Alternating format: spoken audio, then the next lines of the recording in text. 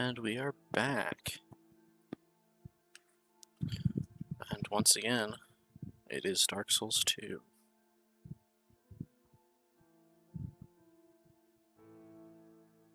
Okay, and I believe we are live.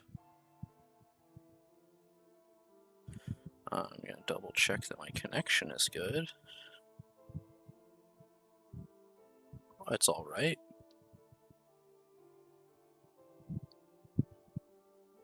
And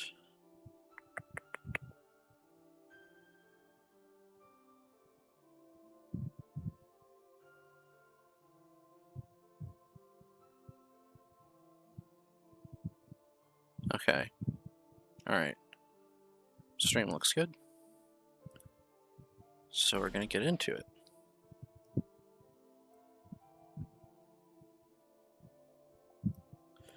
And obviously we're back with Dark Souls 2. And today we're going to pick up, I think, where we left off. I actually not entirely certain what I was doing last time. I think I was exploring the DLC a bit. We were going to start out with getting our spells set up like usual.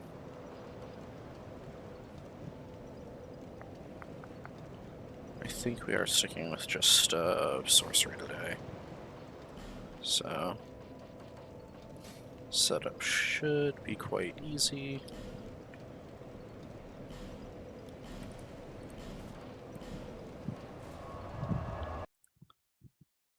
If we get something with a similar cast number to Soul Arrow, that would be really good. But I think closest we're gonna get is other Soul Arrow type spells. Yeah. Because most spells in this game actually don't have too many casts.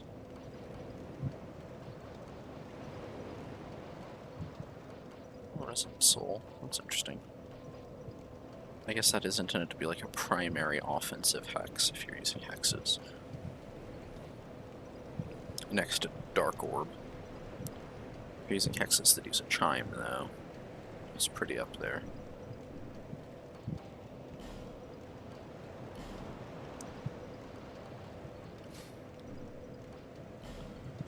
But I think my connection isn't great today, because it keeps telling me I'm connecting to my chat room.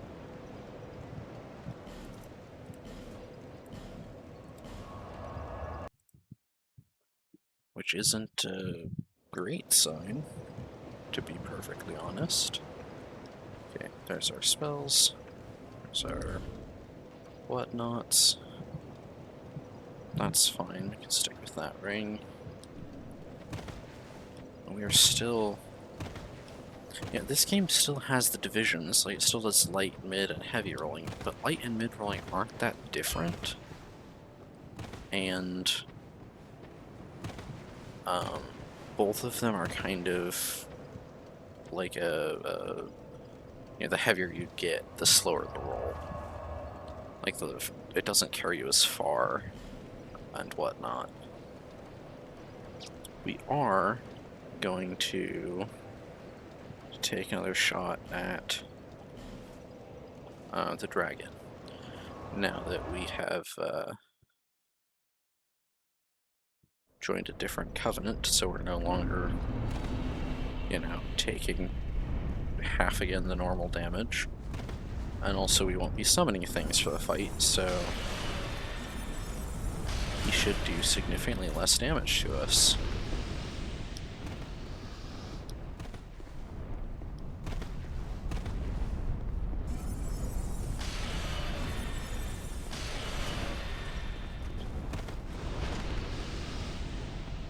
Keeps saying I've joined my chat room, which is not a good sign for my connection.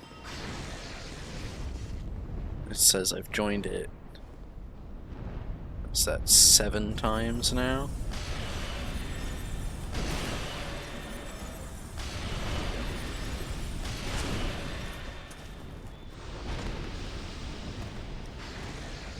My item drop, item find, isn't particularly high due to, and the only gear I'm wearing to boost it is the gold serpent ring.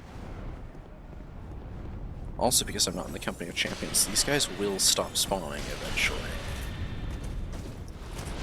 Although if I were in the Dragon Covenant, I know the Dragon Knights wouldn't come after me, but I don't know about the Drake Keepers.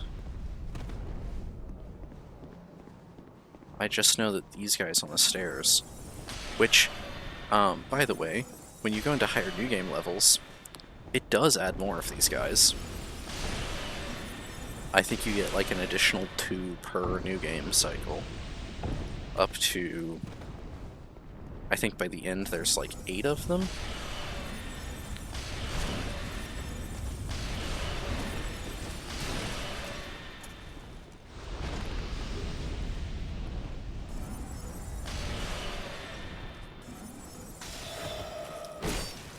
He did just roll through my greatsword. Okay. That had to do with height levels. Nope.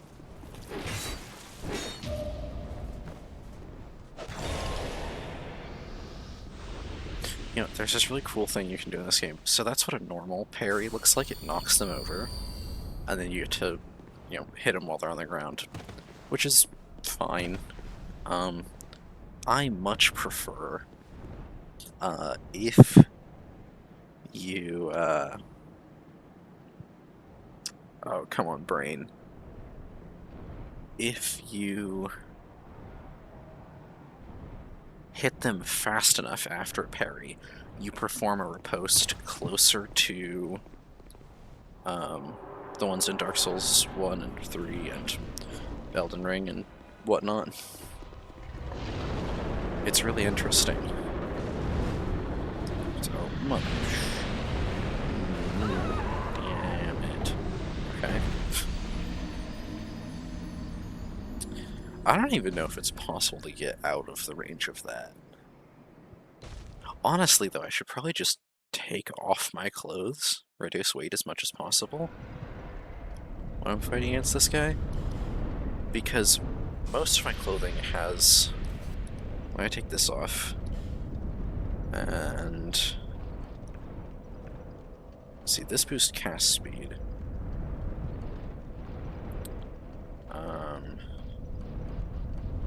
We'll leave this on because it also boosts cast speed and boosts our intelligence and wisdom. This because it gives us critical hits. Could just take this off entirely, but I think the extra cast speed is worth having.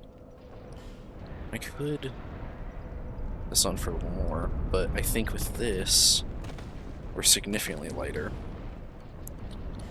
Actually, if we swap this out while we're in the boss fight, we could probably reduce our weight even further.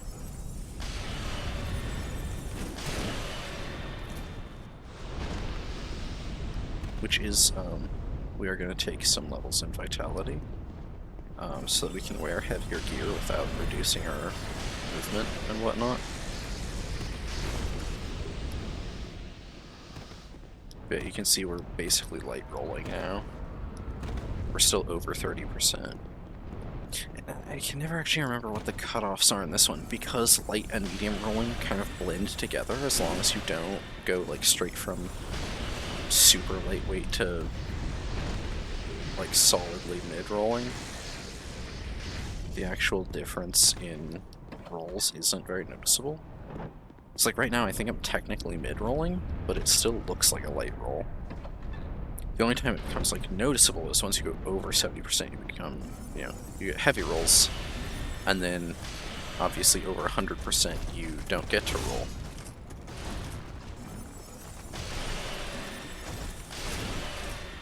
Okay, I expected that to hit both of them. Okay, I think my connection isn't great tonight. Because it's still doing it. But I just hope it keeps up enough and doesn't do what it did last time.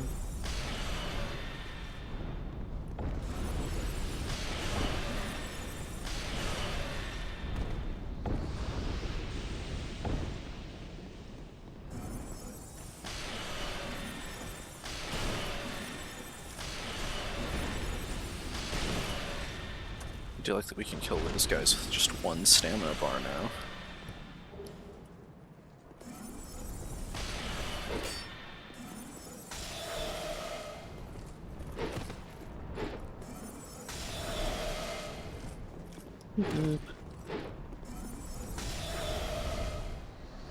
He's trying to do a backstepping attack.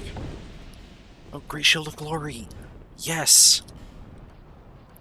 So I already had the Drake Keeper Great Shield, but I really wanted this one because look at how cool that looks. Also, it has like a weird little spot for you to stab me in the foot. That's... Why would you put that there? That's like the opposite of a Riot Shield. Like with Riot Shields you get... Oh, I wonder if, is that design... Like, if you held it, you know, sideways, I wonder if you could put a spear through that. I wonder if that's what that's intended to be. Or... if it's intended to be like you can stack the shields? No, that wouldn't contribute to that.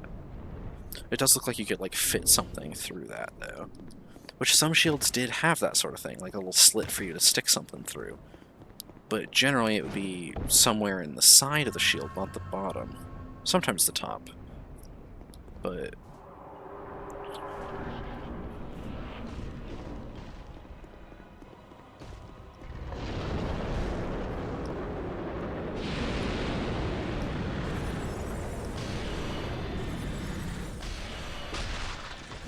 okay, his head is an inverse weak point, I guess. No. Just place breathing fire. You want to get him somewhere other than his head.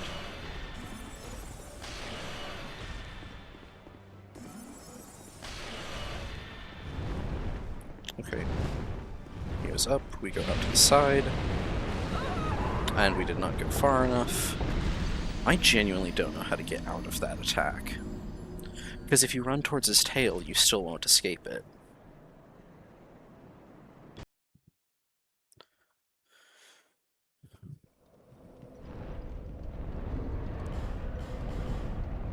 There's probably a thing like on his wiki page or something.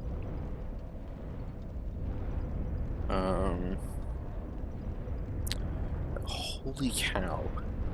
Yeah, my stream seems to be fine. My connection to Twitch seems to be tenuous.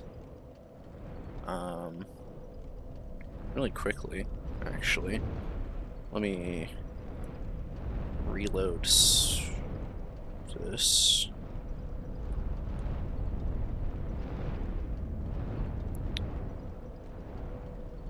I wish it was possible to, like, turn off your VPN for one site.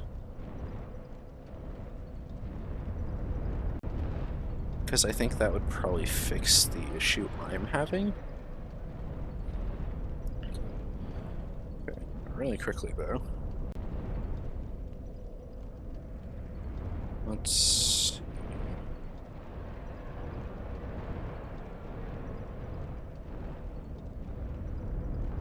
This is the Ancient Dragon.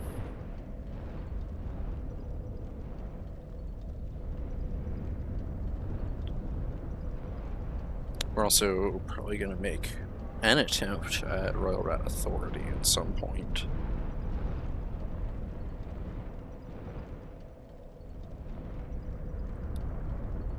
There we go, Ancient Dragon.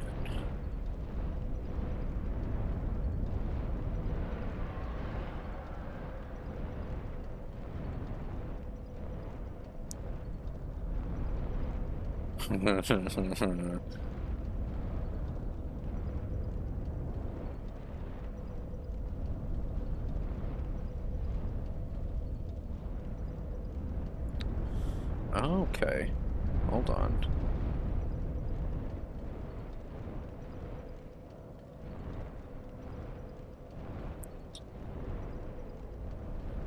Dang.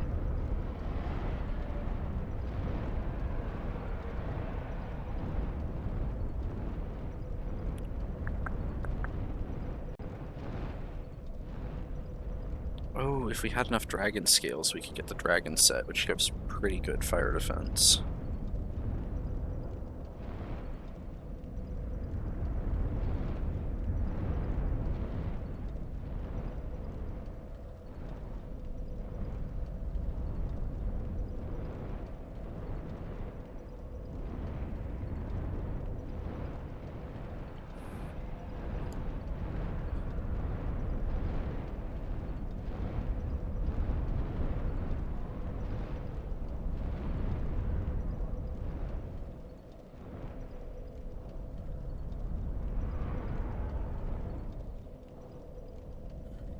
Okay.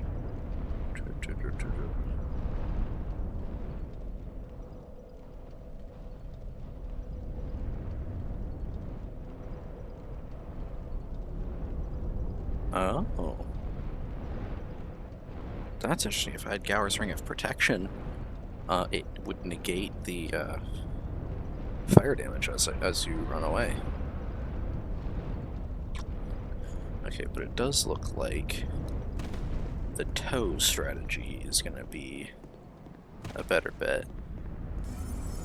So basically, the best strategies are either having 900 fire defense, which makes you essentially immune to fire damage, which I can almost do. Unfortunately, it said like the best set using Twinkling Titanite is half Smelter Demon, half Chaos. And I have the Chaos set because I killed Navlan. But I do not have the Smelter set because I killed the Armor Merchant before I killed bosses. Before I got him to the point where he'd sell boss armor. Which was a little stupid if I think about it. But yeah, if you get 900 fire defense, you just want to avoid his physical attacks, and then you're great. However, I do not have the ability to hit 900 fire defense, really. Well, I could, because I think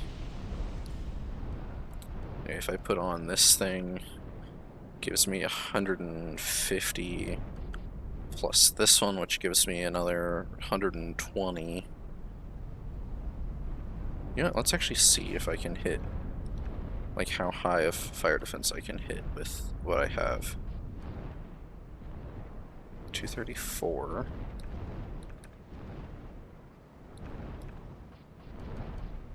$235, $238, $265,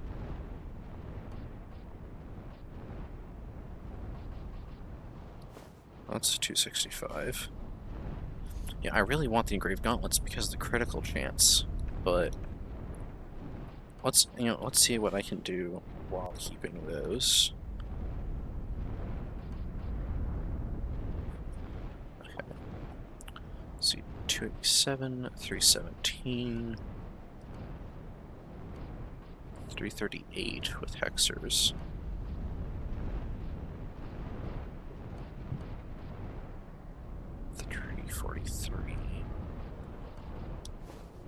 Okay, this is basically what I was wearing before.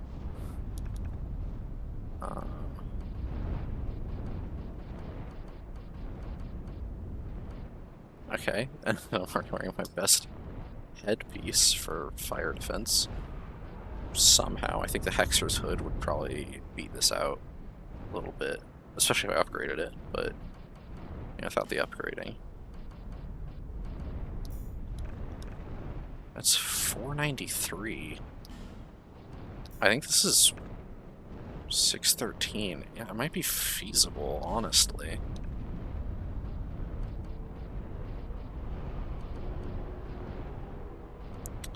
Okay, I know if you equip the Dragon's Tooth, it'll give you like 50 fire resistance.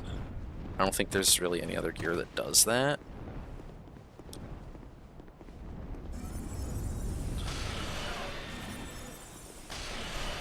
Okay, my spellcasts are a little bit longer because I took off the pants I was using and the clear blue stone ring, blue clear stone ring. Whatever.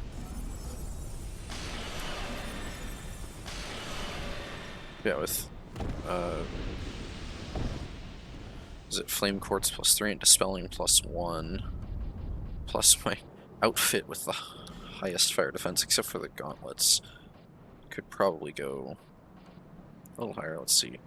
620, 621, 618, 618.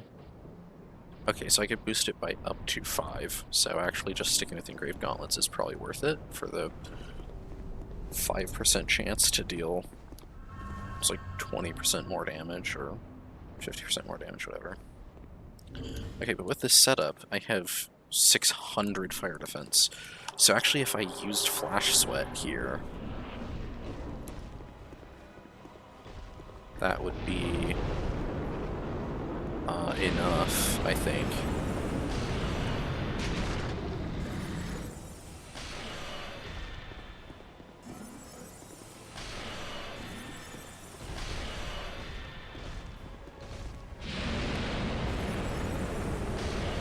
Just need to stay barely out of reach of that.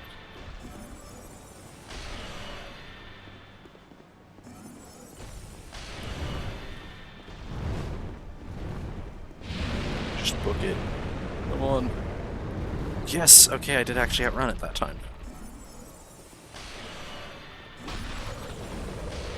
That did less damage than usual.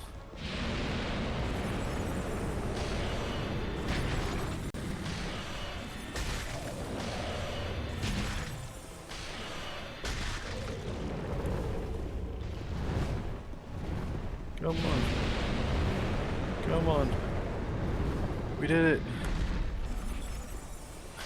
We can actually outrun it. That is genuinely surprising to me. Oh, we're not getting it this time. Okay, but 600% fire defense.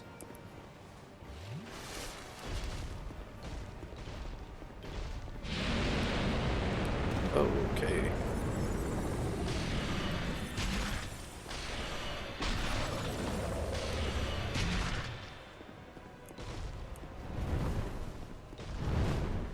Okay. Book it, book it, book it, book it. But yeah, lightening our load, plus boosting our flame defense, seems to have been the perfect call.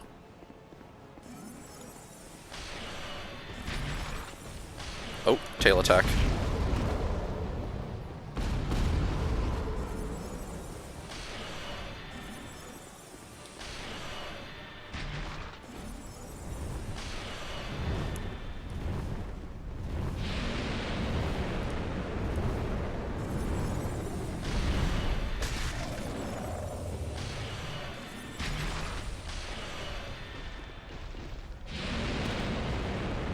We're gonna do it this time, guys. Oh, 12 damage. He had 12 health left after that last attack. Yippee! Petrified Dragon Bone and a Soul of a Giant. That's all 5. There they are, Souls of a Giant. And we're not gonna eat them. They are worth a decent amount of souls, but we're not gonna eat them. Because every one of those you have lowers King Vendrick's defenses by like 10%.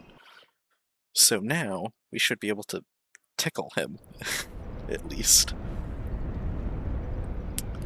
We can actually switch our equipment back since I'm pretty sure King Vendrick is still at a point of just outright killing us with his attacks. So we'll switch back to something a little more defensive. Well, not defensive, just like normal. I could boost our poise damage. Which, oh, that's something interesting. Okay, so this has 35? 35? Okay, I guess maybe this doesn't actually show on the weapon stats. Okay, dang. We could go for the Ring of Knowledge to boost our damage by a minuscule amount. Ring of Steel Protection, boost our physical defenses by a chunk.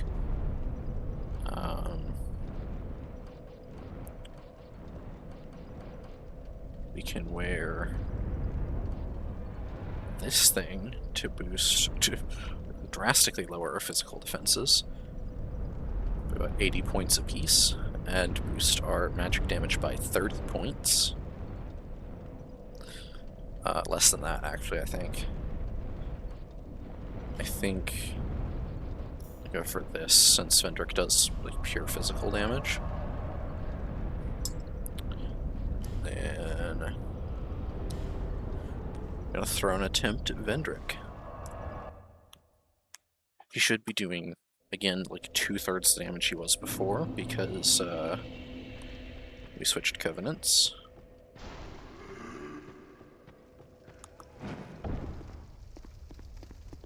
I'm just going back and killing all the bosses that I failed to kill previously. God, this is such a silly looking sword. Especially on a mage build. It's like, oh, you're a mage. Yes, but I hit you very hard.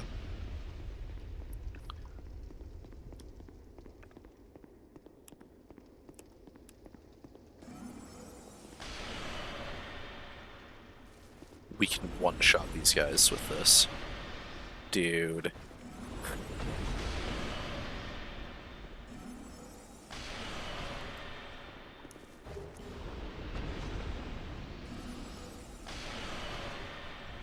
That's incredible, actually. Yep.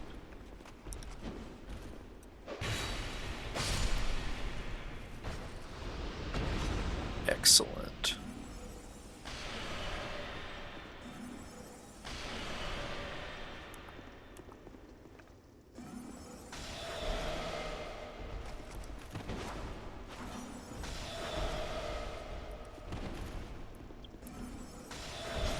Dude, this spell uses so much stamina.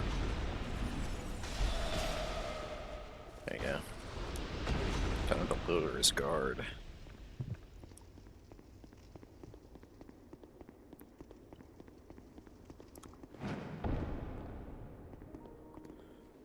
It is your time, King Vendrick.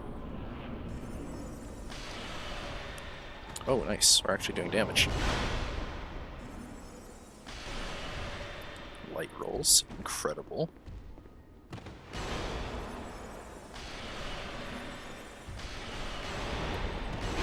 Oh. Sip. Oh, we did not get out of range for that. Ooh, that was a close one. He might smack us here.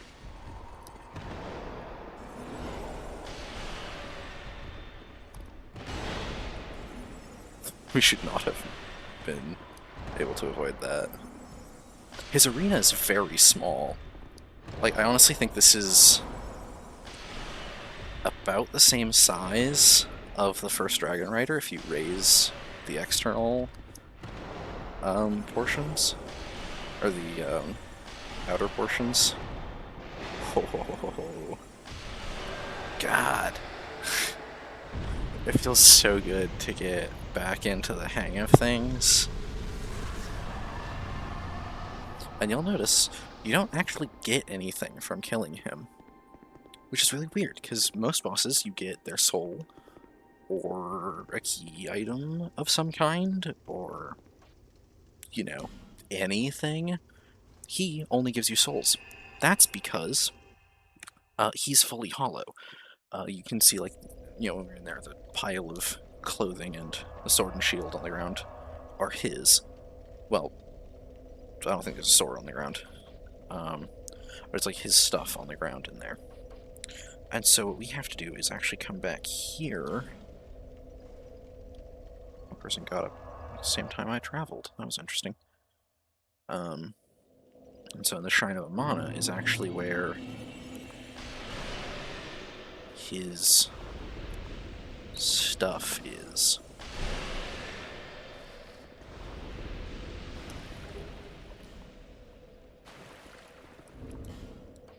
I'm gonna switch this back out. Could switch to this so that these guys don't hurt us as much, but I'm gonna switch to Gold Serpent Ring because these guys have a chance to drop Twinkling Titanite.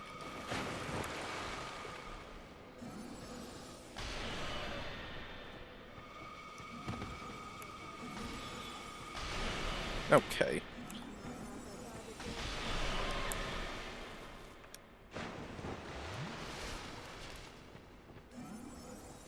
Let's shoot these guys around here as well.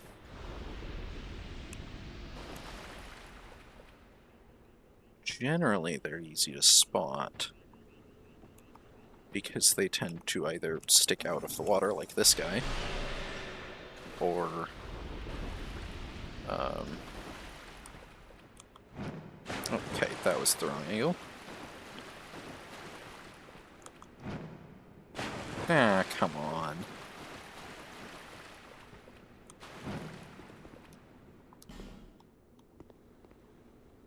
Okay, and so that is where we want to go. That really hard to see pillar back there. It's like right above my head here. And I actually want to go through that cave off to the, like, just above my spells over there. Which you can barely see from here. It's quite rude of them, I think.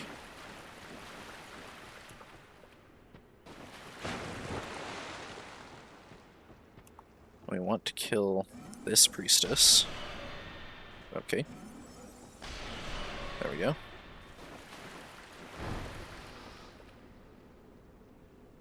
I don't think any others target us. So there's this bridge here that you can barely see. We're still going to sprint because usually I get sniped here. Come over here. These things which aren't visible while you're over there. You break them. You come to the store. You have to have killed Vendrick, and you have to be in human form to open this. If Vendrick is alive, it won't open. If you're a hollow, it won't open. Then right here is the soul of the king. This little tiny chair. And then if you come up here, this is a normal chest. This isn't a mimic. And this has the king's armor. And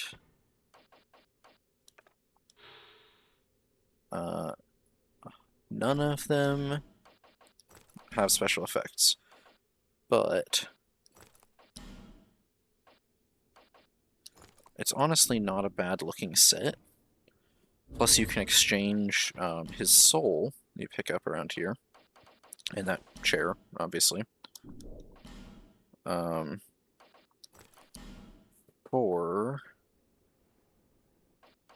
one of a couple different things. You can trade his soul for the ruler's sword or shield. And then I think there's something else as well. Wait, really quickly though. So we actually have... Oh right, we don't get the Ancient Dragon's soul. Let's see. Vendrick.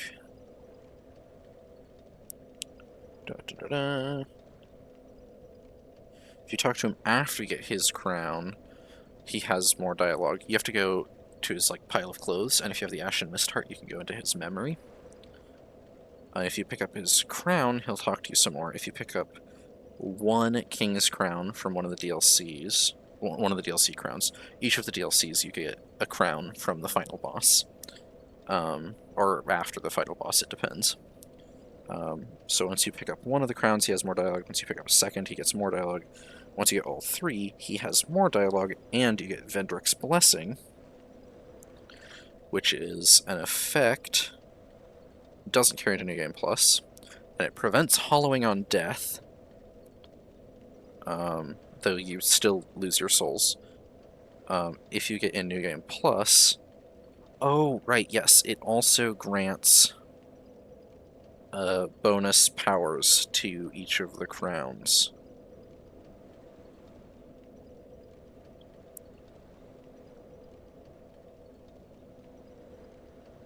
Okay.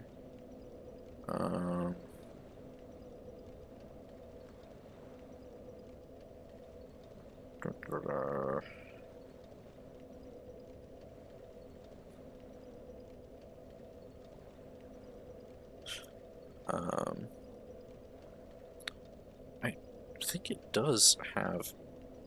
It attaches a bonus effect to each of the crowns.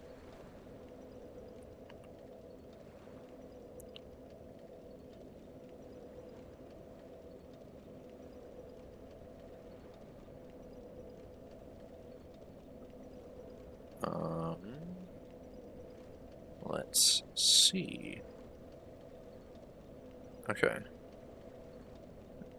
Will prevent hollowing on death and completely protect from curse buildup in the current New Game cycle.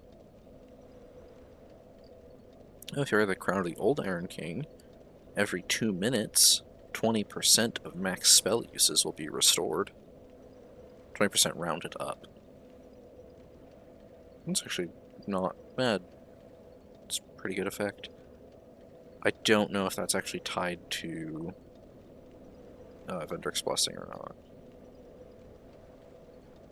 Okay, and the Crown of the Ivory King grants HP regen about 40 health per minute, or about 1 health every 1.5 seconds, I think, which stacks with other healing effects. That's good. And the Crown of the Sunken King gives +1 to Endurance, Strength, Dexterity, and Intelligence, and Faith, while reducing Vigor and Vitality by 1. So basically 3 free level points. It's pretty good. And it's 5 free, but then it takes away 2, so, you know. Makes you... That's interesting. It takes away some of your health and your ability to wear stuff, while increasing most of your other stats. And I don't think those powers... I think those are effects that they just have. I don't think those are tied to having Vendrick's Blessing. But we are going to come here and check in with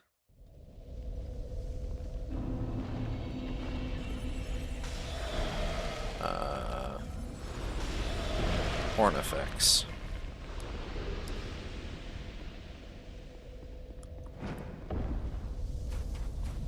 Because I'm pretty sure, I know we killed the other guy, but I'm pretty sure we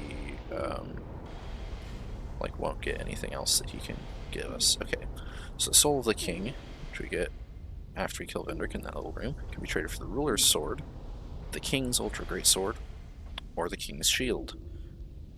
The King's Shield and the Ruler's Sword are the weapons used by Vendrick, or the sword used by him, and the shield laying on in the pile with his armor. Interesting. Attack boosted by souls held. I think there is a limit to that. I think it's boosted up to a point. And the King's Ultra Great Sword inflicts extra durability damage. That's interesting. And is a depiction of the Queen. That's fascinating. We are going to take the Ruler's Sword because the number of souls we get from eating his soul won't really matter. And let's see, 112 plus 66. And does it... Okay, it has C scaling and strength and dexterity. So it's not getting much from scaling for us. But it does have an AR of 178, which isn't great at this point in the game. Especially not in a New Game Plus area, so we're going to go somewhere else to test it.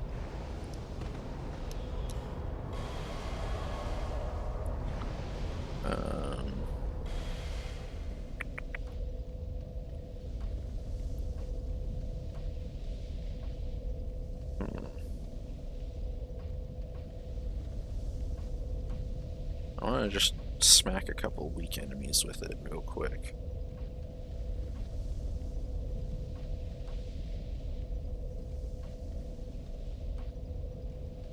Which means actually going further into this is probably a bad plan if we want to find weak enemies. We'll just come here. We'll smack a couple hollow soldiers. See what it looks like against them.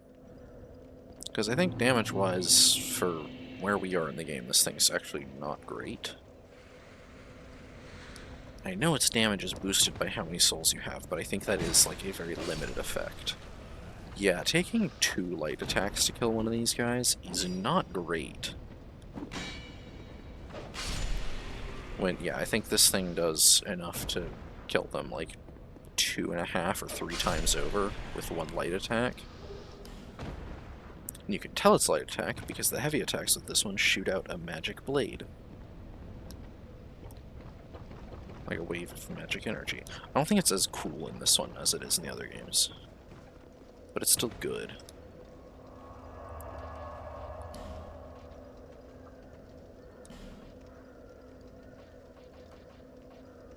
Just picked up another one of those.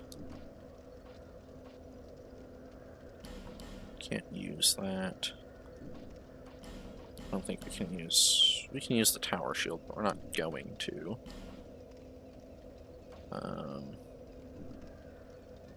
We'll hold on to the King's Crown. Wait, Drake Keeper stuff. Hollow Soldier Helm.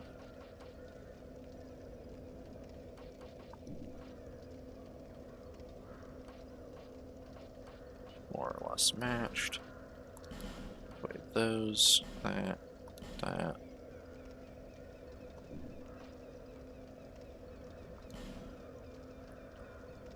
No, nothing in there. I think all our rings are fine. Spells are fine.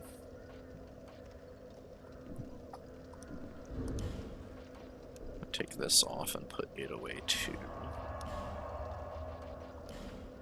So I don't want to be using it. And then, let's see, who's next? Is Royal Rat Authority? We went past him, didn't we? Yes. Since we're absolutely lousy with spell power now.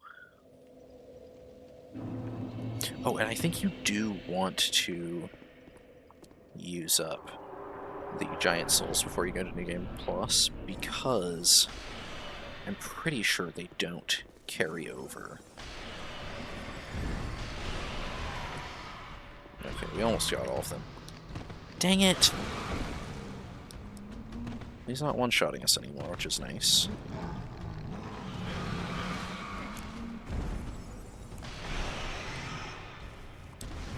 Okay, I did try to roll through that, but we're gonna die from the toxic here. Yeah.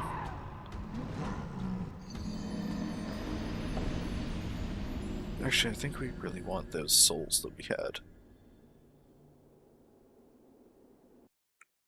I'm gonna...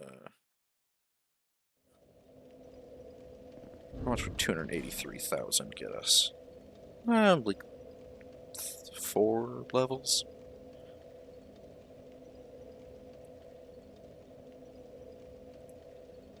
That is something we want. Okay.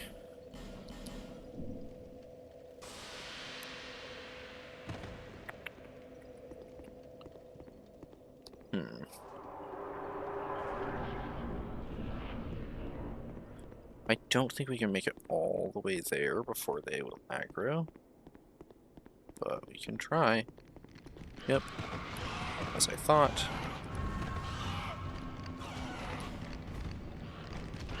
No! Dang you. Rats.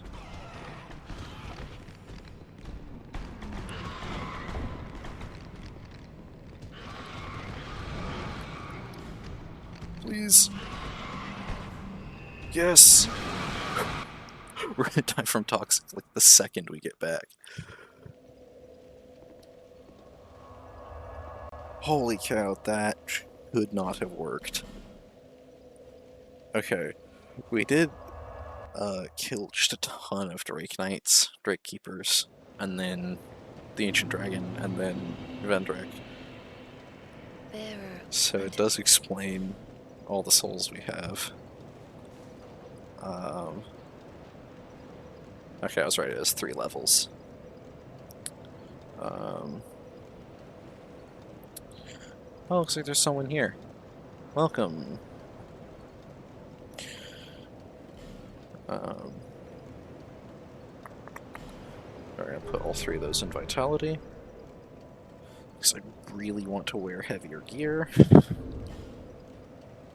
And that almost gets us light enough to be light rolling. Which means we're actually still pretty good. For light rolling, it's not a huge difference, honestly. I think this is the lighter of the shields with the stamina recovery effect on it, though.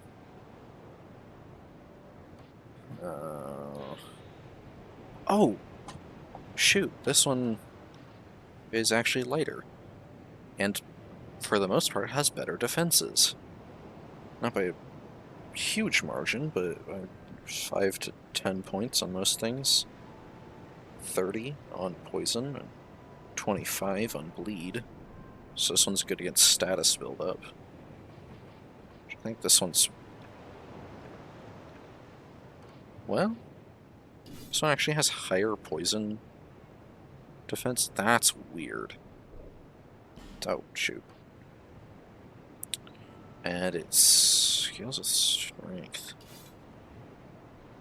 Okay, its damage would scale with strength. I think its defensive aspect scales with my defensive bonus. I think. This one is lighter, though.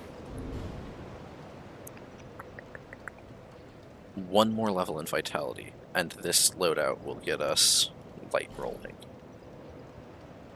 Could just switch the pants out, though. We do have lighter pants. We're gonna stick with these, though. Could swap out a ring, actually. That would probably be the fastest way. Be swapping out this thing for this, actually. We're sticking with the gold serpent ring, though, because we don't really do much for... I mean, you know, item drop isn't helping us too much anymore. See, we were going to do Road at Authority. Just wanted to spend those souls so that I don't, you know, lose them. Because 3 levels, that's a good amount right now.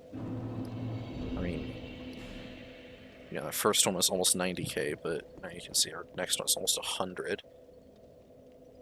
It's probably like 90, 95, or just shy of 90, about 93, 94, and now just shy of 99. So probably only get a couple more levels at this point. We're gonna try and plink down the rats, though. Holy cow. I did not expect to do that much damage to Authority. Gonna kill off the last little rat. Okay.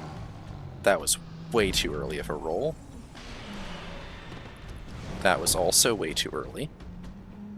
I've really got to get back into my zone. Okay. We're dead here. I think. No. Somehow.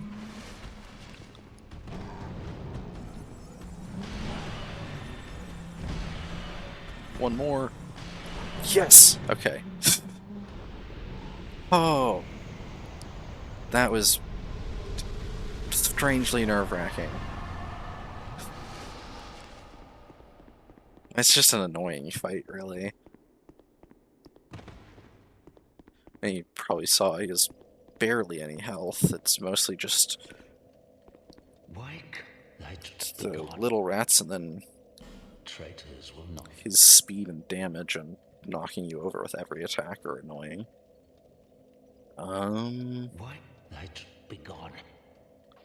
We are going to join the Rat Covenant. That does make it so things here in the Doors of Pharos won't attack us. Now let's just buy these things from him. We can boost our status resistances. Which, I don't think this affects toxic resistance. I think that's like the only resistance in the game that you actually cannot increase. Because I don't think it goes up with your poison resist in this one. And he also sells acid and dung pies, but...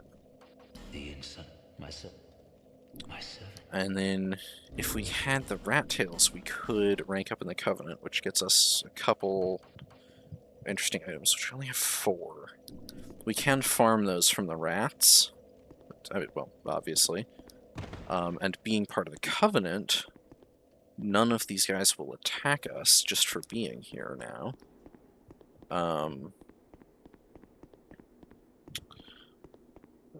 But actually, if we're going to farm rats, we're definitely going to want to do it in the other area. This one. Let's see, Harvel's resting place and Gurm's respite, Ordeal's end. Okay. I don't know if any of these are specific to actual characters. Harvel's resting place, though, sure does sound like Havel. I mean, it isn't, but it's pretty close in name. Okay. Can I... No. Okay, I guess if you're in the Rat Covenant, you can't kill these guys. That's interesting, I never knew that. I'm pretty sure the rats will also ignore our existence.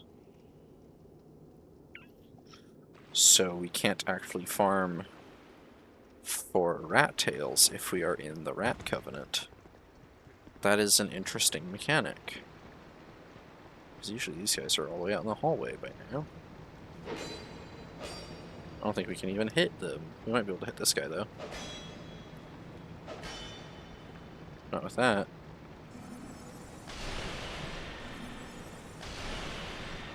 Okay, I guess we can't actually harm enemies in this area. For part of the Covenant.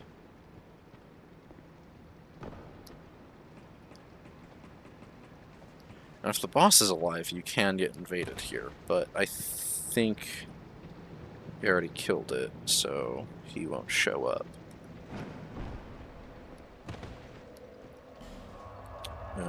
Also, if you're in the Rat Covenant, he might not show up because of how that works. In most Covenants, we can't actually get the items for. Like, we can't get tokens of Spite or the other one because, well, tokens of Spite and Fidelity will like rarely drop from a set specific, like from set specific enemies, but most of them we can't really do much about. I mean, like, we could farm for those, but like we don't really care about ranking up in those covenants either. Because they're PvE. I think you can get some decent items.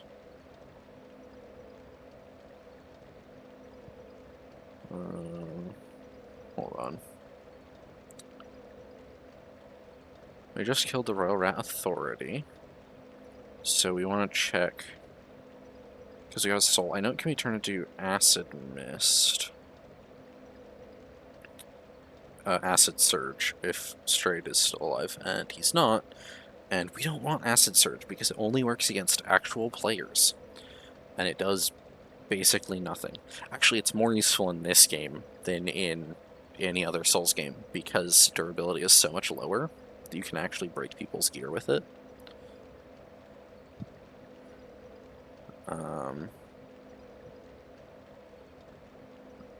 But let's see, we wanted to look at covenants.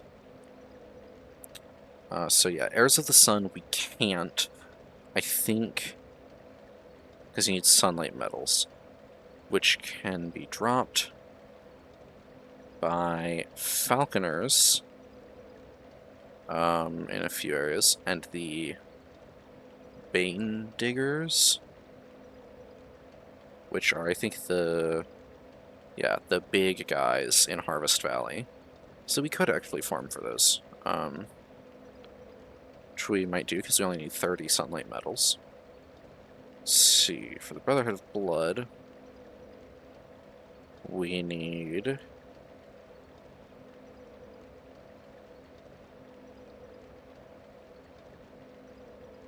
Let's see... You must achieve victory in the dueling arenas or vanquish blue phantoms. Being defeated in a duel resulted in the loss of 1 rank. However, it is not possible to lose rank by failing an invasion.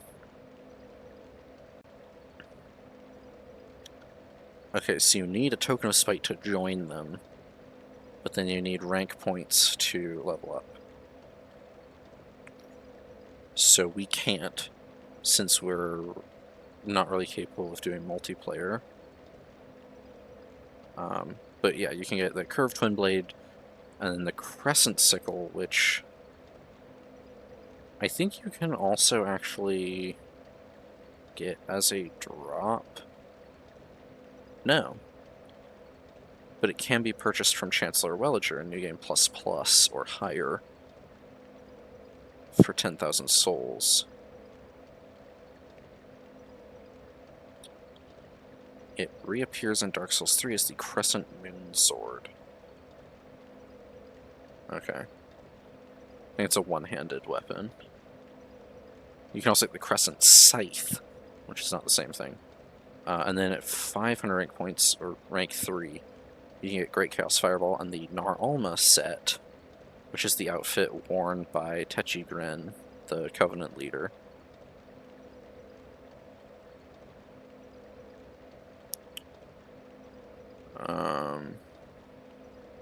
And I believe that the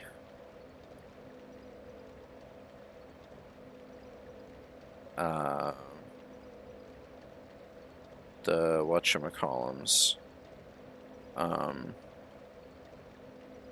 Blue Sentinels. Oh, Bellkeepers, we also have to invade people. And Blue Sentinels, we have to invade people. And that's how you get Wrath of the Gods and Bountiful Sunlight is from them. Let's see, Bellkeepers, you get Hidden Weapon and Bellkeeper outfit. Okay. You have to kill 100 people to reach rank 3? That is insane. What?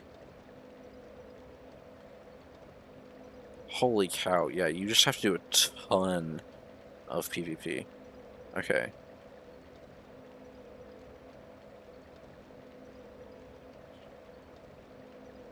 What?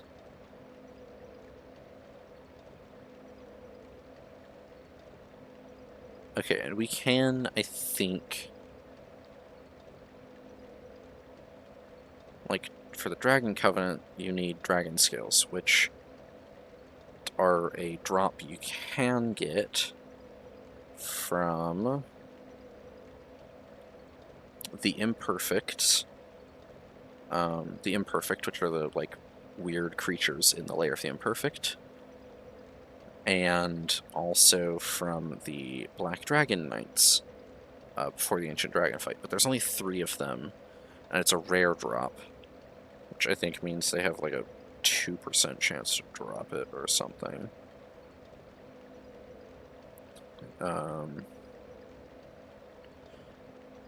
And in order to farm them infinitely, we'd want to be in the Company of Champions, which we will go back to if we're farming for items, because otherwise things stop spawning. And we have to use like bonfire ascetics to respawn them, and that would suck, actually. So we can farm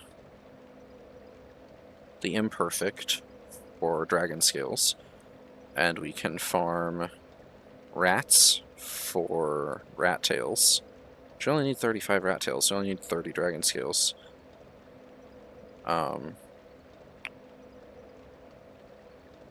We can also farm sunlight metals from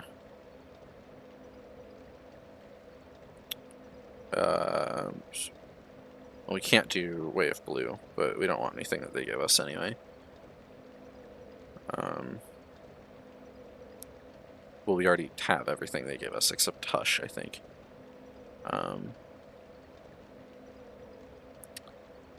But we can farm for sunlight metals in Harvest Valley, and we need a total of 30, which I don't think we have any, so yeah, we'd have to farm for 30.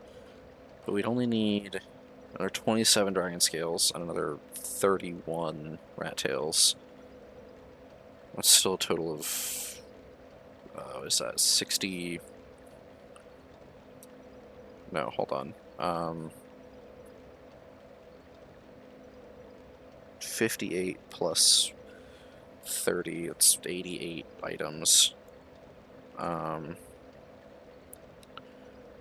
Because we already got the Awe Stones for the Company of Champions, and we did Pilgrims of the Dark.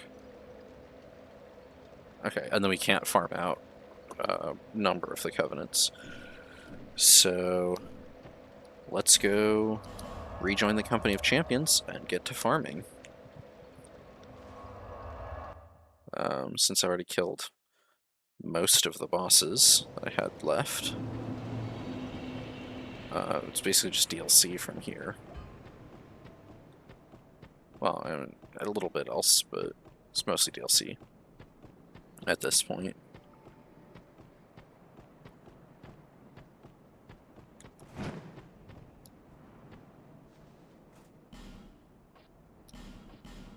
I do like that, like, triple asks if you're really, really sure you want to join Company of Champions.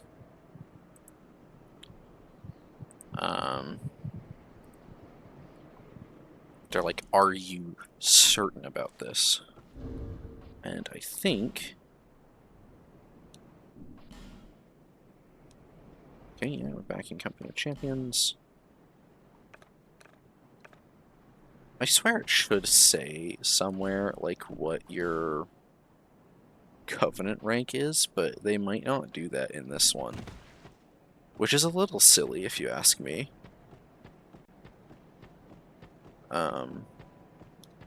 You should be able to check somehow, though. It's wine. Just be. Okay, yes, here it actually shows you, though. And yeah, switching covenants doesn't change your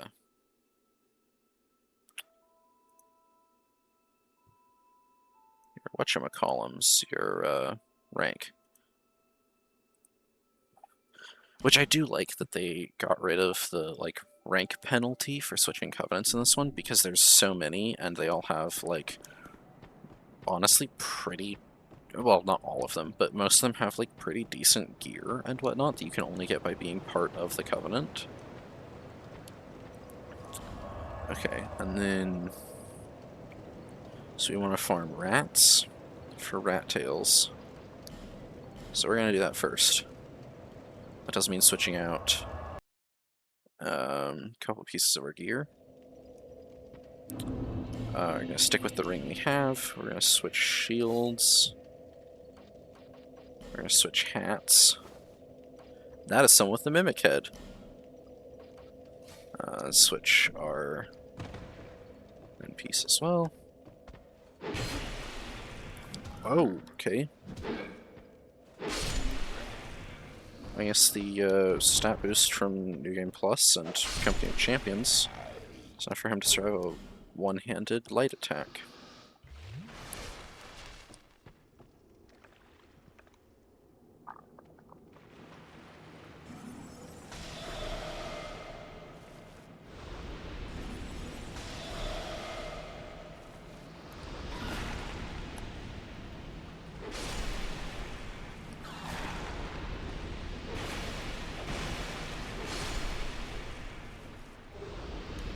Okay, poison moss. Repair powder. Not a great start, but, you know, rarely is.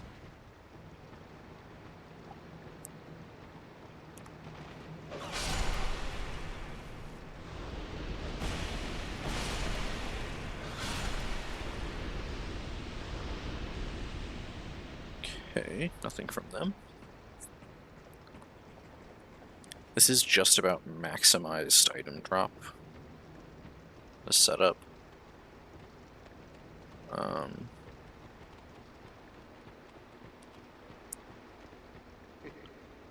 There's a few rats in here, but I know we're guaranteed to get a few if we come in here. Oh yeah, and this item's back.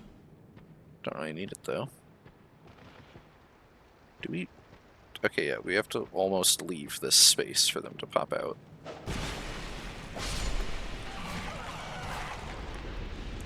Yikes. Damage is pretty massively increased in New Game Plus. I'm also in the Company of Champions, which doesn't help, but, you know. Dang, man. One of you guys drop something. Got 2 drops. Neither were what I wanted.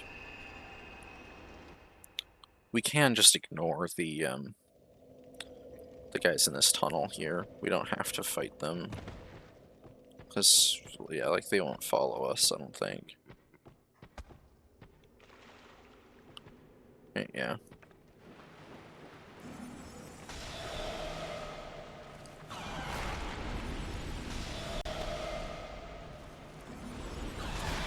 Okay. Oh, he did follow. Interesting.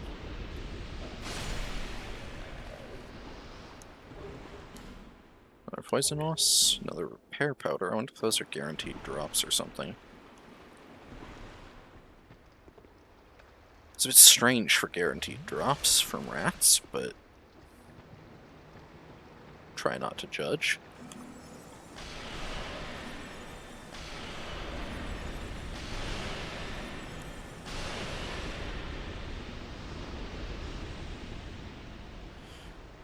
Yeah, let's actually just do the first floor.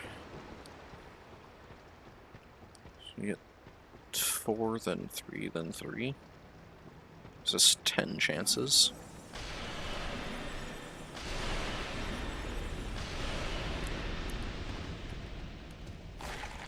That was a critical. Another poison moss. Another poison moss.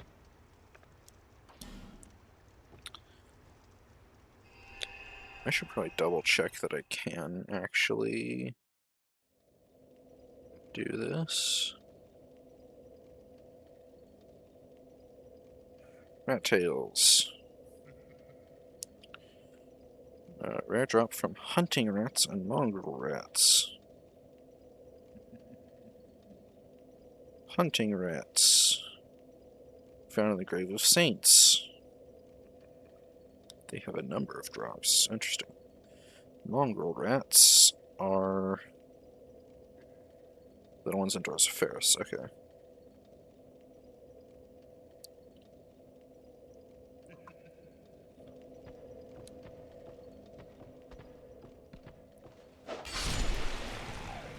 So we should be killing these two, since apparently they will follow us out.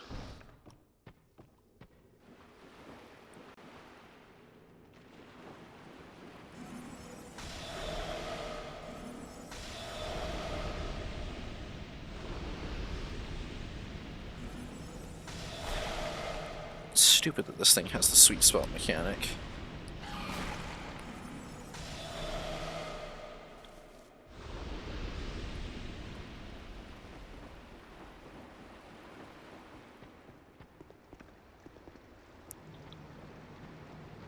Yeah, I think just going for the first floor is going to be faster. Anything from them? No. Okay. Plus it's still, 10 rats. I think we can get like another 5 if we go up to the top floor, but we have to wait for a while for them to show up.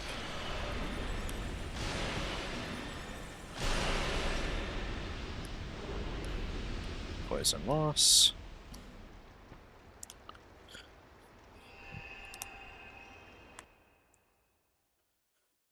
I think the only thing that would boost our item drop further would be the Mimic Head, because I think it gives a greater boost to item find than the Jester's Hat. But we do not have the Mimic Head, which makes that a somewhat pointless comparison.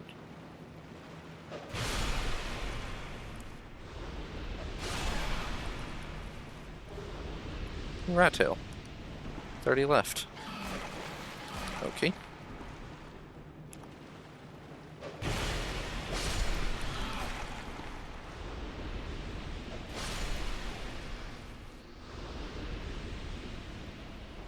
I was wrong earlier. The criticals, I believe, boost your damage by like 1.5 times. They just, are still affected by defenses and whatnot.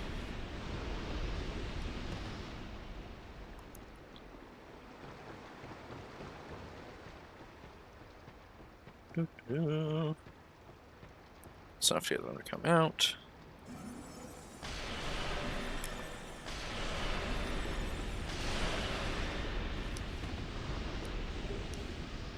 Two rat tails in one go.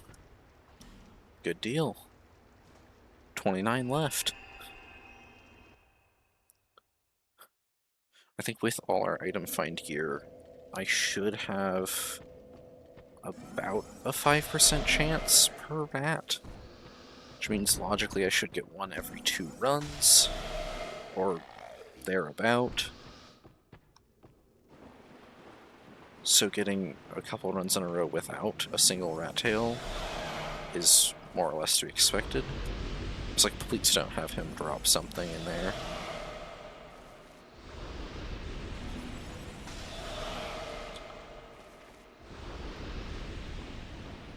All their drops are pretty rare, I think. So them not dropping things is pretty common, actually.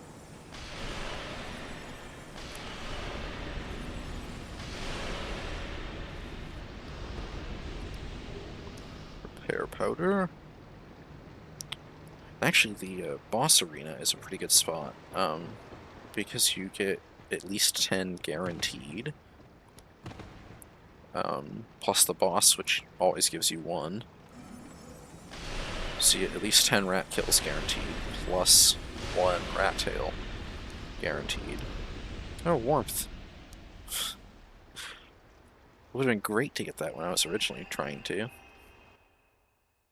there was a time when I was trying to farm these guys for warmth.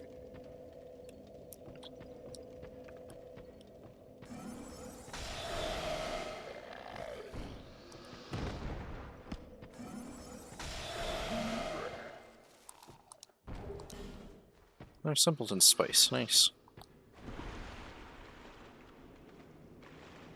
Honestly, packing the repair spell wouldn't be a bad plan, all things considered. Considering just how many times we're going to be casting spells at these guys.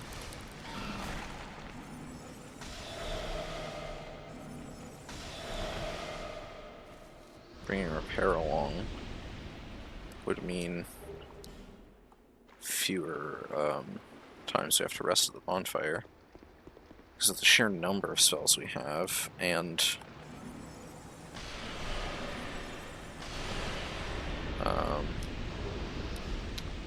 28 left. With the sheer number of spells casts we have and the amount of healing we get,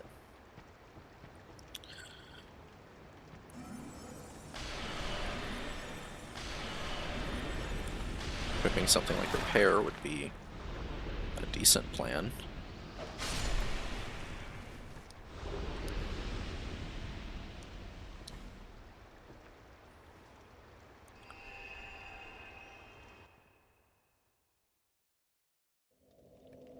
Because we get 12 sips plus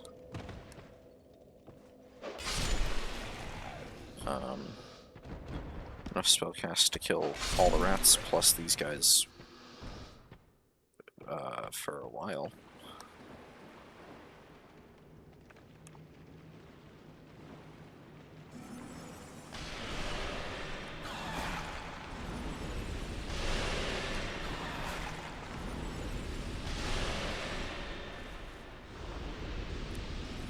Go the other way around this time.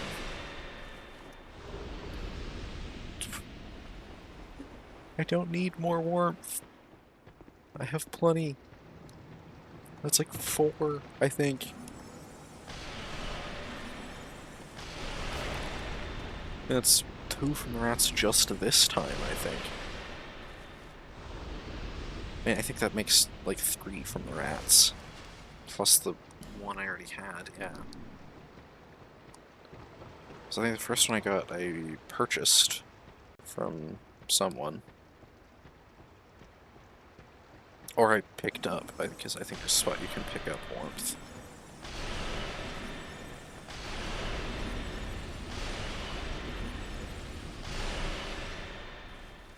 These two both drop something. Poison moss.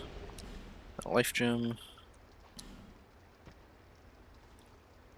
This is also a good place to farm for higher tier healing items, because old radiant life gems are these ones, which are the second best life gem in the game.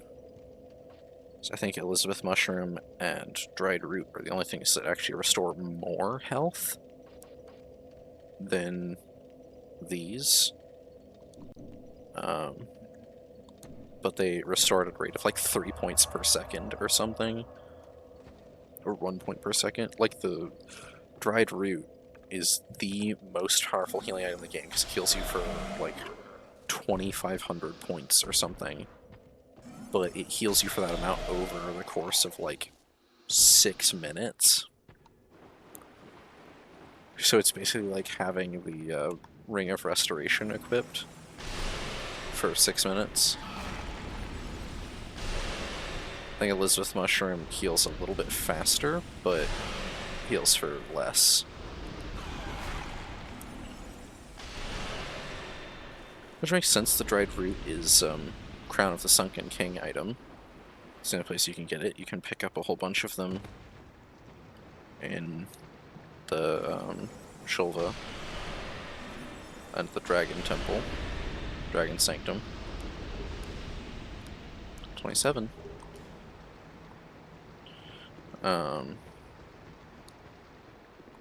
But other than the like guaranteed spawns, I think you can farm them from 1 or 2 enemies in the area as well.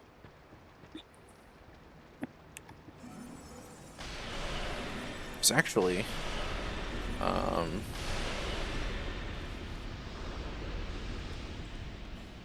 let's see if I remember correctly. We haven't killed a single DLC boss so far. So there's still, let's see, in Aleum Lois we have Ava, the King's Pet, as well as Lud and Zolin, the King's Pets. Just 2 fights, plus Fume Knight, and the Aged Smelter Demon, and Alon.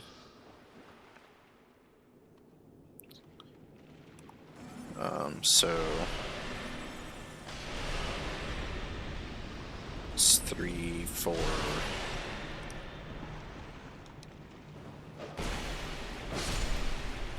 Oh, okay. I was wondering if he was coming from that side this time.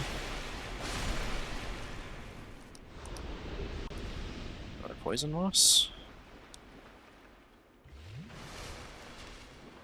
So wait, let's see.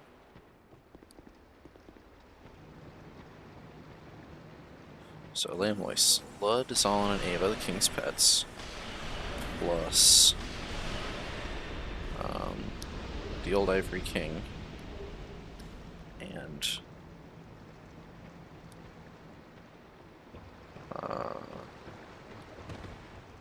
is that everything for that one? And then Old Iron King would be Aged Smelter,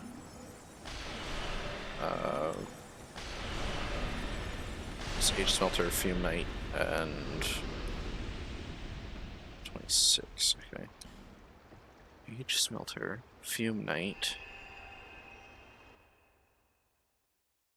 Is there not a third boss in the Old Iron King? It might just be those two. I feel like there's a third, but that might not be true. Sunken King. We've still got Ilana, the Squalid Queen. Sin, the Slumbering Dragon. And the Gank Squad.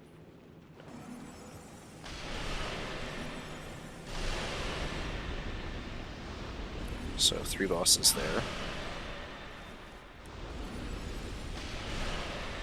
Well, technically 5 if you consider the Gank Squad to be 3 separate bosses. 25. So, yeah. 25 more. Getting these pretty fast though. We started with 4, we've already got 6 more. So we're already up to 10, I mean.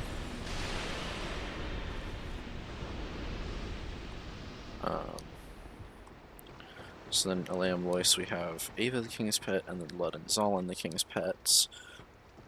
Which is technically 3 bosses, but only 2 boss fights. Plus the Frozen Covetous. Pale Covetous, whatever you want to call it. Which isn't actually a boss fight, weirdly. I mean, it is the Covetous Demon, but stronger. And yet, it isn't a boss fight.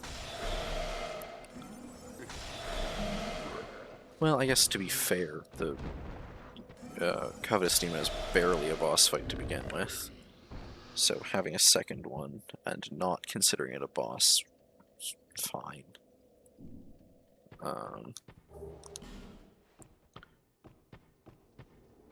But then, so yeah, Ludzon and Ava,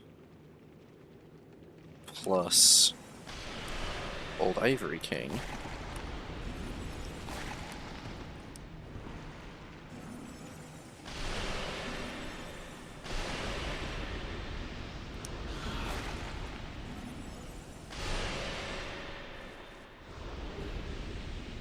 Poison Moss.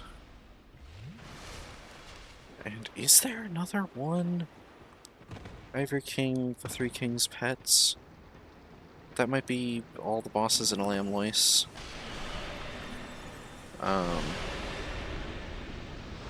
Broom Tower.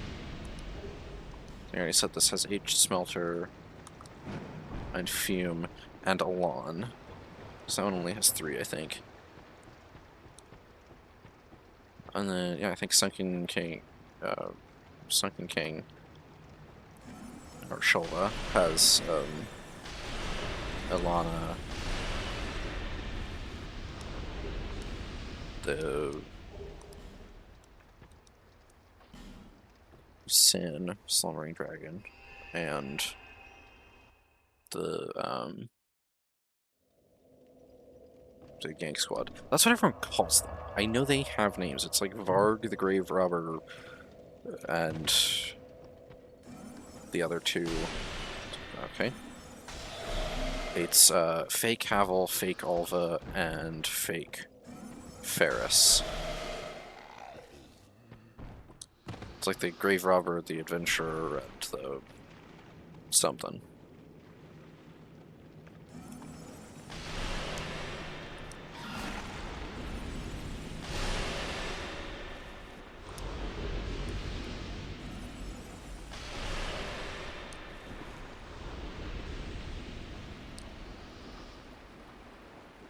Fake Havel has full Havel's set, including the Great Shield and Dragon's Tooth. And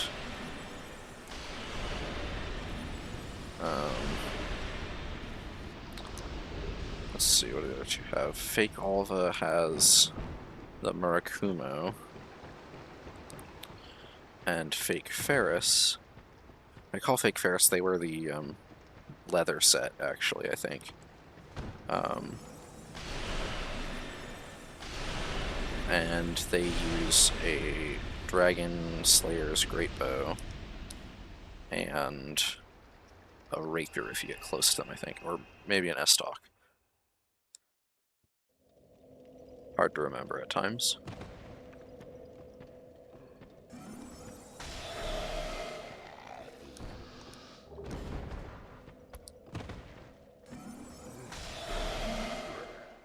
If you're wondering, I was talking to someone for a little bit and stopped.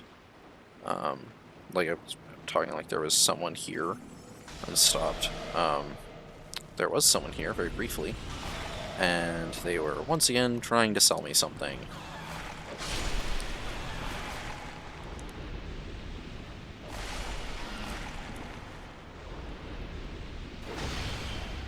That was a waste. There was no point in that. Just wanted to make sure he died.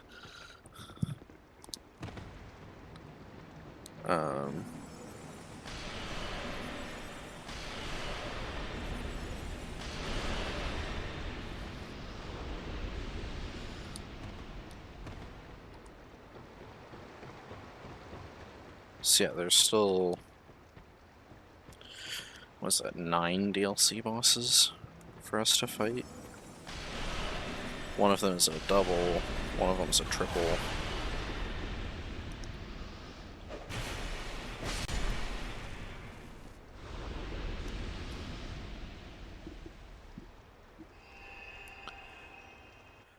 And then there's the Throne of Want, which will have us going against, let's see, the double of, what is it, Throne Watcher and Defender, and then Ashandra, and then Alva.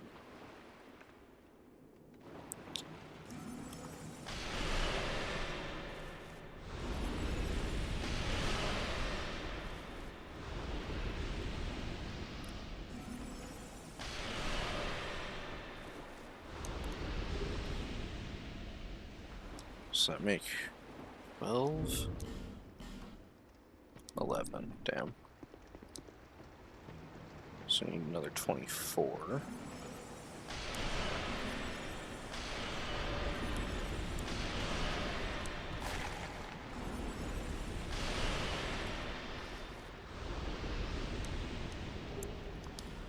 Alright, now we need 23. Good lord. I think it is because I'm using a VPN. I keep reconnecting to the chat. Like, my connection to Twitch is really terrible today. I think overall my stream, though, should be fine.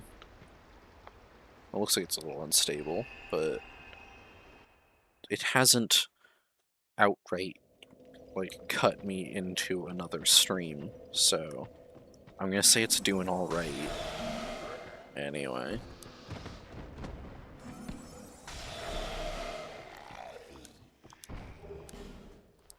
Onward bone, and check if I dropped something.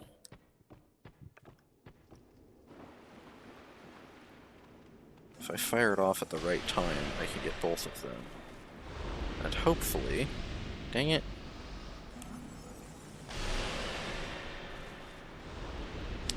Obviously I'll never know what that is that they've just dropped, but if it is a rat tail, I'm angry.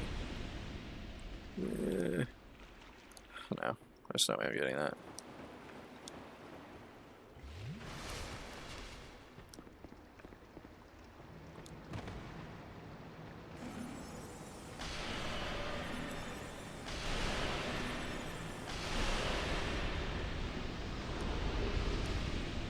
Poison moss.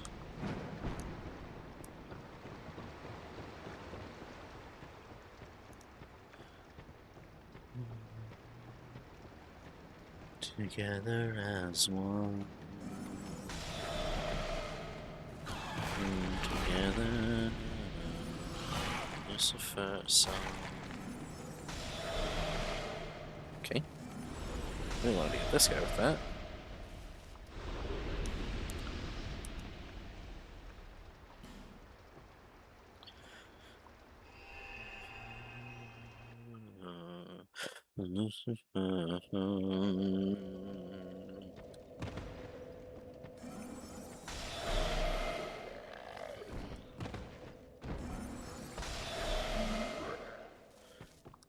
I do like that even if you don't get them with the sweet spot on that, it still kills them just outright.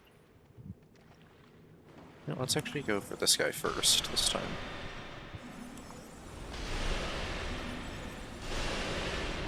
There's a water drip here, I think is what this is. Yes, you can see there's little drips of water coming down, but because of the way they do that, it's really noticeable when I make the little splash.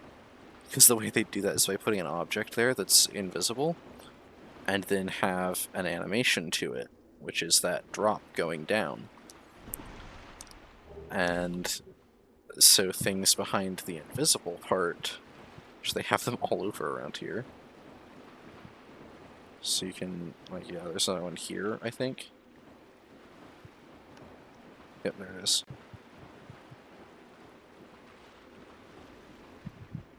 They're all over that space, though. I love the way FromSoft does things sometimes.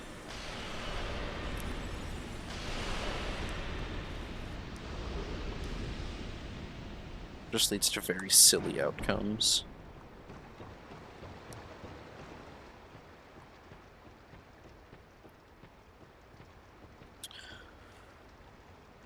And there's a lot of spaces in this game that, like, you know, I think more people should watch stuff about, like, the cut content in this game. Because so much of it is so fascinating. Like, the Germ, the guys you find in Doors of Pharos, were originally supposed to be in the gutter. And the gutter wasn't a weird construction of, you know, gangways. I mean, part of it was. But it was much closer to Blighttown in some ways. The poorly constructed things were supposed to be kind of like a shanty town, like the upper gutter, or the upper Blighttown in, wow, hello, in DS1.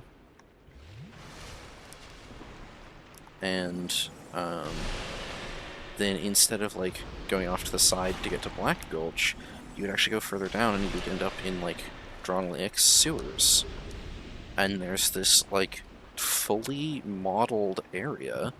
There's, like, a big bar, kind of like, there's a lot of spaces that kind of remind me of, the place with the God, what is it? The place you first meet Gavlan, and Carhillion. But there's gonna be like a big bar, there's gonna be like a ton of big barrels, like a brewery or something, then a bar on top of it, and that's where you were originally supposed to meet Gavlan, which is why he drinks from a tankard all the time. That's why that's one of his animations, is because you would originally have met him in the gutter, a poison area, which is also why he sells a bunch of poison stuff. And he was going to be like a barkeep, and that's where the Gurm were going to be, was in his tavern and the surrounding city in the sewers, which is why there's like stuff in the Gurm's item descriptions about how they were like banished from the kingdom or something, or there was going to be stuff in items related to them about how they were banished to the sewers. They were the king used them to make the sewers and then banished them there because they were considered dirty for having lived in the sewers or something. It was real interesting, and all that was cut from the game. There's a bunch of other areas where the like cut version of the map still exists in the files. Like, they didn't fully remove it for whatever reason. Either because it wasn't worth it, or because they just couldn't. Like, other things were relying on it. That happens a lot when they build blueprints into the code. It's like a lot of the map spaces have, like, if you go out of bounds, you can find, and not just like areas that are fully modeled, but areas that have like working collision and have like triggers that, or like trigger zones that aren't complete, like that are partially set up but don't have their parameters in place, or are supposed to be tied to entities that don't exist in the code, or that do exist and are just found on the other side of the world. But there are like dozens and dozens of areas in this game that have like entirely cut segments, or like if you go into the memories of giants, all of them kind of connect to one another, except for one area that you can see from like two or three of them, right? Two of them, maybe all of them. There's like another area you can see of the attack of the giants, and if you go out of bounds, you can actually find that area, and it's fully modeled, like not just a blueprint map, but like actual like textures and objects and triggers and like, you know, all sorts of stuff. And it even has like programming for like detection AI, like enemy AI that for enemies that are supposed to be there, and it was just cut from the game. And that's why there's 4 fallen giant trees, and one of them doesn't do anything. Well, I mean, if you go to it after someone's been in your world, you can pick up a seed of a tree of giants from it. But it was originally supposed to connect to another giant's memory, and they cut that memory from the game, so they made it so it does something else instead.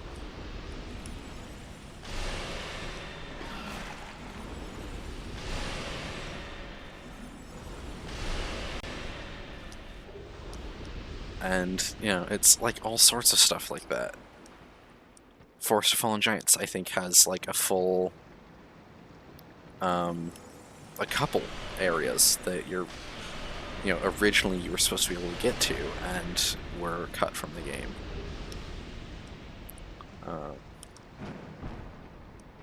Including, like, in the memory of, in one of the Giants' memories, I'm not sure which one, the area with, like, where you go down and there's like a bunch of hollows, and then you can go into the little cave, and there's the fire longsword and the salamanders on the other side of the wall.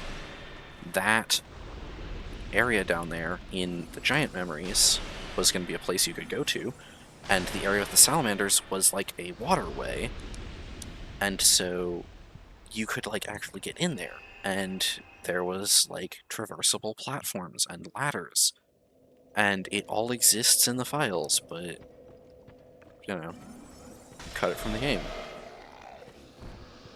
Which happened a lot with things related to the Giants. The whole War with the Giants thing was originally going to be a massive part of the story, of the active story, not just like in the memories, the story of the past, whatnot. There was going to be a boss fight where, like in Majula, there was an event that would occur at some point where a bunch of giants would attack Majula, and one of them, presumably the king or something, would be like this giant fight, kind of like Dragon God in Demon Souls, of like this massive giant where just like its torso, like it's the upper portion of its torso and its arms and head come up over the cliffs in Majula that overlook the ocean, and so you would fight it from Majula, and like, you know, finding NPCs and bringing them to Majula was going to play a part in that battle of like, depending on who you had in Majula, that would determine who would help you during the invasion of Majula. And, you know, it's all sorts of like fascinating things that they had planned on doing that ended up getting scrapped. And, you know, obviously that happens with most games that are made. They end up scrapping things. But it's just like this game has, I think, the most cut content out of all the Souls games. And it's the most cut content where it's like, oh, that was almost fully finished. Like, you know, a giant memory that is fully mapped and modeled and has collision and has, you know, triggers for things and has enemy AI loaded into it and has, you know, all sorts of things, and it just, you know, didn't make the cut. So you can't go there, and there aren't enemies, and there are, like, spots where if you look in the programming, there are spots for items to be there. Like, there are, points that are designated for item pickups, and there aren't items there, because, you know, they cut the area. And it's just so fascinating. Because also, that was another thing, the gutter, the whole, like, you know, sewer system, which would be where this is and where the gutter is. That's why there's, like, water flowing in... That's what made me think of this while I was playing in this area so much. Is out here, when you go across the bridge, there's water flowing beneath you. And that is because this area was originally going to be, when you dropped down the pit in Majula, you would end up traversing the sewers of Drangleic. And it was an area, you know, the upper portion would be close to what the gutter is, but would be, I think, a bit more similar to Upper Blighttown. And then you know, you traverse down, and it would become more like Lower Blighttown, and then it would also connect to the area that was meant to go here, where the Grave of Saints is, and that's why there's water here. But this area was going to be a place kind of like the Depths in Dark Souls 1.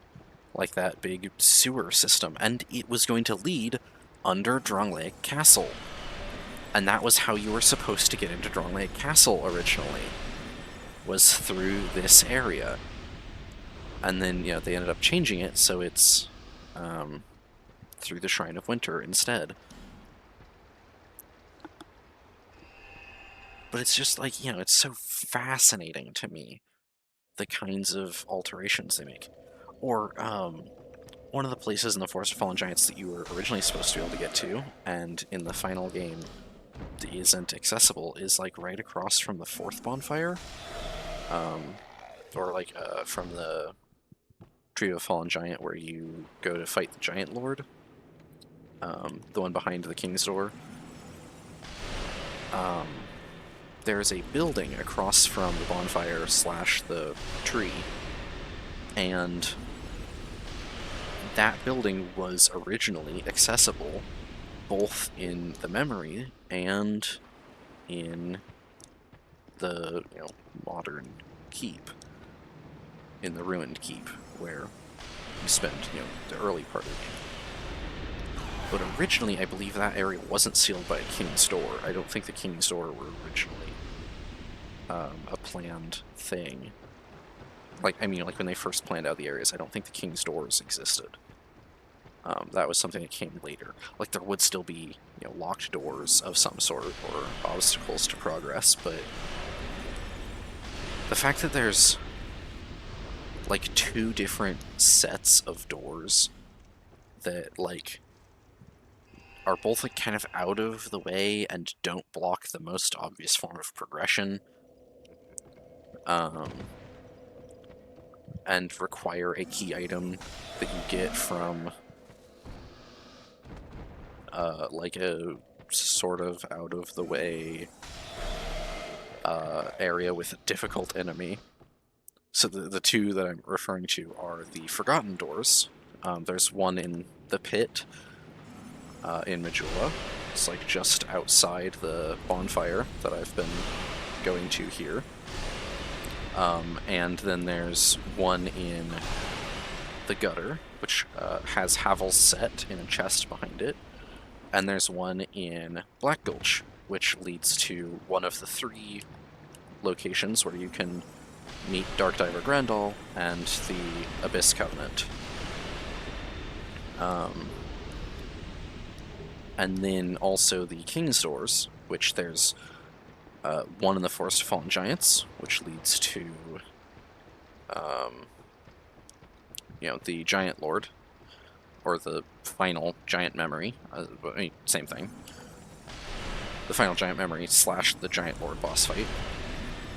And then there's the one in Shaded Woods that leads to Aldia's Keep, and the one in Dronglet Castle, which leads to the Throne of Want.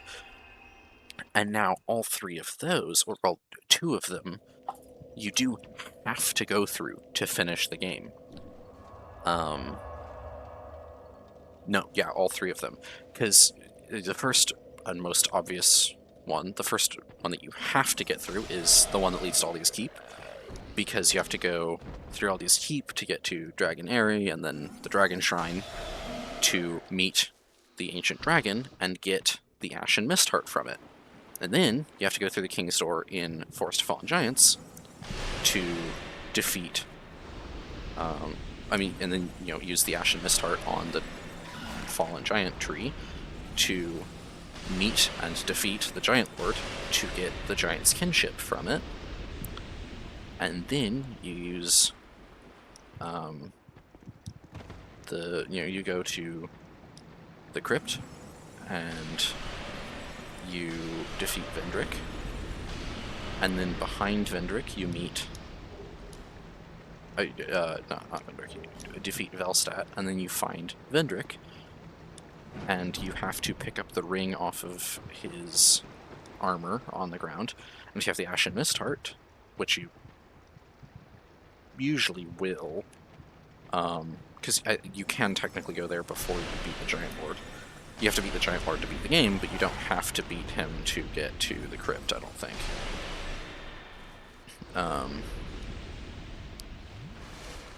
But then you go to... Yeah, you can speak to Vendrick if you want, but you get the King's Ring from behind Vendrick after Velstadt. And then you need the King's Ring to go and open the door to get the Giant Lord, to get the Giant's Kinship. Okay, yeah, no, you have to beat Vendrick, or Velstadt, and go behind Vendrick to get the King's Ring in order to reach both the Giant Lord and the Ancient Dragon, who you also have to meet. You don't have to beat him, but you have to get the Ashen Mist Heart from him in order to beat the Giant Lord, in order to find the Giant Lord. So you do have to get both of those. And then once you do that, once you have the Giant's Kinship, well, you need the King's Ring, Ring of the King, to get into the Throne of Want, at which point you will face the Throne Watcher and Defender. And then you need the Giant's Kinship for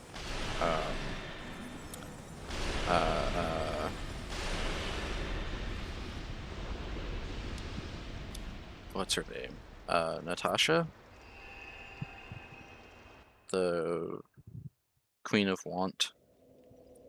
The Queen of Drunlake is who she is.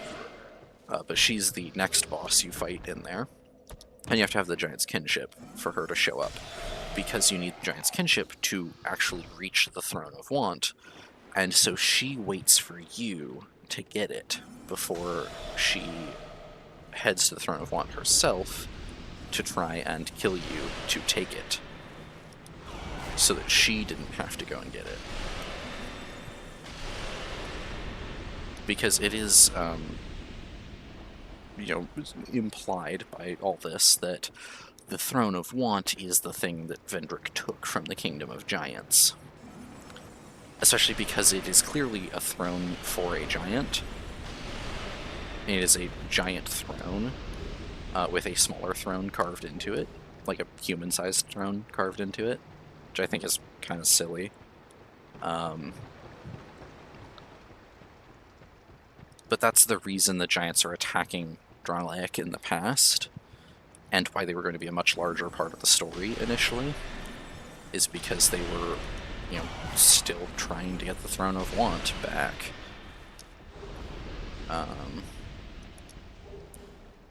Because the Throne of Want can supposedly grant any wish, but you need the Giant's Kinship in order to get to it, because the things that Vendrick made to guard it, I guess, were made using the Giant's Kinship.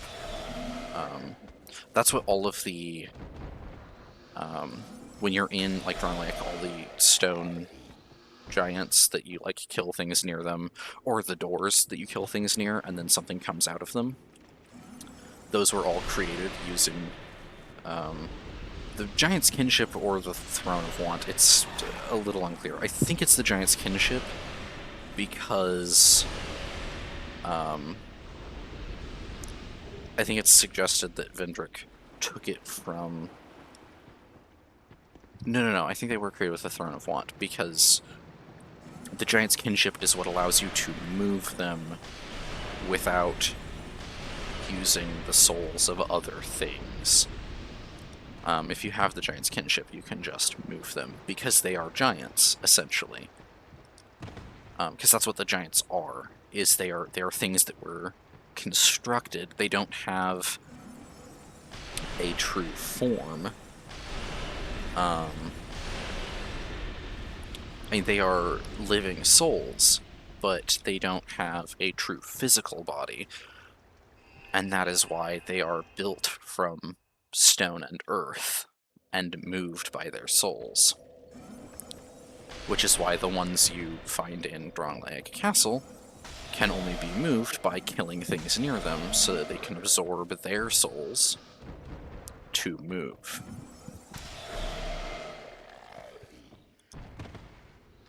Which is also why the stuff you get from the Queen of Want, all of her stuff it's like the Chime of Want, the Shield of Want, the, whatever else. And all of them have the effect of being... Some of them have a soul gain effect, so like when you have them equipped you get more souls. Some of them have the effect of becoming more powerful the more souls you have, I think.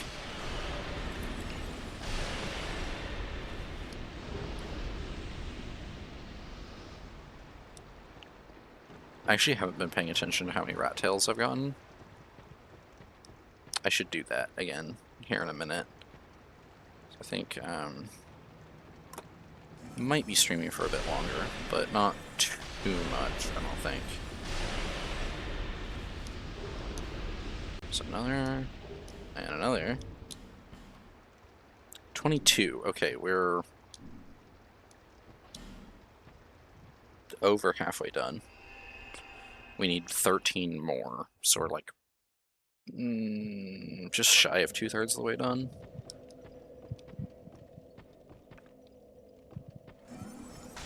I think 2 more and we'll technically be like 2/3 of the way done. Or thereabouts, anyway. Because we need 35, so 24 is just over 2/3 of the way done, technically.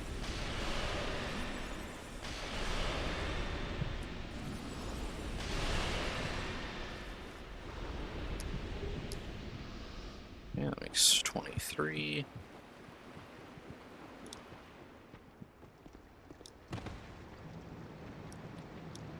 I think we have enough to hit rank 2 now.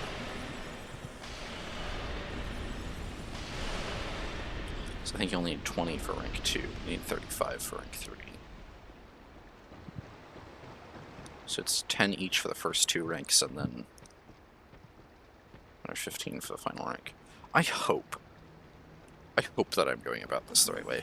Because if it's, you need 10 for the first rank, and then another 20 for the second, and then another 35 for the third. That's so many.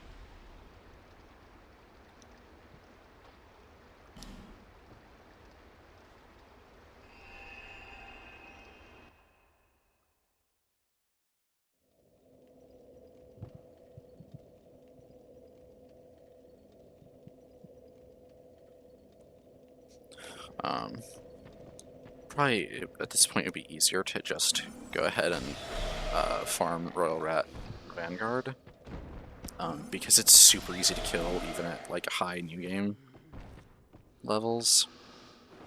So I could just use the bonfire next to it to respawn it over and over again. But I still need enough that I think I'd end up using more bonfire ascetics than I want to do it that way.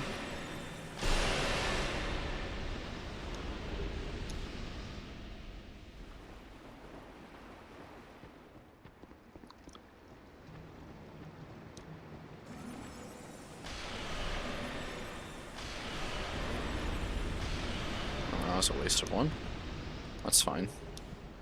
There we go. It's 24, I think. Yep. 11 more.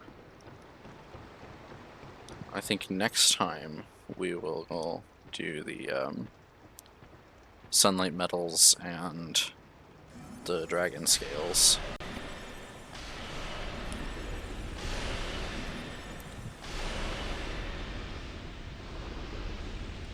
Because they will be, you know, similarly time-consuming. I mean, we needed...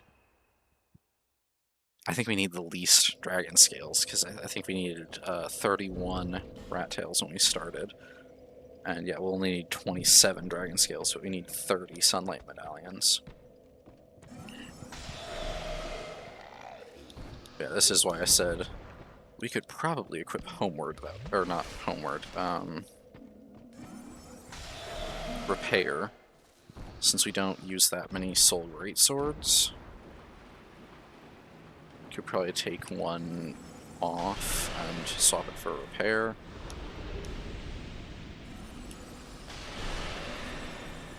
Since our staff is a bit under half now, I think. Yeah, 21 to 50, and it's fine for a while, and we'll actually run out of crystal soul spears here in just a minute. Because we started this with 96. We're down to 20, so we've used 76 so far. Obviously, we've wasted a few here and there, but this is probably enough for 2 more runs, give or take. Considering, let's say we use 1 per guy, and we waste a couple, this is enough for like 1 more run. Because that means we need 10, 1 for each rat, plus a couple for wasting. So I think we'll do 1 more, and then we'll rest the bonfire again. And could probably swap a use of Soul Greatsword for more Crystal Soul Spears, but honestly, resting every like 7 runs or whatever is pretty good.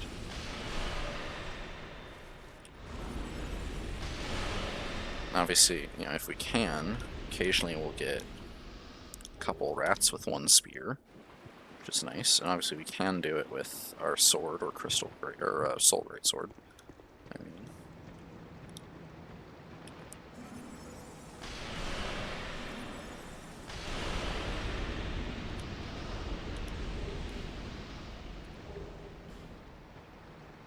this one so far has been pretty good for item drops.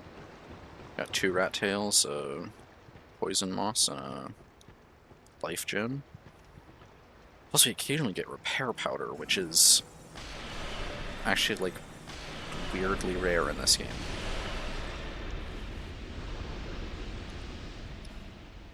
Yeah, that was a run we did with 8. We should be up to, I think, 26, 27 maybe? I think 26, yeah. Okay, we're gonna rest to get our spells back.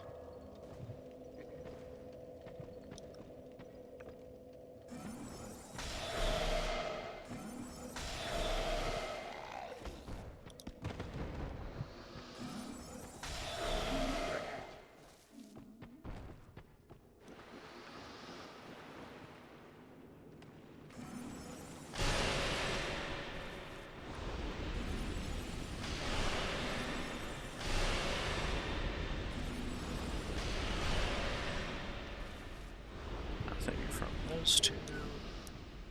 Another poison moss. A life gem.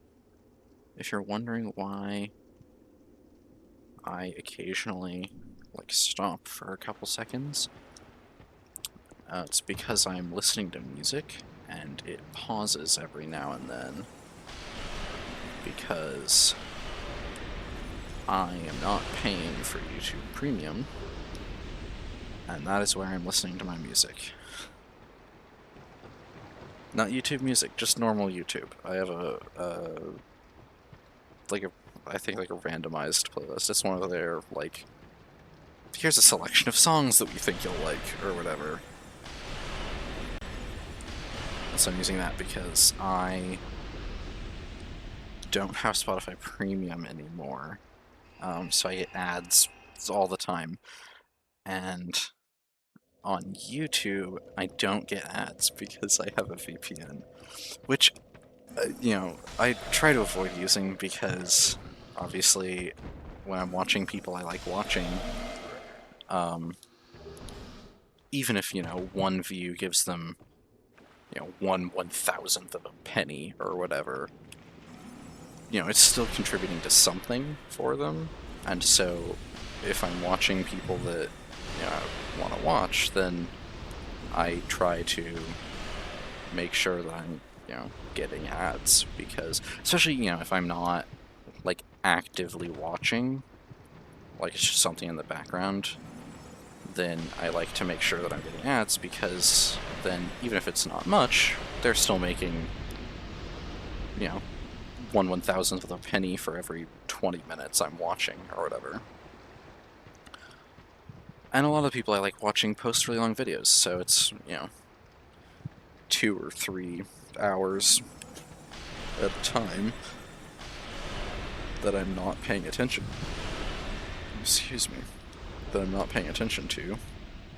Might as well give them something if I'm not giving them my attention. And, you know, I understand, like, content creation isn't a regular paycheck for most people who do it. For me, it's not even a paycheck at all. But that's just because, you know, I'm not a big content creator in, you know, almost any sense of the word.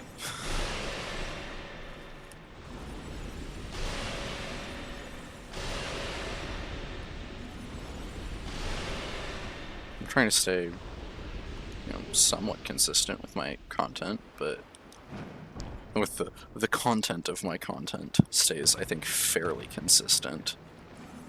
Considering I try to do one thing at a time, and then move on to something else, which I'll probably change up in the future. I mean, I got a new game that came out yesterday, called Pathogenic.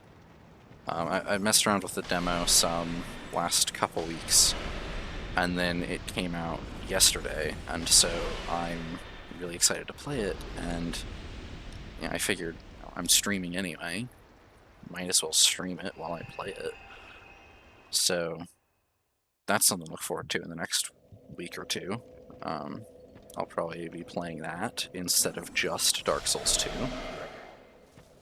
which I'm hoping to wrap this up shortly, because I realize it's gone on quite long. This is just how I usually play the game, and that's kind of what was requested for this. Someone was just like, hey, play Dark Souls 2 and do it like you usually play. So that's why this is kind of a train wreck for normal content, I think. I also want to get back to that New Vegas run I was doing, because I think I got, like, I don't know, 8 hours in, and then someone was like, hey, you should play Dark Souls 2 since you finished Dark Souls 1. And I was like, you know what, that makes sense. Let me do that. And then I haven't played New Vegas in like a month and a half. Or 2 months. I only need 8 more tails. So, based on percentage chance, that should only take 16 more runs, based on my understanding of drop rates in this game. Which is, I understand, terrible. I do not understand drop rates in this game, and I don't know if anyone else does either, because neither of the wikis for this game actually list drop rate numbers, for the most part. There are a couple items where they're like, yeah, if you're in the company of champions, these 12 enemies have a 5% chance to drop an awe stone. And all, you know, NPC or player invaders are guaranteed to. And if you invade players, it's the same thing, although I don't think you can invade, actually, as a company of champions. It does seem like most runs where I get a rat tail, I get 2. Like, they seem to drop in pairs, and they very frequently drop from enemies next to each other as well, which I think is very funny. Because that's not really how drops are supposed to work in this game. But these guys seem to really like dropping in pairs. And not just the rat tails, they seem to like, I just mean like when you kill rats, if one of them drops something, usually one of the others does as well. Not always, obviously. That was a bad move there, but it worked. There we go, another rat tail this run. Yeah, it was 2 rat tails and 2 poison moss. Like, they really like dropping in pairs. In general, but also, like, items. I could have rested. It would have been fine there. The only reason we're killing these guys is because one time one of them followed me out. And I don't know what causes them to do that or not.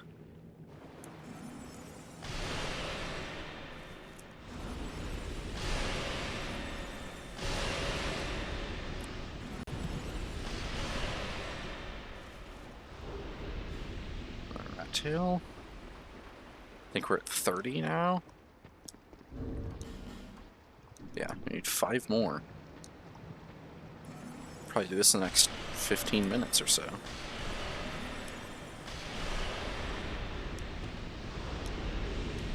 So repair powder. It's always nice to get more of those.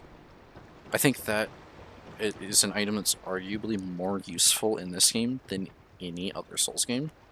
In Dark Souls 1, they're, you know, handy, especially if you're using any of the weapons that, like, have a special move. Like, you know, the ones that damage themselves every time you use them. Since you can only repair at a blacksmith, or if you buy the repair kit from a blacksmith, then you can, or from Andre, then you can obviously use that to repair your own gear at a bonfire. And, you know, it's not super costly, but because gear durability is so low in this game, comparatively, and, like, gear deteriorates faster, but also just everything has, like, 1/10 the durability it does in Dark Souls 1. I mean, not that much less. It's, I think, usually around, like, 1/5 or so. Varies from item to item. But, like, you know. And then there are still things in this game that, like, have a special attack that consumes durability. And then in Dark Souls 3, they almost got rid of durability, I think. Like, it's still there, but it works more like it does in this game.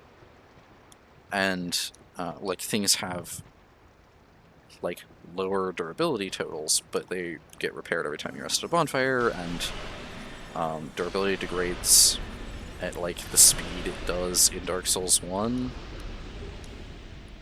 So, like, the risk of your gear breaking in Dark Souls 3 is so incredibly low. It's almost as low as Dark Souls 1, if not lower. And repair powder is far more plentiful, I think, in Dark Souls 3.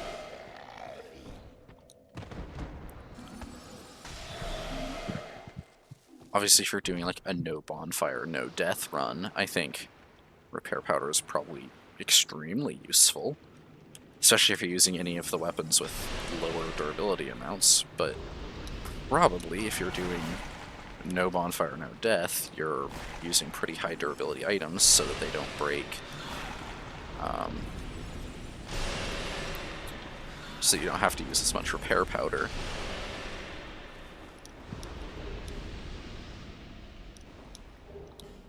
But yeah, if you're doing, like, a no bonfire run in this game, repair powder is so nice to have. If you're using armor. Which, in a no bonfire, no death, I'd hope you're using armor. Or you're just, you know, one of those insane people who are really, really good at this game and never take damage. It's one or the other. Although I know no bonfire runs for this game always use Santier's Spear. Or pretty much always use Santier's Spear because it's... and not even because it... Like, it has the highest... or one of the highest durability amounts in the game of 500 points. But it... You know, once you break it, it's arguably even more viable. Especially if you're doing low level. Which, let me just say, the people who do, like, soul level 1 no bonfire hitless or whatever are absolutely insane. Like, there's no other word for that.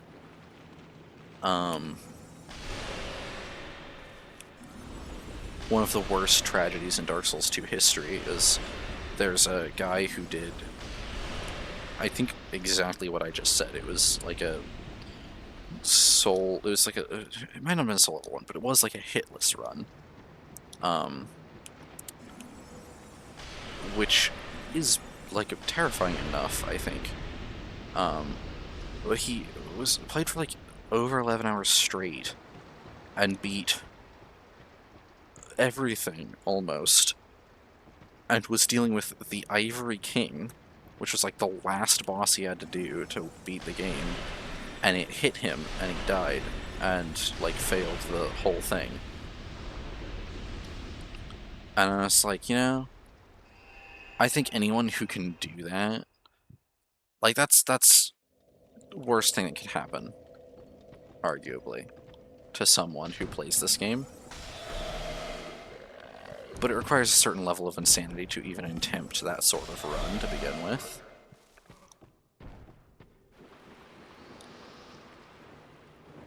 Gotten almost 100,000 souls from these rats. That is honestly upsetting.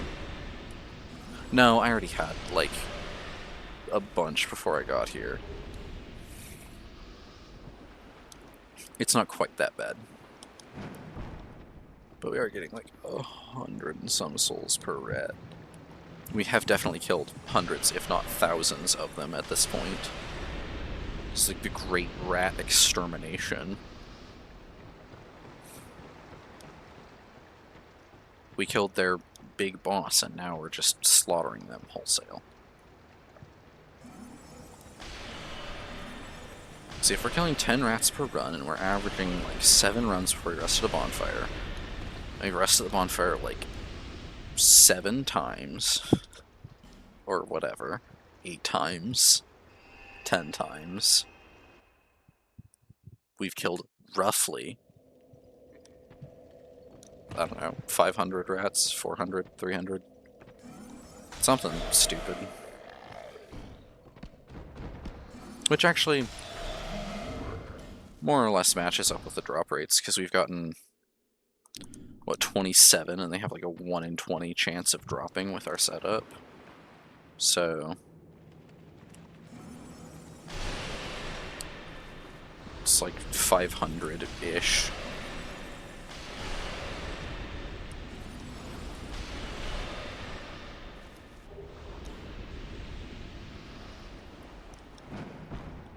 I swear, they have like a 5% chance to drop anything, and then if they do drop something, it's like a 50-50 chance of what I want. We only need 3 more. 3 more rat tails and we'll be free. No, then we have to hand them all in to the rat. Of course, we could go and farm out the other things we need, and then go to all 3 covenants and spend like an hour just handing in covenant items to deepen our faith or whatever.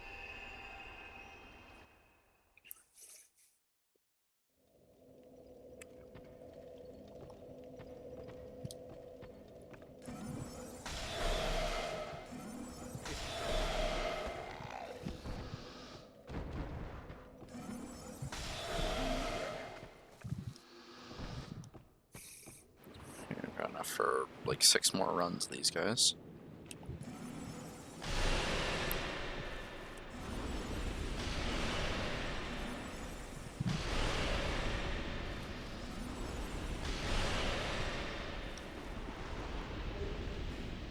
Warmth, again. I think warmth is their rarest drop.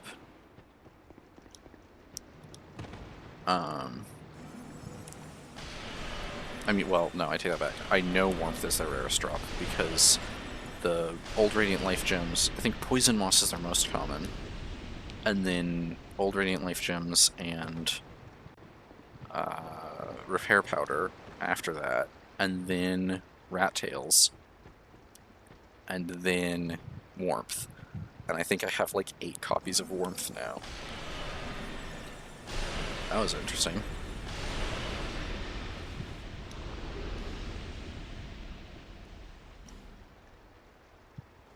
Let's actually see how many copies of Warmth I have. Because I think that's an even... Like, I think that is like half the drop rate of rat tails, or lower.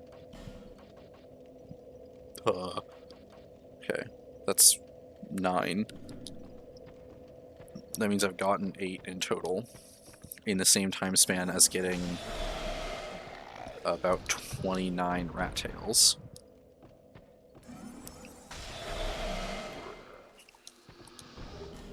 Also known as just shy of 30 rat tails.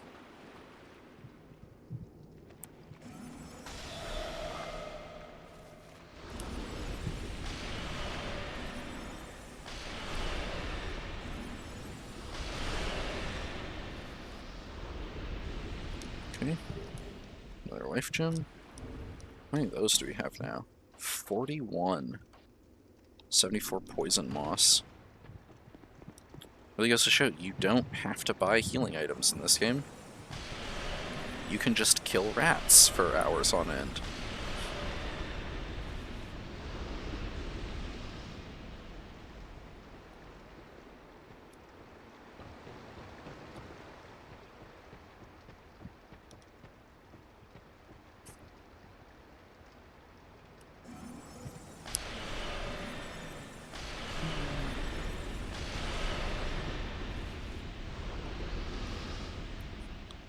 Okay, yeah, I've probably killed like 500 rats at this point.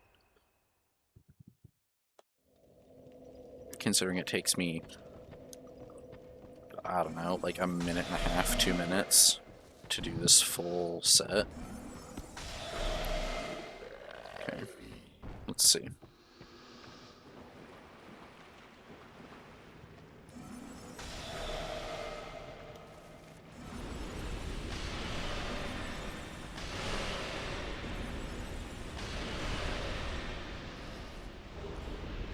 Ooh.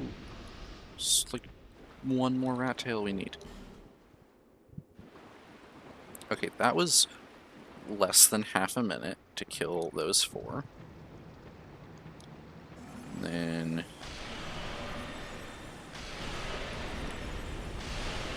got unlucky with that. Okay. We're still under a minute. Just hit about 40, 45 seconds. It's gonna take another 10 or 15 seconds to kill these guys and pick up any drops they might give.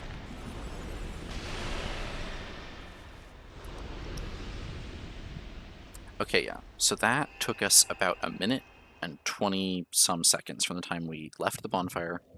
Minute and 30 seconds. Time we left the bonfire to the time we got back to it. I did not switch properly.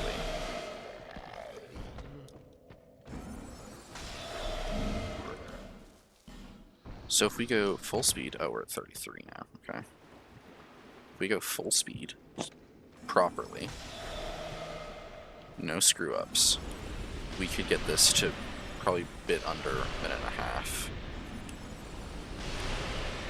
Although probably full speed also involves 0 item pickups, which we don't want.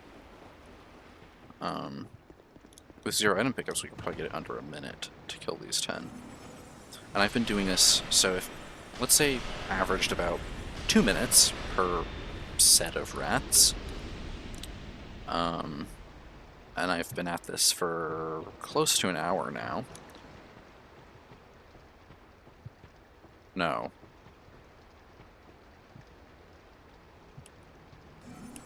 No, yeah, close to an hour, I think. We've killed hundreds of rats. I'm not sure of the exact quantity at this point. We only need 2 more tails, though, so we're definitely gonna get that, and then trade them in. And then...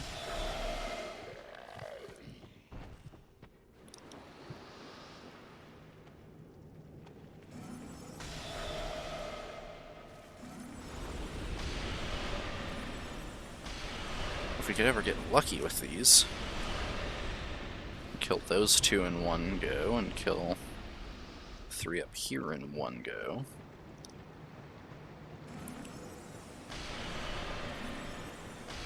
least 2 of them in one would significantly cut down the time. Powder, if this is a rat tail. Yes! All 35! Let's go.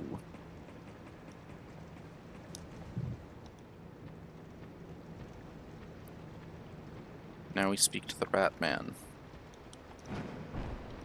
The Rat King. Not Rat Man. It is just a rat. Which, fun fact, has full animation sets for hostility and attacking. Despite the fact that he just kind of sits there all the time.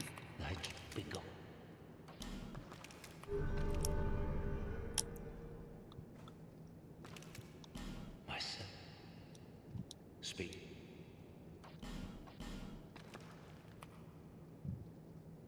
Allegiance, not faith. That's the thing that comes up.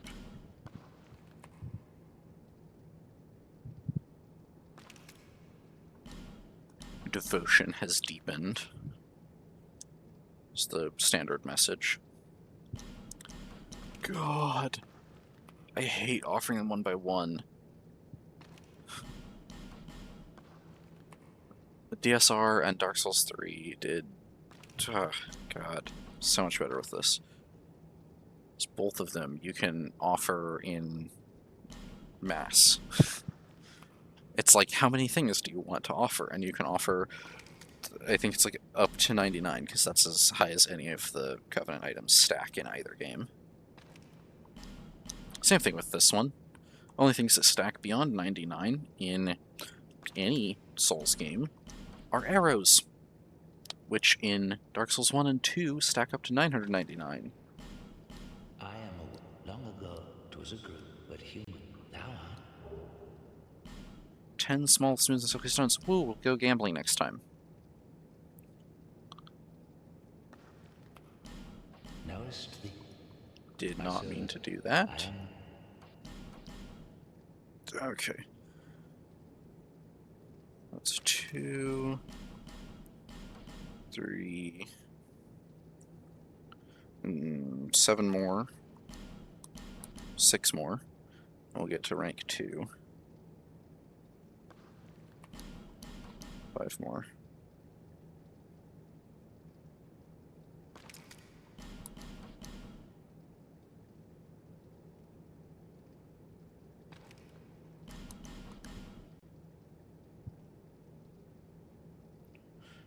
Either we need 3 more or we need 2 more. I think it's 2 more now. This should be 1 more.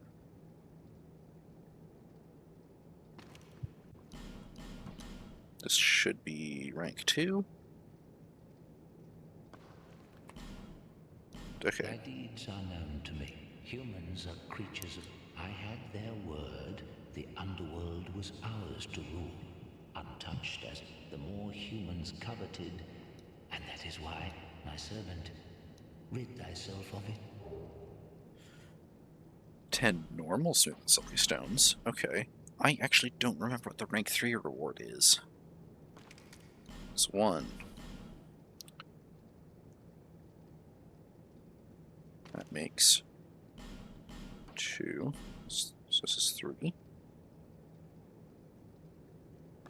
Oh, okay. Give us a Slumbering Dragon Crest ring when we hit rank 3.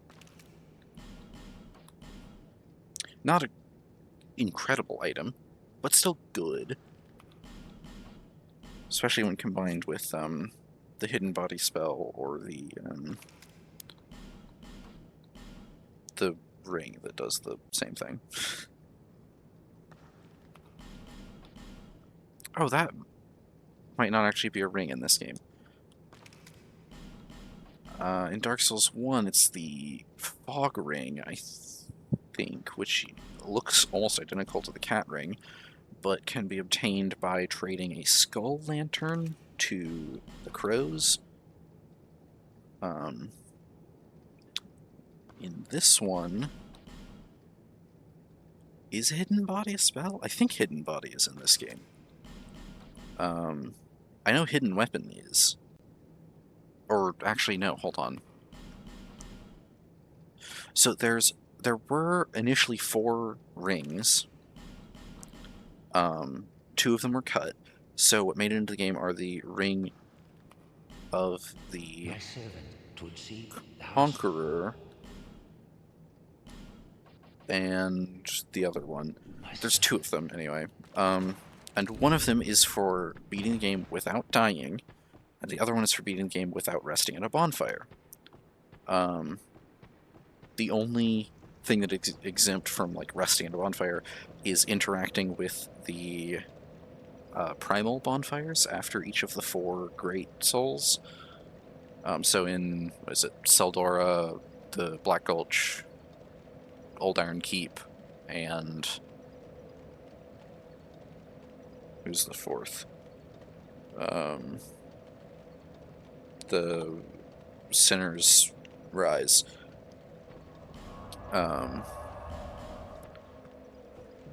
And you can use those 4, and each of them, they send you back to Majula when you touch them instead of, you know, resting at them.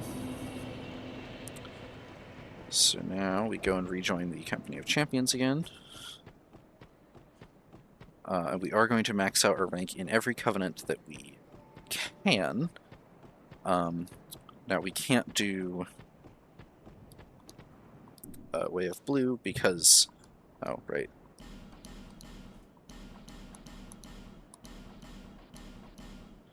Can't do Way of Blue because we killed the guy, and also it requires you to kill a certain number of red phantoms, and, well, we never joined the Covenant, first of all, and we killed the guy, so we can't join the Covenant now, I think.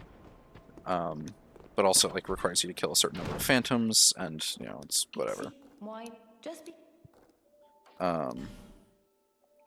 But yeah, we've maxed Rat King, Company of Champions, and Pilgrims of the Dark.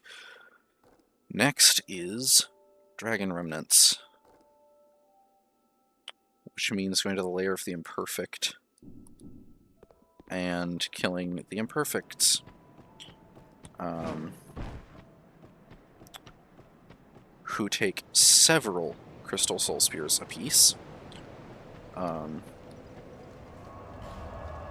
But they actually drop Petrified Dragon Bones as well, which I don't think we're really in need of. We've got 11, and I don't really have any boss weapons that I plan on upgrading.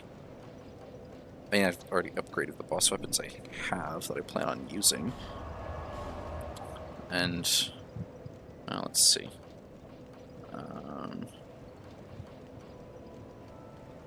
No, let's sell some things to Gavlon again.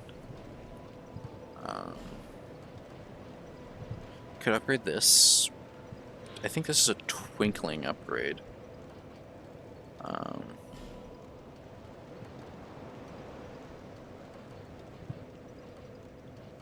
do we have 2 of these? One of them was from a chest, the other one dropped from a spider. That's what it was.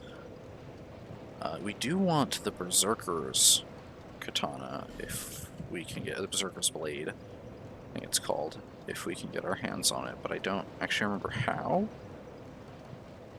Oh, no, that one might be like a drop from a specific enemy, like a rare drop from a specific enemy. That one might be a pain to get our hands on. Looks like, yeah, it's the only thing we have 2 of. We can sell both of those. Add this.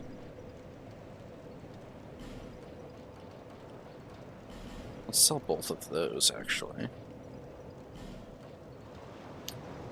And then... let's see, shields-wise, we've got an extra one of these.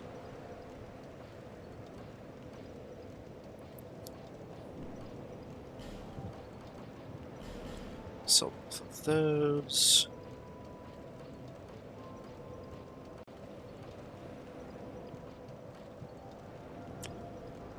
We have a double of the black set, so we could actually sell one of those.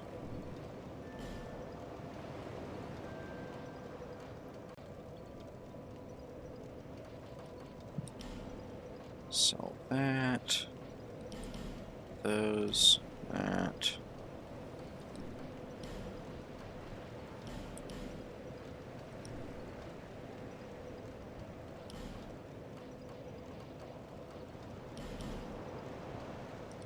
Now, let's have one set of those in there. Just double check. Oh yeah, we've got 3 of those.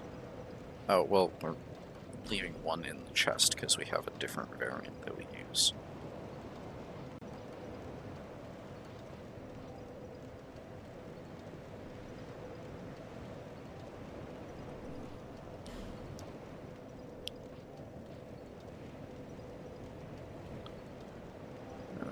Okay, can sell Garl's armor.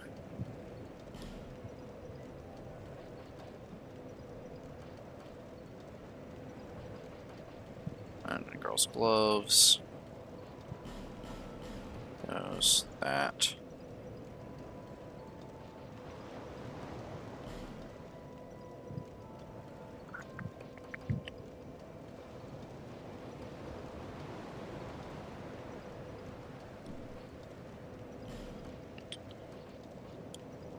Prisoner waistcloth.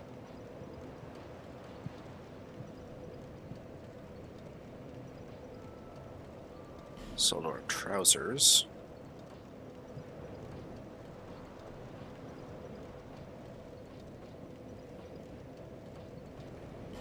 One of those. One of those.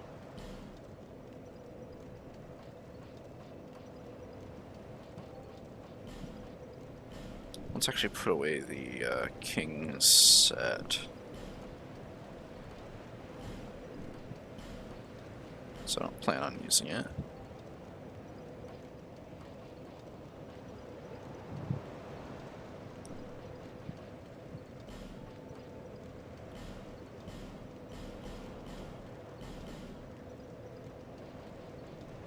If life protection can stay, we'll sell the others. And our 1, 2, 3, 4, 5, 6, 7, 8 copies of warmth can go in the box. We'll make a quick visit to Gavlan. It's just like right above Gurm's Respite, I believe.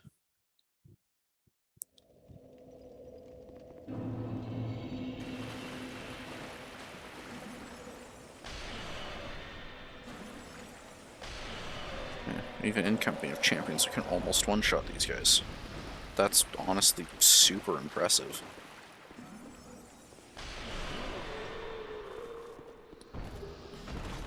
Old Mundane Stone. Got a ton of those, but I don't really care. Okay, we want to sell Parrying Dagger, Mastodon Sword, Zweihander,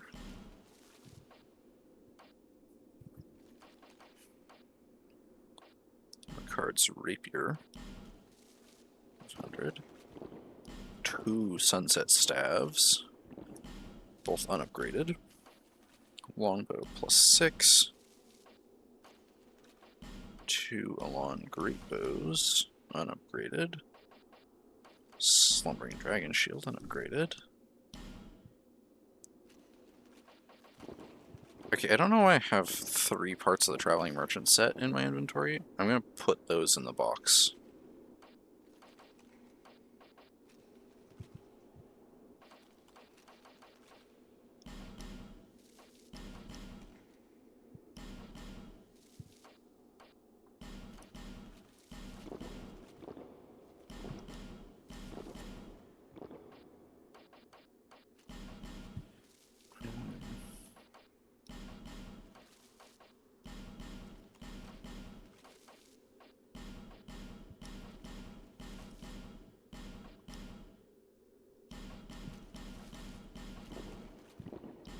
So a full set of Drake Keepers plus like 3 extra, plus no, like another 2 gauntlets.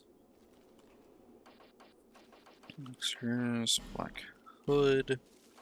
I think I actually have another I don't think it's just the hood. I think I have another of each of those, but, you know. There's armor, gloves, and boots. Another each of those. First dragon. There's steel protection. Soul quartz +2. Flame quartz +1. Dark quartz +1.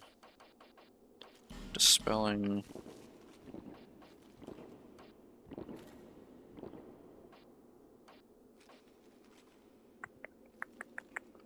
I believe that's it for the rings. Also, I want to sell all of these because we can't use them. I mean, we can, but we won't.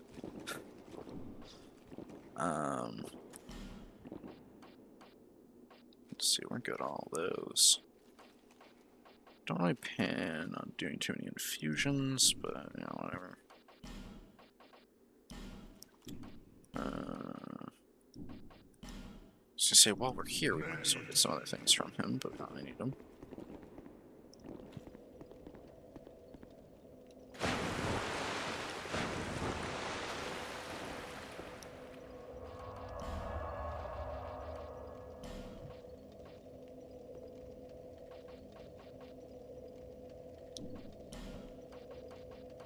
Let's put away Gurms, let's put away Judgment, Kale's Helm, Kraten's Mask,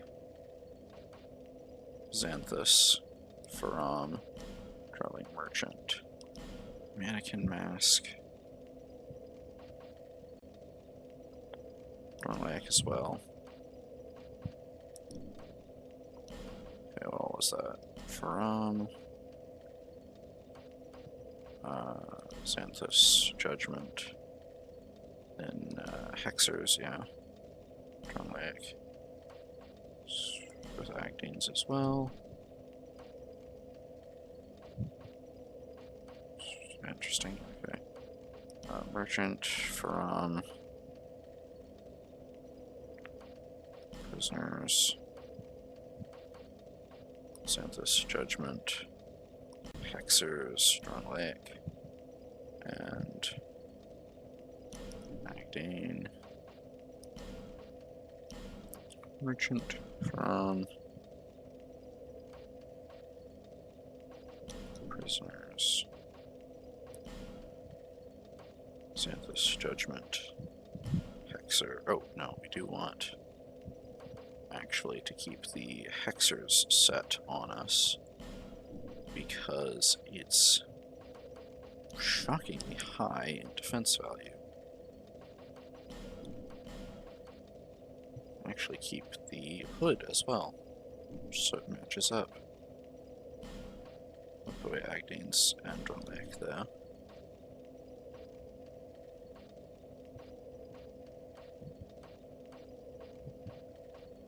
Okay, what is yeah, prisoners pieces in these two. Actually, we don't need prisoner's hood on us because we have the Jester's cap.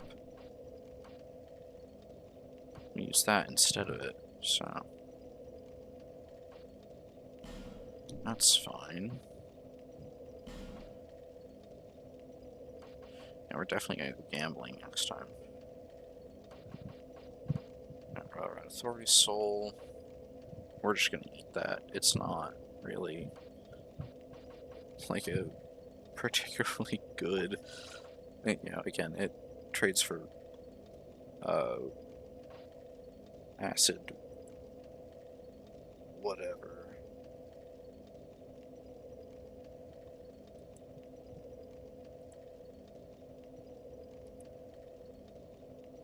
And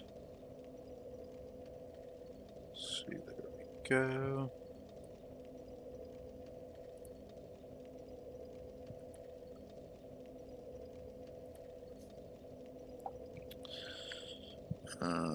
Yeah, gives us acid mist, and we could care less about that. Now, I swear, this was supposed to do something, but it might be because I killed the person it's tied to, that it never activated.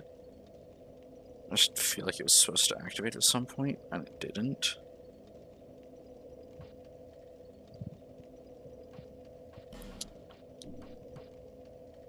Hmm.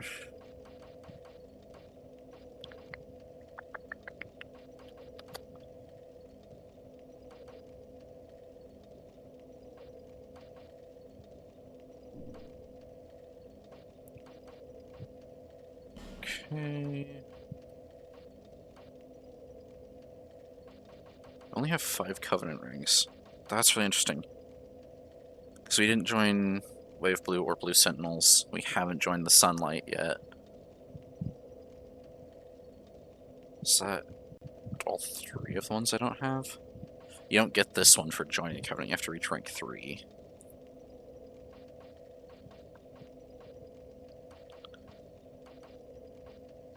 We're also maxed out in this one, this one, this one. Next is this one. And then I think Sunlight.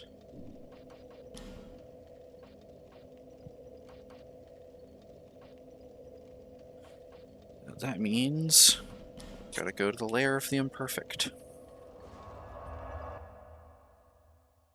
Kill these guys over and over again. We had to go Company of Champions or they'd stop spawning eventually. Okay. These guys actually have decent drop rates. They're almost guaranteed to drop Dragon Scales or Petrified Dragon Bone. Okay.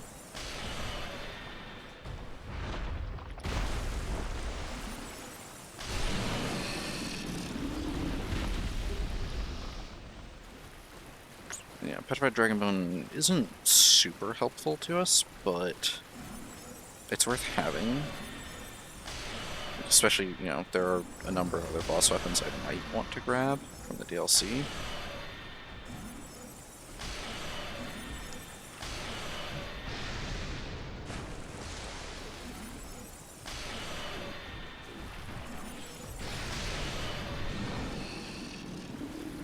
Okay, we got that one. I just gotta get this one as well.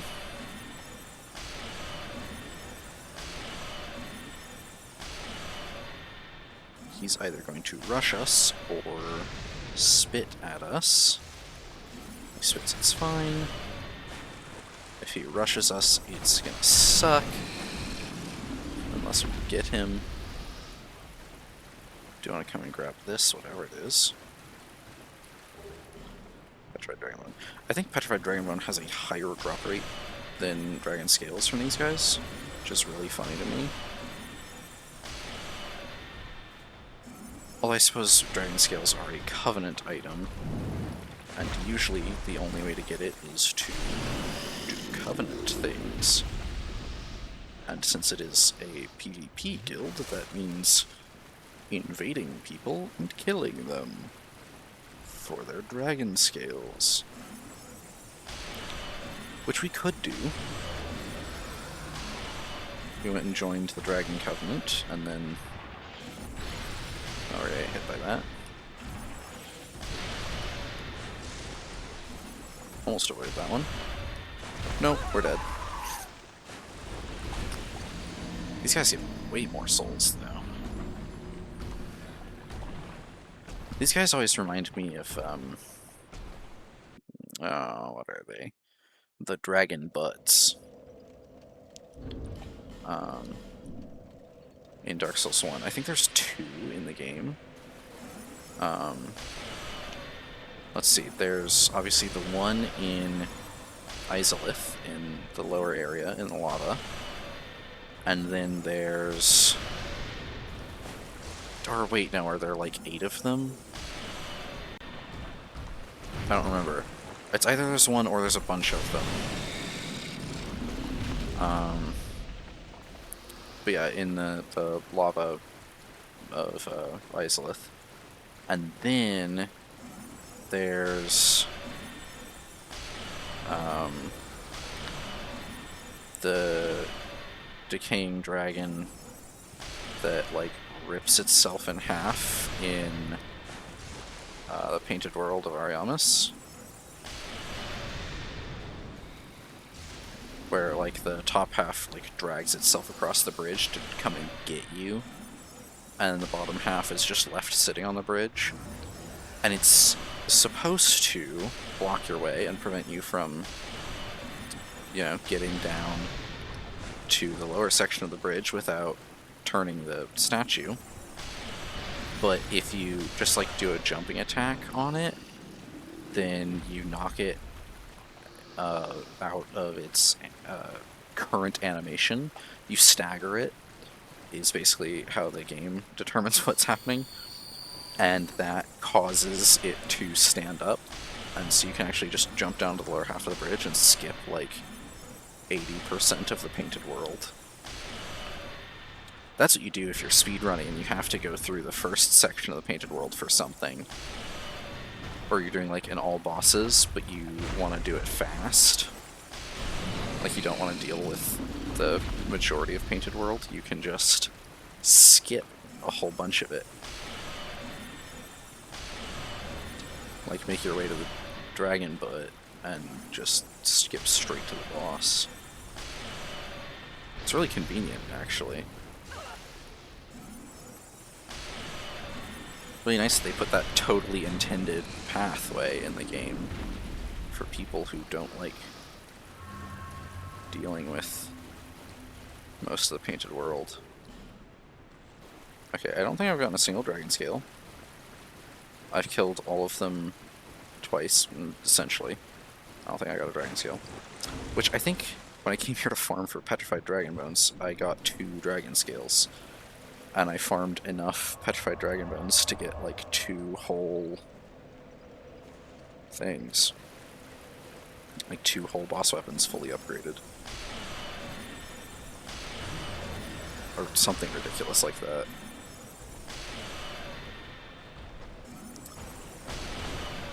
Thankfully, fighting with magic is super easy,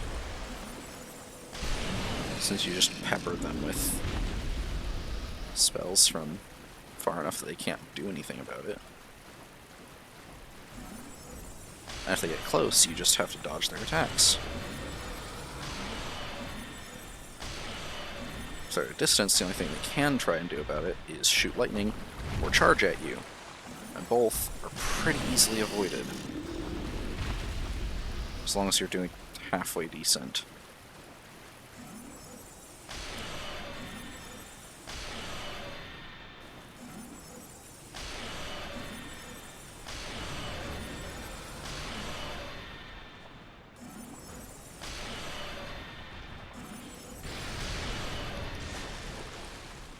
I did not know you could do that. I think I just like frame perfect dodged that. Because I swear that lightning ball hit me, and I did not take damage. That was really like a frame-perfect dodge. As you saw with the other one, I rolled through it and still took damage from the blast. That's usually how it goes. Most AoE spells. And dodging to the side is really not what you want to do with that, apparently. Apparently, dodging backwards is the correct way.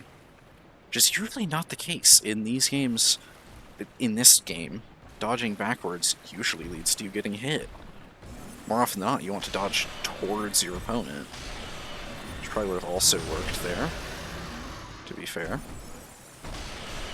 Come on, why won't you let me switch targets to anything other than his leg?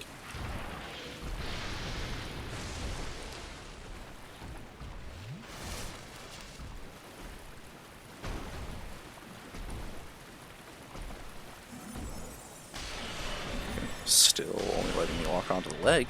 Be great if I could walk onto his body.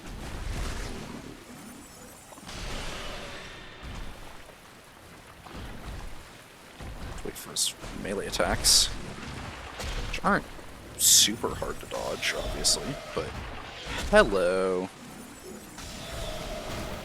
That doesn't do nearly as much damage as I'd like. Titanite slab. Wonderful.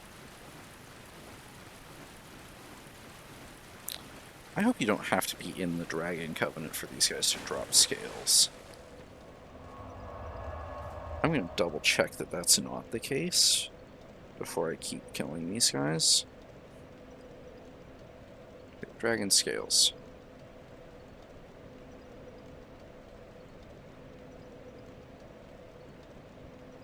Okay. The imperfect. Okay, it just says that they have a chance to drop them. Okay, and those are 3 drops. Petrified Dragon Bones, Titanite Slabs, and this thing. Okay. They're weak to strike damage, so equip a Great Hammer. Dang.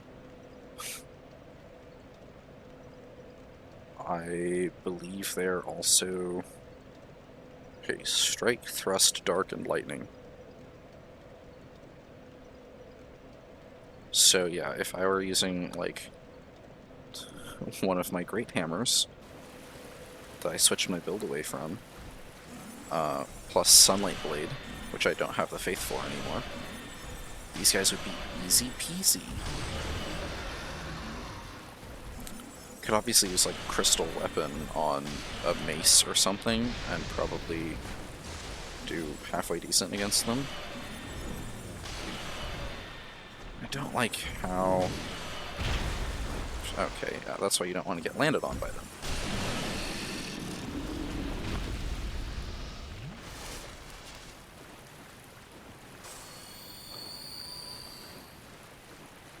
Okay. Do, do, do, do, do, do, do. The good news is they aren't resistant to magic. They're just not weak to it. I did say they're resistant against thrust and fire, which makes sense. They're in water and they're covered in slime. The fire makes sense because of that. I mean, the thrust, I guess the slime would also do that. Okay.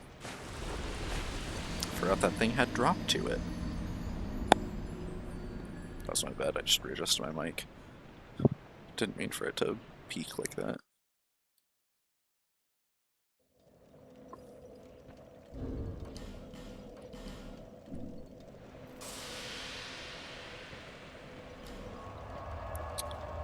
Let's take off that. And...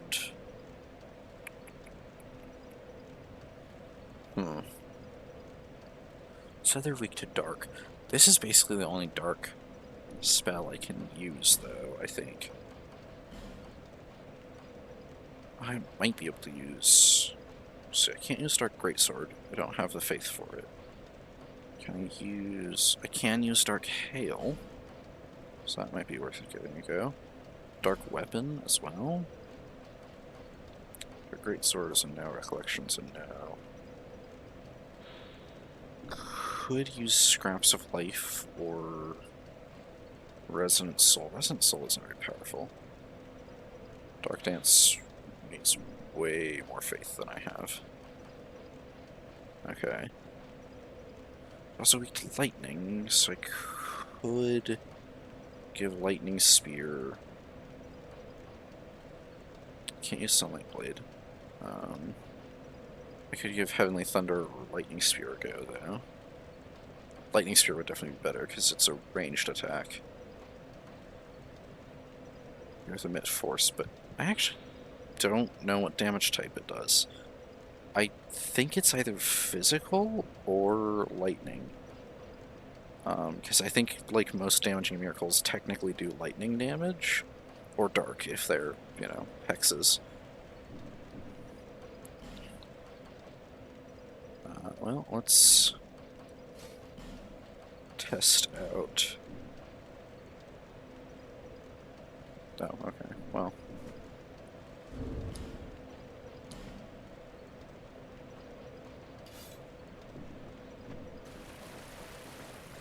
My faith isn't quite as high, but...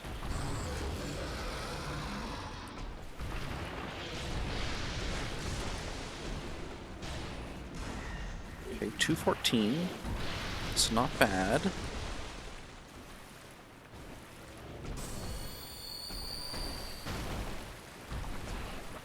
Let's dodge that. Shoot him in the butt.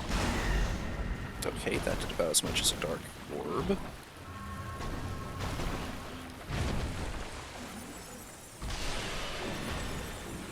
So 500. Obviously, if I had a build with higher faith, I could much more reliably. I mean, I could rely on dark damage a lot more. If I had more faith, my dark boost would be higher.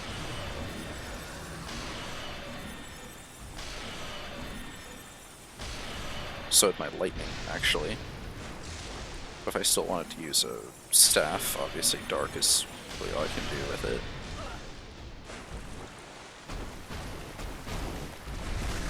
Oh, okay.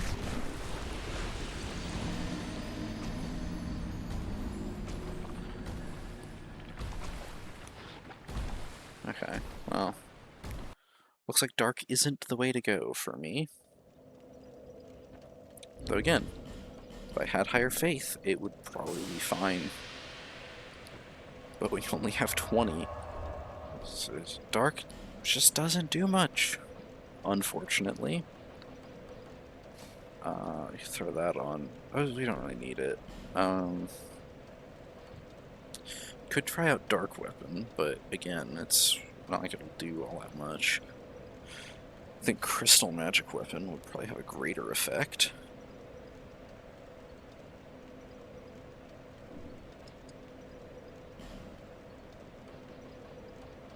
If we...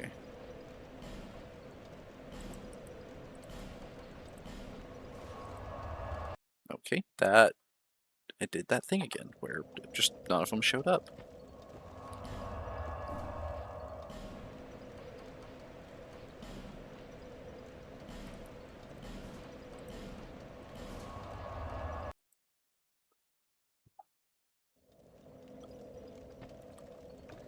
Okay, I have a bunch of uses of that.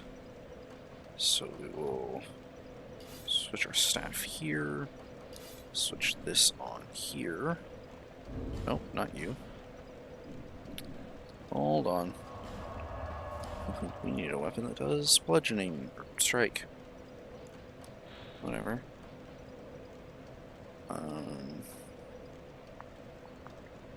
Just gonna look like you, or... You unupgraded? You are unupgraded. Not you, then. Probably you. Could use one of these if I had, you know, higher strength and whatnot. But this thing's fully upgraded, and I can actually use it if I two-hand it.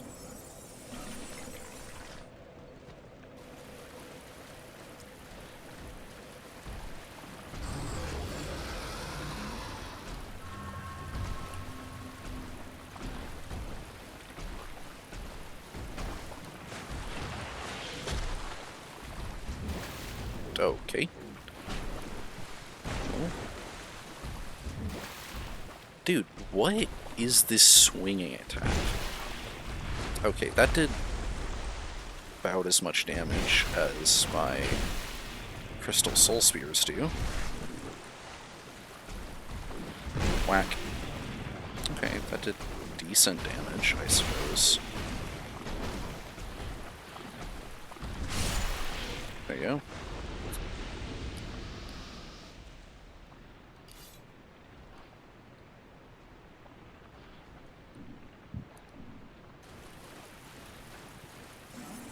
Switch back to Crystal Soul Spear.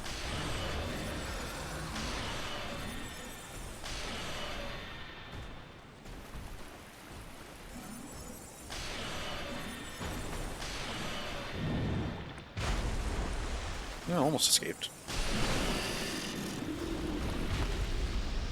Another Petrified Dragonbone. Honestly, we'll there's 5 of these guys. The amount of time it takes to kill each of them, and like how low their Dragon Seal drop rate seems to be. Honestly, just killing Black Dragon Knights over and over again might be the way to go.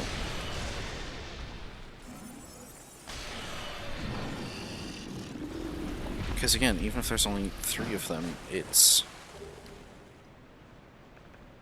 think it's way faster. Especially with the swamp here.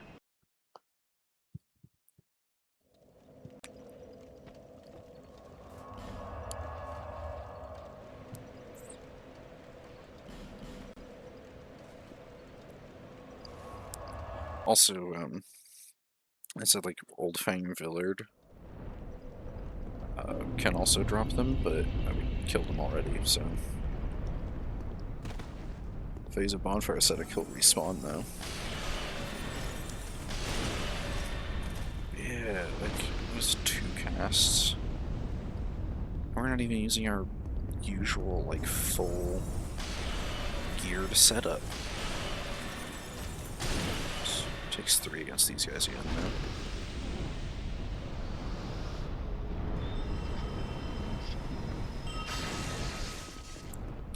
Yeah, I think we take like 50% more damage, and we do 20% less. Or enemies have like 20% more health or something. So they definitely take significantly more punishment. You're in the company of champions. We almost have enough for 2 more levels.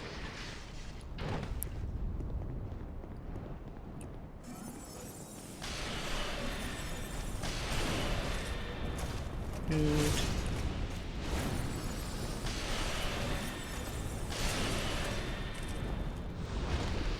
These guys won't drop dragon scales, but these guys can.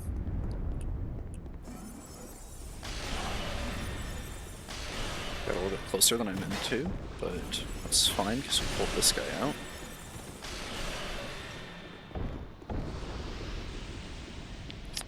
Let's see. There's one more guy up here. You have to kill both of these guys if we want to kill them safely, though.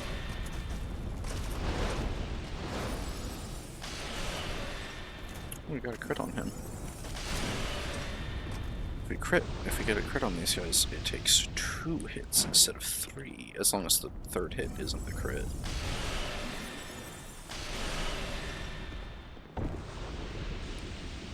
I think I'm going to use a bonfire set here to reset this area, because that will not only, well, I mean, it will make everything here stronger, which might suck, but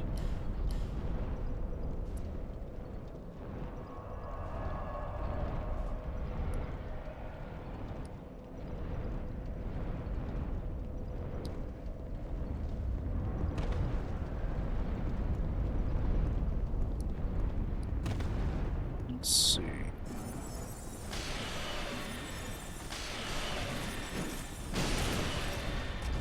Takes just over 2 crystal soul spears worth of damage to kill that guy. There's nothing. Reset here. I think this is also a chest, so it shouldn't reset. Yeah. I think the contents of wood chests get reset, but metal chests don't. There may also be new enemies in this area. These guys still 3? Yeah. So it's either these guys are still 3 or they might be 4 now, but they're still 3.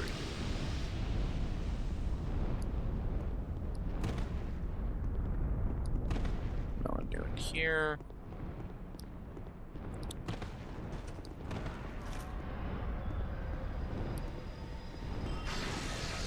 Doesn't look like there's anyone new up top either. He's a little stronger though. Another faint stone. Oh, priestess gloves. Still actually need to collect the rest of that set. I want to be careful with this guy because he can break that chest.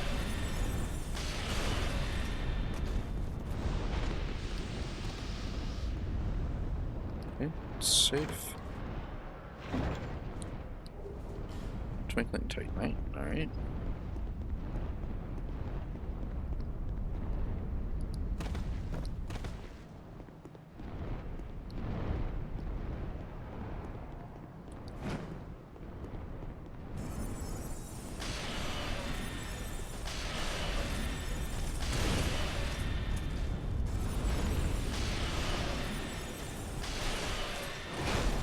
Ooh, okay. Good to know they can two-shot me. It's gonna be a little more difficult clearing this area out now.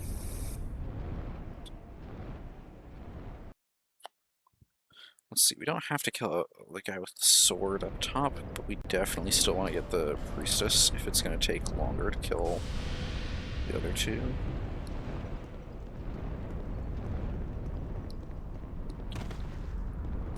So definitely kill this guy.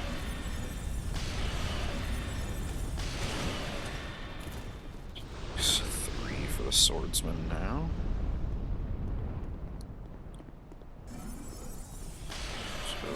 Okay. Great if we could aim properly.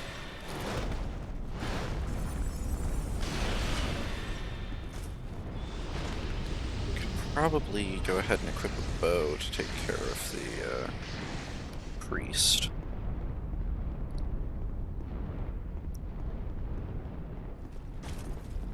With that guy.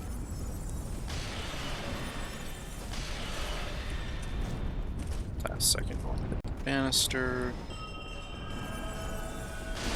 No, I'm not letting you heal. You can actually jump across to here. And I don't think, yeah, no. It's a metal chest.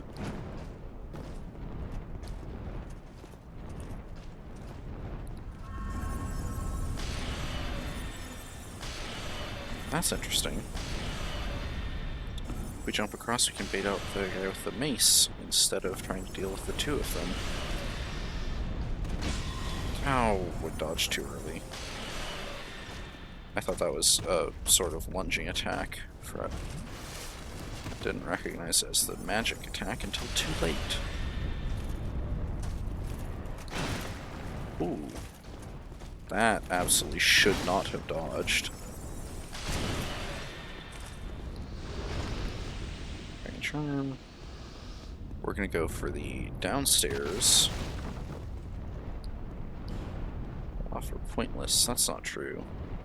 Okay, one of these. Yeah, this one is a mimic. This one's safe.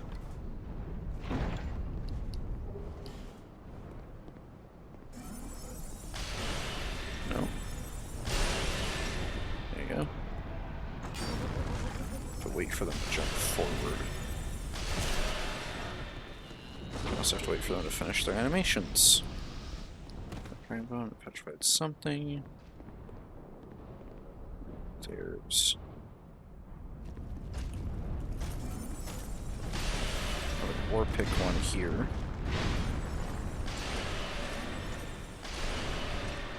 It's good to know you can bait him into this doorway. Then I believe. No, there isn't a dragon over here.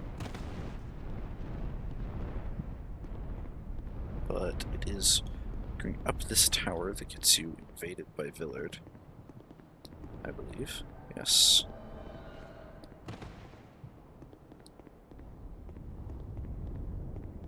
Who, if I'm not mistaken, might actually be capable of respawning? But that might be a scholar feature. So when you use an aesthetic on an area, it's supposed to... He would have dropped a dragon scale if I were in the Dragon Covenant.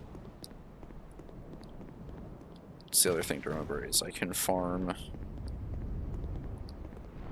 the invaders who respawn. I can farm for dragon scales if I join Dragon Covenant. Okay. What? There should be more dragons up here. Oh, okay. I didn't realize that attack could cover the height difference. That's interesting. It also didn't look like there were more dragons up there, which is interesting. So there should be more of them.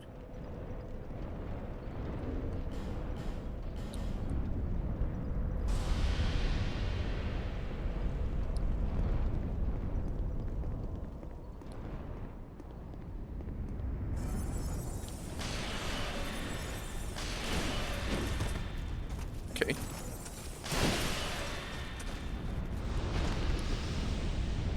Incredible timing. It's great cast speed.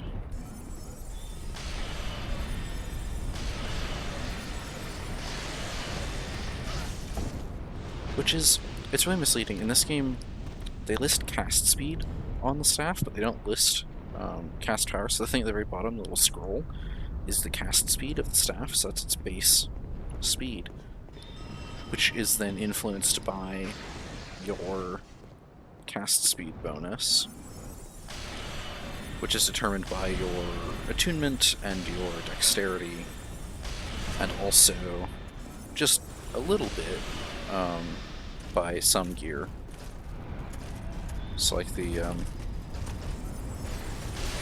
clear ring, clear stone ring, and lion mage set boost cast speed by an amount. It's by a certain percentage of your current or whatever. I should be way more careful with these guys since they can kill me in one hit.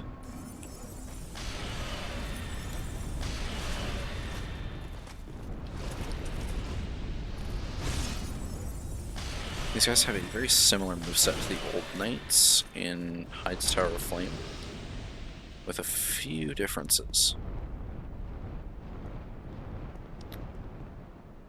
I swear there should be more dragons since I used an ascetic. Unless they only show up in New Game Plus, that would be interesting to know. Oh, they're not going to drop scales because I'm not in the Dragon Covenant, are they?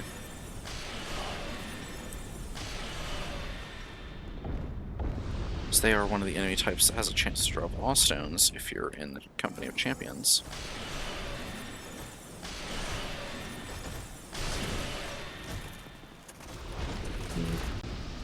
These guys can probably also one-shot me, considering they could already stun-lock me and almost kill me in one hit. That's interesting how they carry the shield. So they carry it with the slat up near their head. The slot, I should say.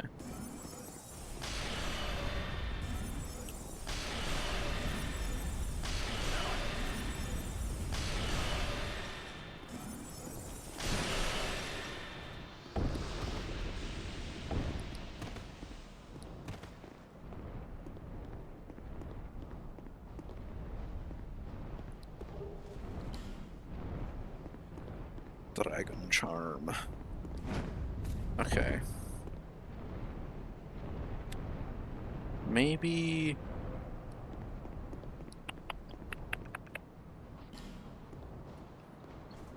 Maybe farming dragon scales is a bad plan.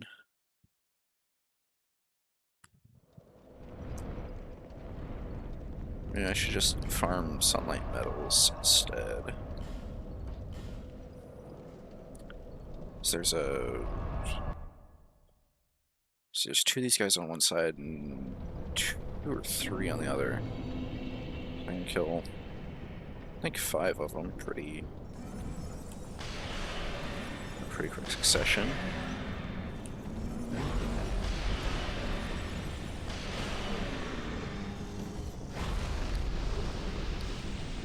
Silky stone.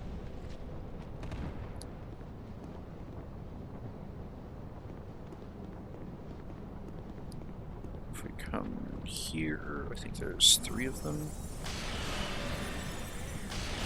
There's another. Oh, that's just 2. Okay.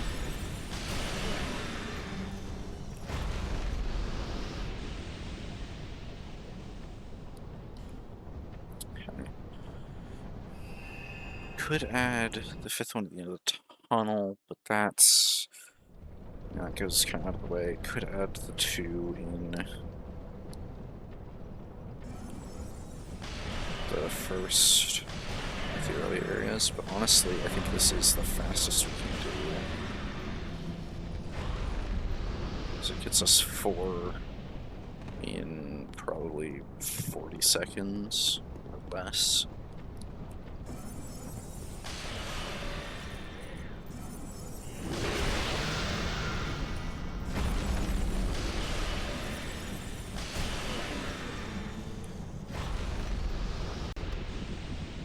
Gonna warp straight back. There's 0 danger of damage.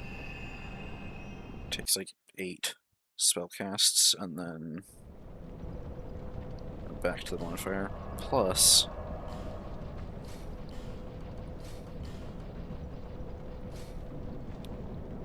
$192 soul spears. I could do however many runs that is.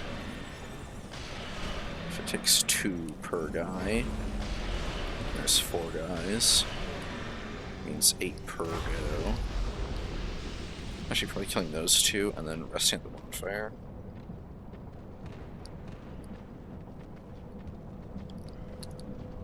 Yeah, that's way faster if I just kill those 2 and then run back. Because then I'm not using a homeward.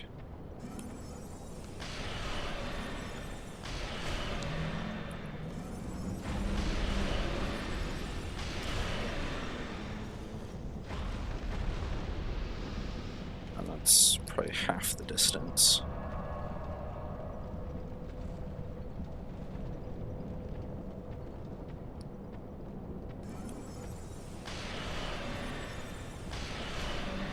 We could boost our damage just a little bit and be able to one-shot them.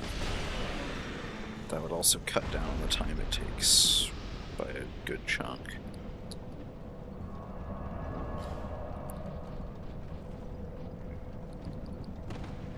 Can't think of a way to do that without swapping any of my gear, though. Mostly there's always the 5% chance that we kill them in one hit anyway.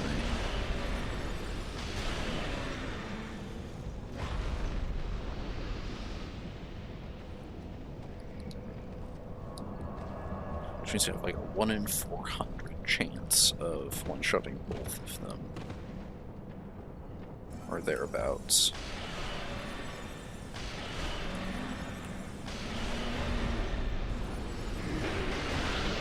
Oh, okay. They can hit me. That's 1 though. 29 more. Trying to decide, should I? That's whatever. I'm gonna be awake either way.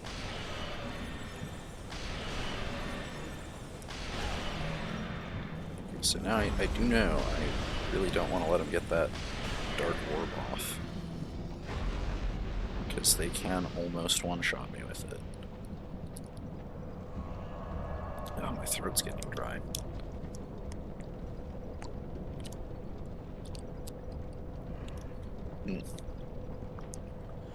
Apologize if you heard my mouth sounds there.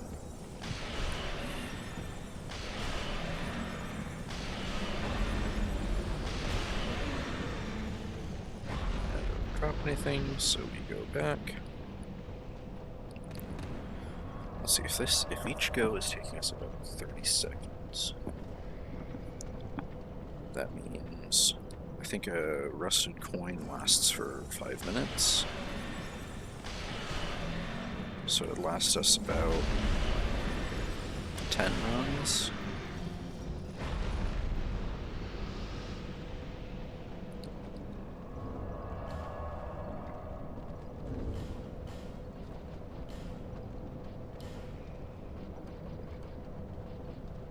It'd be worth it, because I think this boosts our item drop by a significant chunk. Like 100 points. It's just like wearing another gold serpent ring. It's like wearing gold serpent ring +1, actually. Okay, So they can drop smooth and silky stones and sunlight medallions. It's not worth using the gold coins for dragon scales because it takes so long to kill the imperfects, but also because if we use it on the Black Dragon Knights, there's only 3 of them. And it takes, like, basically we'd be using one. Like, we'd kill everything to get there, and then we'd use one. Then we'd kill the Dragon Knights. And then we'd, you know, kill everything again. And then we'd use another one, because it would have worn off.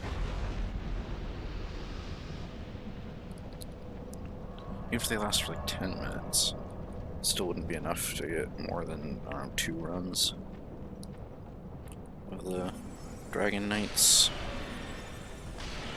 Maybe 2 runs of the Imperfects.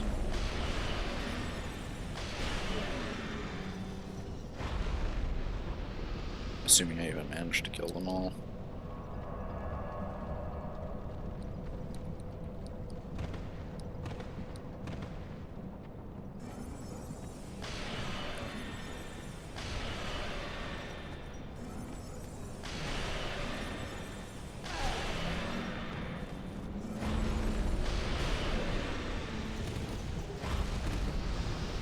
Another smooth and silky. I think next stream is going to be, not like the first 20 minutes of it are going to be gambling.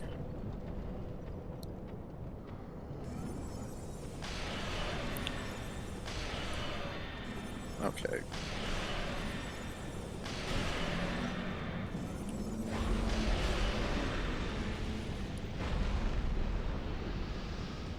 Honestly, I don't actually think we'll be using any more lucky coins because I don't know when they wear off. I don't know how long they last. So using them is kind of a bad plan, I think. Oh, I got a crit.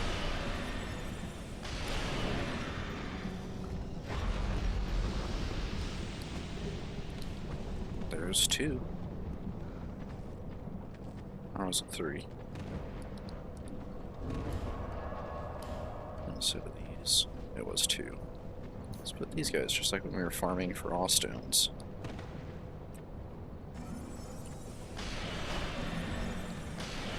Dang it!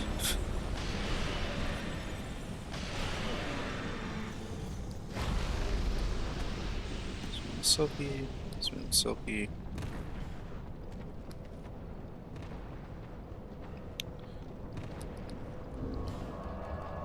Yeah, let's throw those on here too, just to see them. Yeah, I got 1 petrified something, almost 20 smooth and silkies, and 12 small smooth and silkies.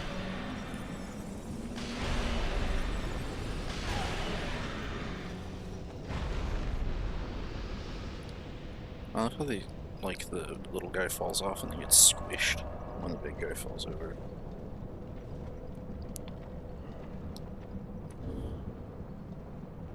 Music stopped again.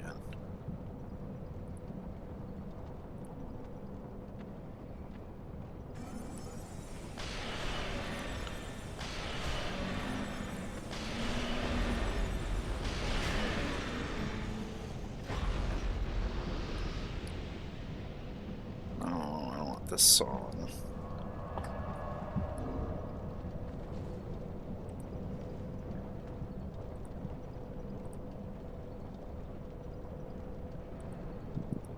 Okay. I don't think I want this one either. No, it's fine.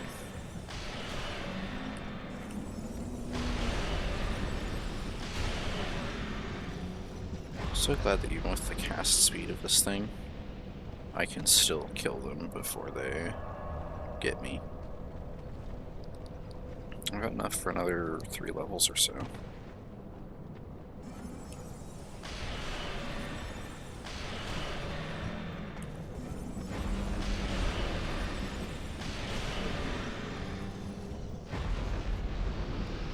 Levels get so expensive in this game.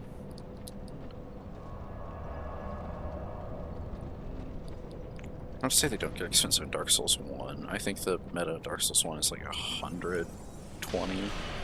And in this game, I think PvP meta is like 200-ish. But also, I'd kind of be screwed going into the meta because or going into PvP because it looks at not only your level, but your soul memory in this one. And my soul memory is almost 8 million, so I'd be in like one of the higher brackets. Yes, we actually managed to get it this time. See an item? No, it's just his souls.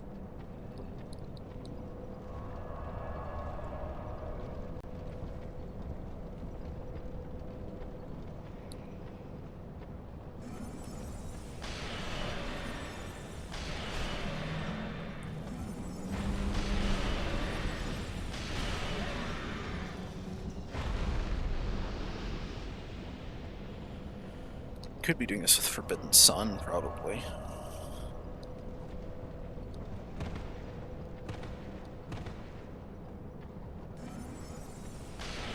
I think the name they gave Forbidden Sun in Dark Souls 3 is actually pretty good. I still like Forbidden Sun more, but in 3 it became Chaos Vestiges, which isn't a bad name. I think in Elden Ring it's basically Flame of the Fell God. I think is essentially the equivalent.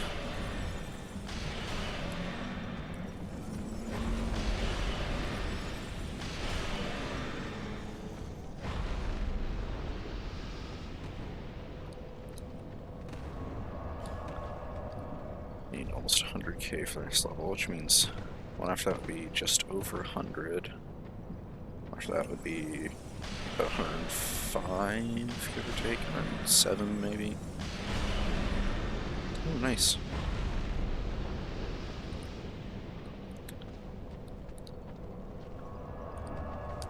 It'd be great if we could further increase our item drop. I keep saying that, but there isn't really any way to do it, unfortunately. I mean, Dark Souls 3... That's the nice thing, in Dark Souls 1 and 3, they actually tell you what your item drop is, or your item discovery. And at 100, that's like 100%, or like the normal item drop. And then, you know, for every, you know, however many points you increase it by, it's like more percentage. But it's not like if you have a 1% chance and you get your thing to 110, that's not a 2% chance. It's 110% of the base rate. So like if you hit 200, it's 200% of the base rate. I think in Dark Souls 1, the max you can reach is like 350, no, 400. So you get 10 liquid humanity, plus, let's see, gold serpent ring, +1 variant, I believe, in Dark Souls 1. Oh, no, rings don't have the plus variants in Dark Souls 1, do they? I think it is just the gold serpent ring, which gives you like another 100 points. And then the mimic head, which gives you like another 100 or 150. And with 10 soft humanity, it brings you to 150 or 200. And so all that combined. And then, you know, if you use a coin, it boosts it by another 100. I think.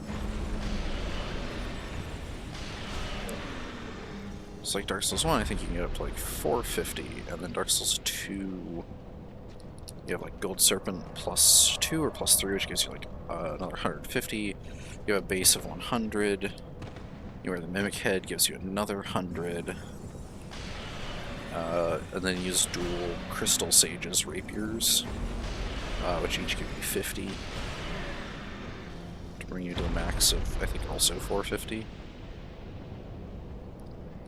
And in this game, you have like a base of 100, and then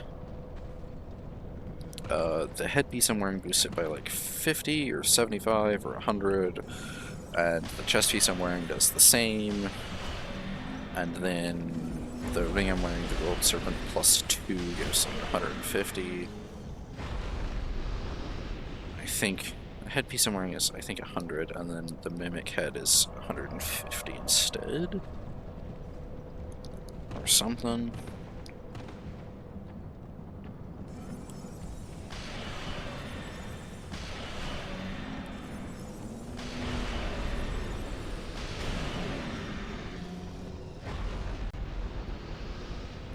Wow, this is definitely a rare drop from these guys. Well, I mean, I guess to be fair, I had to kill... it was like 400 rats to get 30 rat tails. My drop rate's about the same on these guys, so... oh god. It would be so much easier if I could just get summoned to help people as a sunlight.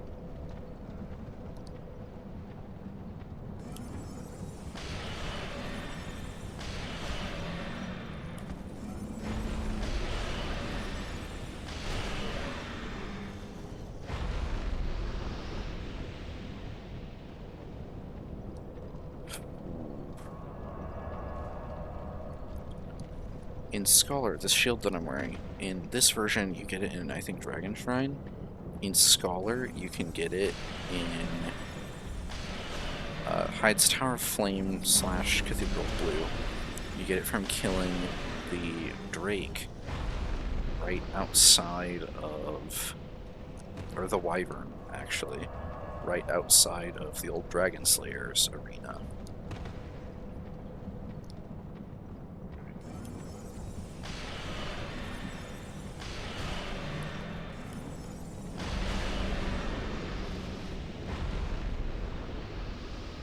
Okay, I think I'm gonna go take my levels,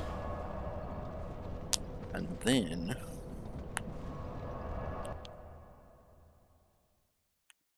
I think I'm gonna wrap up for this stream instead of, you know, farming out 20 sunlight medals. Oh, this is boosting our defenses too. I didn't realize that. It makes sense that it would do more than just raise your equip load.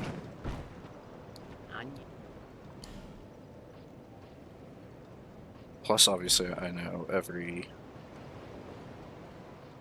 level you take in anything gives you an additional 2 max health.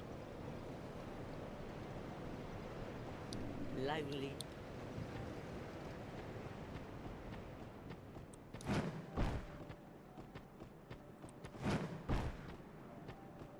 We can't buy boss armor from Maulin, which makes me so sad.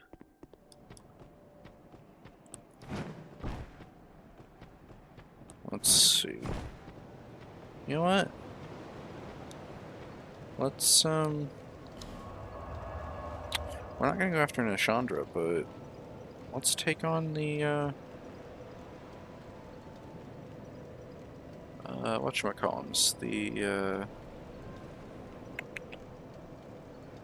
those guys. The Throne Watcher and Defender.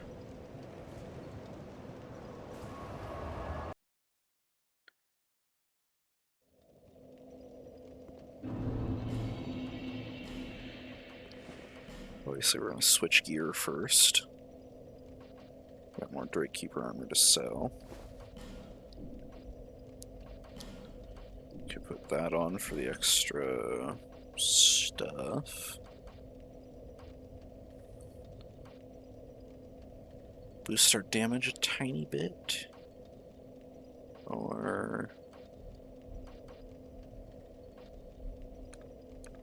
boost our defenses by a little chunk.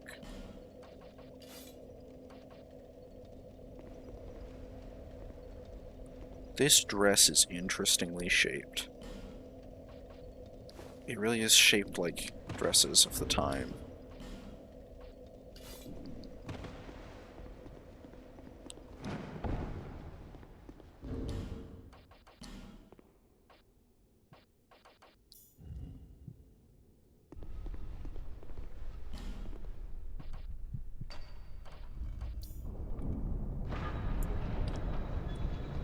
And because...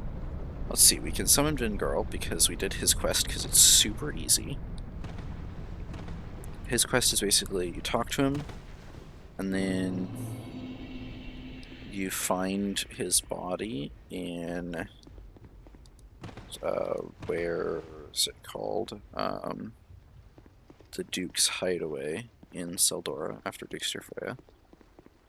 You find the Duke of Seldora, and then the room behind after him has Vengirl's body. You kill it, and then you go and speak to Vengirl, and he's like, "Thank you. Here's my you have my patience. No, my sword or whatever. You can buy his swords and shield from him." And we can't summon him because we're in the company of champions.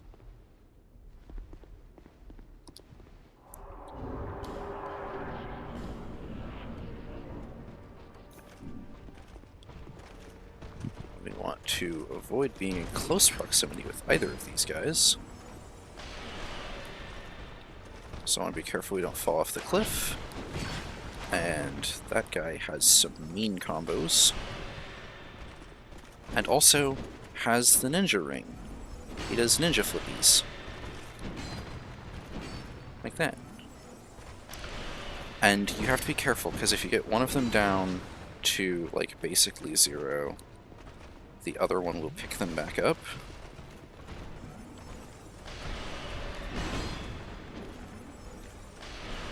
And they're more or less in sync most of the time. Oh! I wasn't paying enough attention. Okay. Considering how quickly they kill me... No, I'm not going to use Unleash Magic. Unleash Magic is a stupid spell. That's not true. It's just not.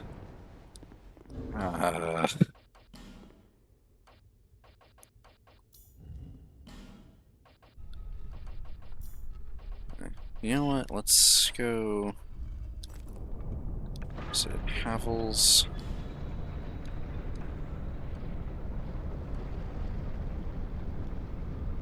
That has decent defenses, interestingly enough.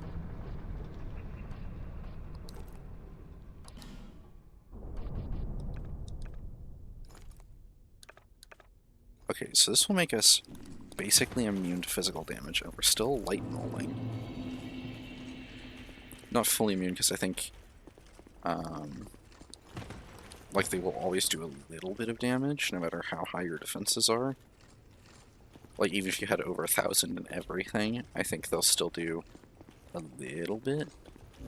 But with this setup, yeah, we're looking at 800 against Strike, and the important thing is that we have almost 1,000 for Slash, and just over 900 for Pierce. Which means, because those are the only 2 damage types they really do. They don't have Elemental, they don't do Blunt. So we should be nearly immune to their attacks. We're almost full Havels and we're still, like, mid-rolling. Oh, we have the Moonlight Greatsword equipped. We could take that off to free up a little extra. There we go. It's a little more comfortable of a roll for me.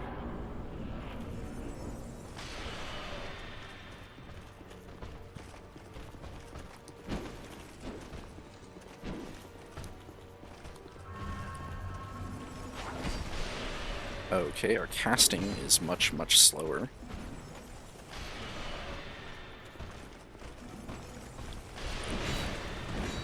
Okay.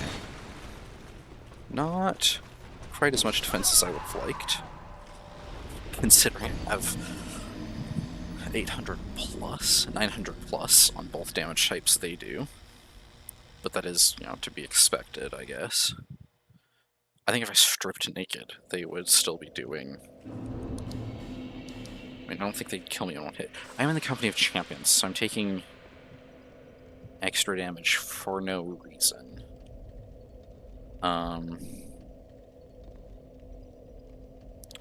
Yeah, actually, let's... Because, yeah, Company of Champions just means I'm taking 50% more damage and doing 20% less, I think. So, see, I could go join a covenant. I could just abandon my covenant, but I don't... I think abandoning your covenant actually has penalties, but just switching to a different one doesn't. So I think I want to switch to the Brotherhood of Blood, because I don't think it has any penalties for me. I mean, it does mean, like, PvP is on the table, but obviously that's not really a concern of mine in this area. So yeah, I think if I join... Let's see. Well, what have you... Oh yeah, he'll sell the Bone King set and the Executioner set since I killed both bosses. He's also going to sells Red Sign. Have you heard of them? Doesn't matter. Fine either way.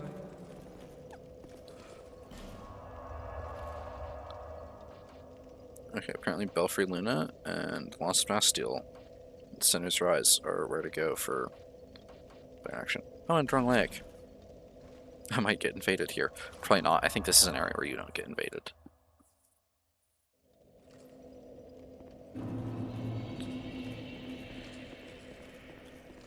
And...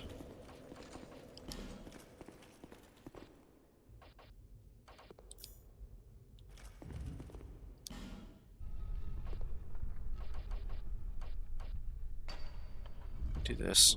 Good, yeah. Okay. I think this is looking good. I don't really like how much damage they're still doing. And, like, losing out my cast speed. Just boost it by 23. That's a bit more than 20% boost. No, hold on. 10% boost would be 17, so it's like a 15% boost. Not this piece. So the same. So the same. Okay.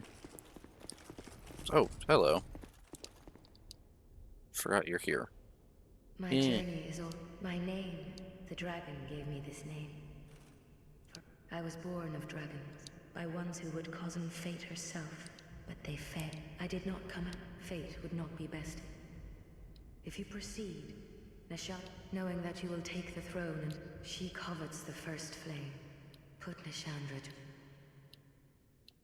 So yeah, originally this game had, I think, like, literally nothing to do with the flame.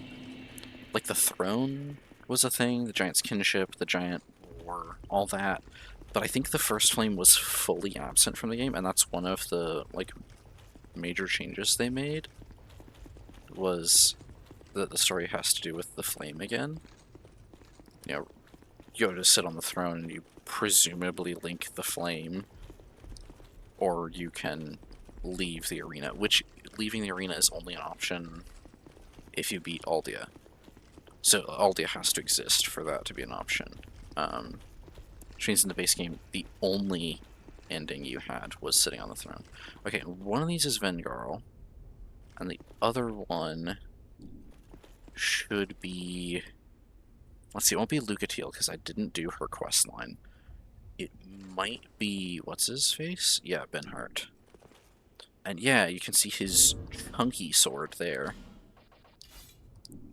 as compared to the actual Moonlight Greatsword, is a lot longer and thinner. So the sword that he uses is called the Blue Moon Greatsword. And it's, you know, he says it's like a family treasure that's supposed to contain some ancient power, but it is a man-made sword that was made based on the Moonlight Greatsword and has no special power. But I do like that it's literally just like, they just like squashed and stretched. Like they used the exact same model for the two, I'm pretty sure. No, they altered it slightly, but like they basically, all they had to do was take one and then squash and stretch it a little bit, And then I think they made like a few alterations in the design, but like overall, they're actually no, yeah, they might not have done anything to them. Okay, yeah, it's definitely a little bit slower than I'd like, but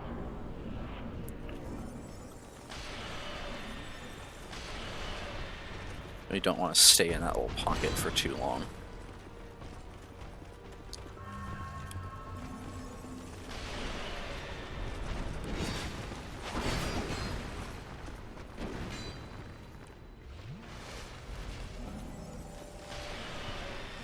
Oh, he uses lightning. That's good to know.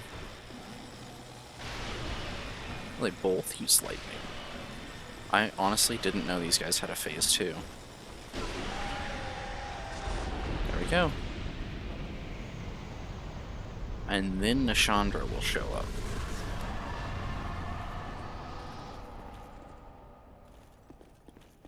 And so yeah, these are the giants I was talking about. You need the giant's kinship to move them.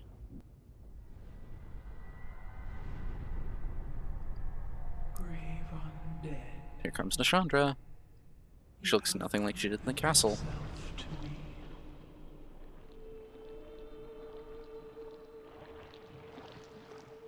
Looks freaky. So yeah, the Scythe of Want, the Chime of Want is a thing you can get. And the Shield of Want, I believe, is the third one. Oh, take that back. The Bow of Want. So there's actually 4. A Scythe, a Bow, a Shield, and a Chime. Which is interesting. There's a melee weapon, a ranged weapon, a Catalyst, and a Shield. She uses a lot of dark magic and fills you with curses.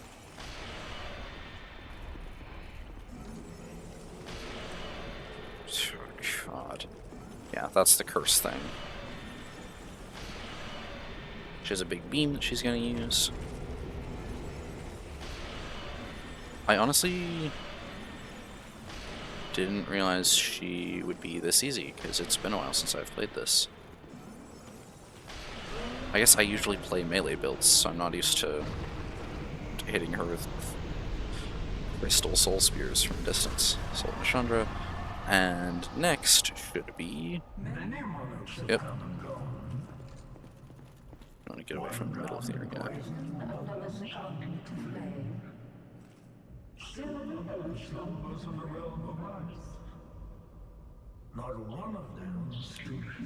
And so the 3 he just mentioned are the Sunken King, the Ivory King, and the Iron King. Frozen in Ice would be... Interestingly, the old Iron King. I believe the Bathed in Flame is the Ivory King. And the Drowned in Poison would be the Sunken King, obviously. Oh. So, hello. We're gonna dip out, because he's significantly tougher than the other 2 fights. Plus, we already fought the 2 of them. So, we're then gonna hop over here. Got another 200,000 souls. She's got about 160k from those 2 fights.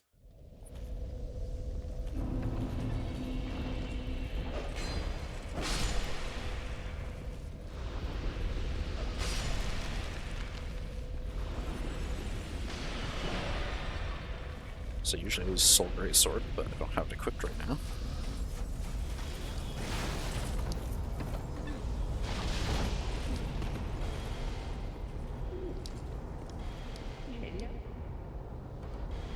And we can trade these with her for the Defender Sword, the Watcher Sword, as well as the Defender Shield and Watcher Shield, and the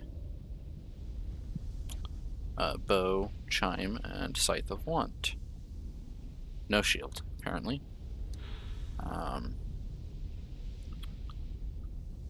Yeah, and so Nashandra, so actually Nashandra and the other 3. So Ilana, the Squalid Queen, who you meet is a boss fight in the sunken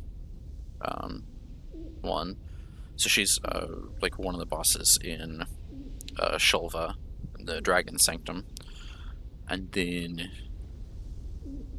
there's another one in Elaam Lois, and the only way to actually go up and talk to her, you have to collect 50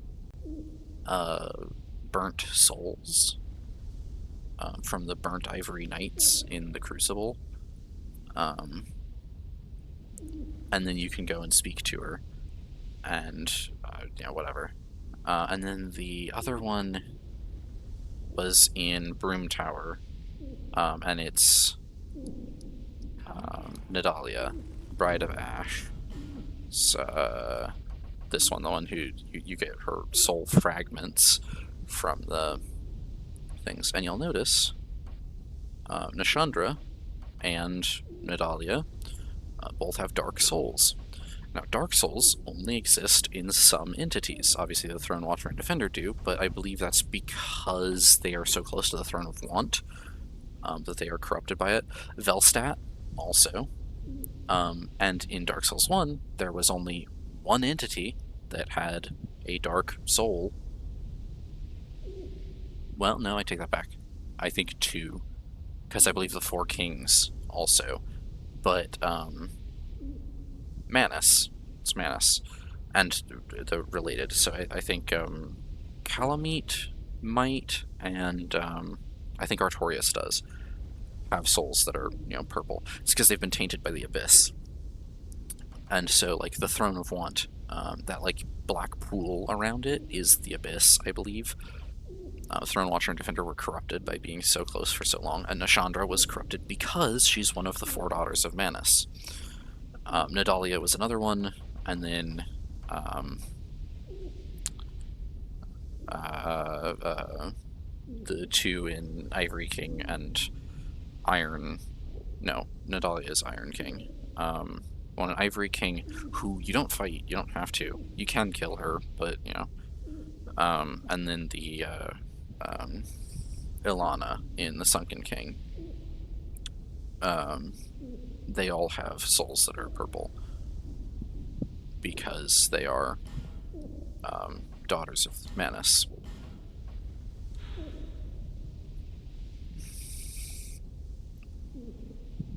So yeah, the Old One of the Abyss, reborn in death.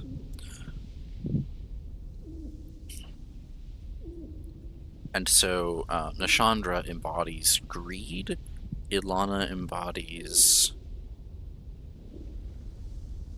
something. Each of them embodies like one of the aspects of Manus. And so Nashandra is want, greed. Ilana is jealousy. I think Nadalia is sacrifice, I want to say.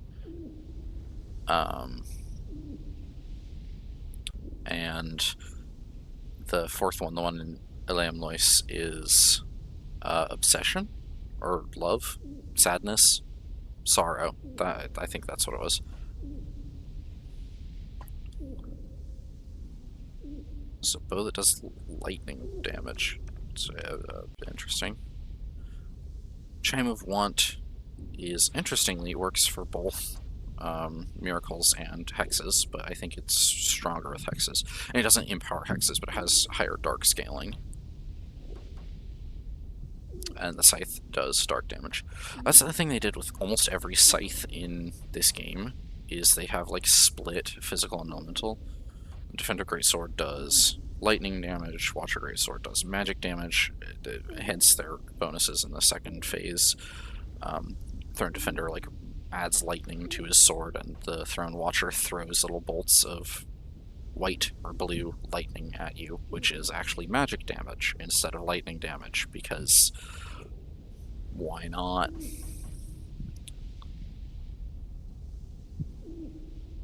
Made from an old sacred chime. Interesting. I mean, powerful magic. Both of their shields are actually really good. Um, 95 physical, 65 magic, and fire, 90 lightning, 80 dark, then 40 for poison and bleed, 50 for petrifying curse. And this one is 60 for all statuses, 45 for dark, 60 for magic, 65 lightning, 85 fire, and 100 physical. Oh no, that's the King's Shield, hold on. This is the Defenders, which is 100 physical, 70... Okay. Honestly, I think this one would be better for, like, the more varied damage. This one is, like, you know, 100% physical, though, so that's pretty good. This one's a small shield, this one's a medium shield. This one's a great shield, which can parry for some reason. That's not true. If spells hit the front of the shield, they get bounced back. That's why it says spell parry. Because if you try to parry with it, you just smash people in the face with it. Which is funny.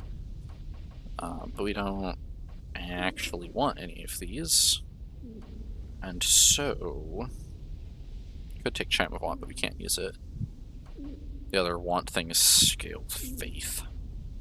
Faith derivatives, anyway.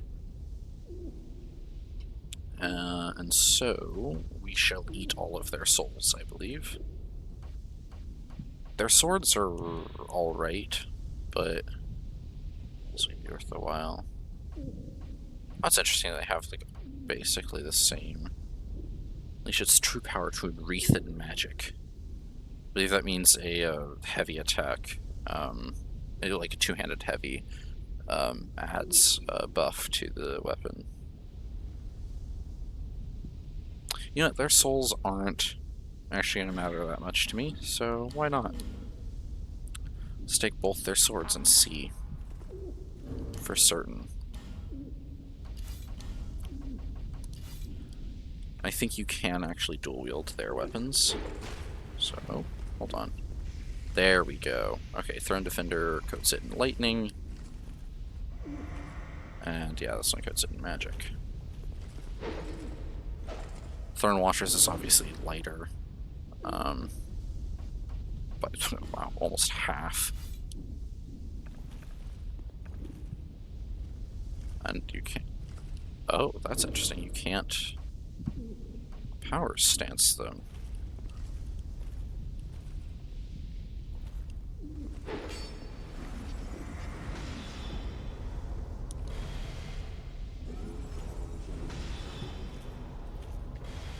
You can buff both of them at the same time, though.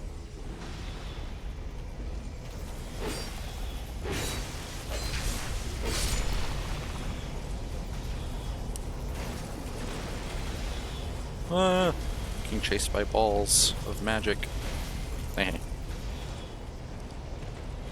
Okay. Yeah, both of those push me over the limit.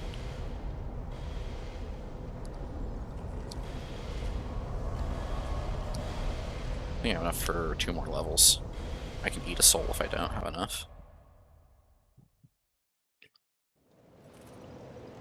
And actually, I think now is the time to eat the giant souls since we killed Vendrick. Let's see, how much are each of these worth?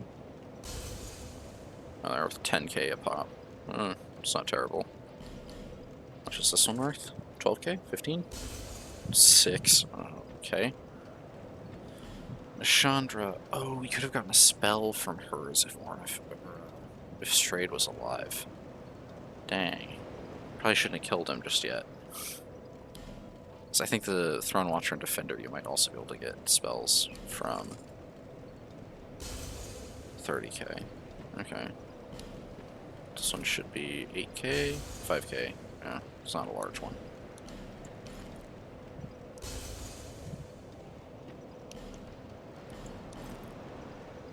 And I think you can actually... No, you can't do anything with the Nadalias until you collect all the fragments, I think. This might be enough for 3 levels. It's enough for 2. Need another 40k for 1 more.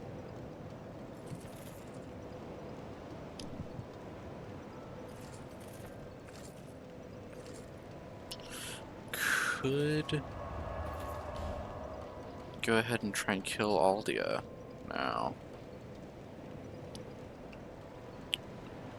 Because it's him and the DLCs. That's what I've got left now.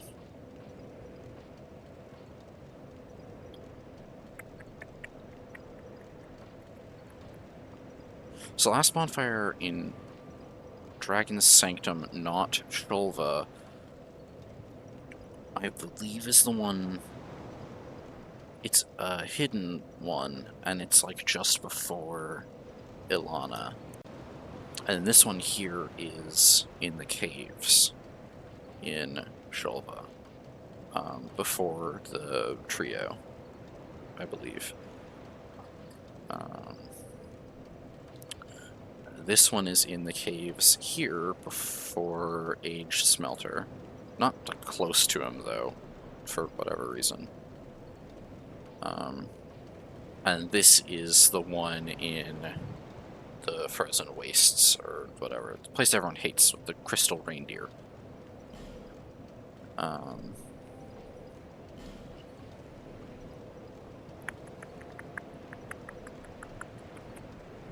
If we go here, that takes us to the cave.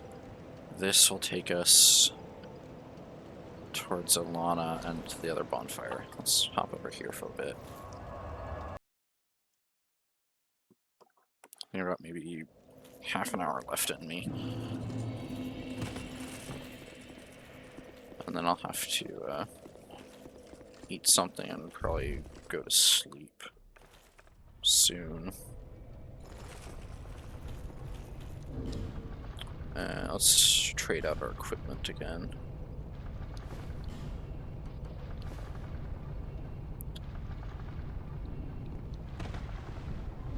I like this setup because it gives us some decent defense still.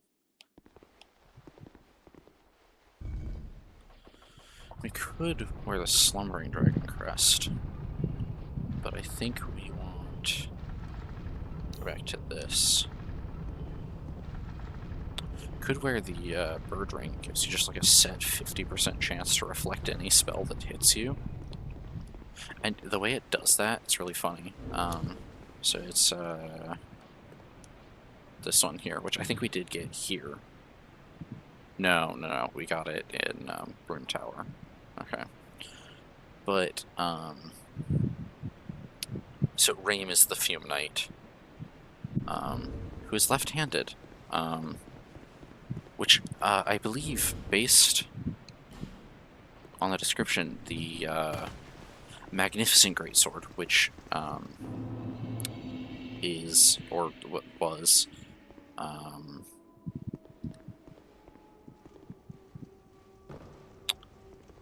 what's his face? Artorias was Artorias' sword. Says that every owner it's had has been left-handed. Okay, so that fogwell down there is Ilana, the Squalid Queen. This, yeah, the Magnificent Greatsword says that every owner has been left-handed, strangely enough. Now, the first owner is obviously Artorias.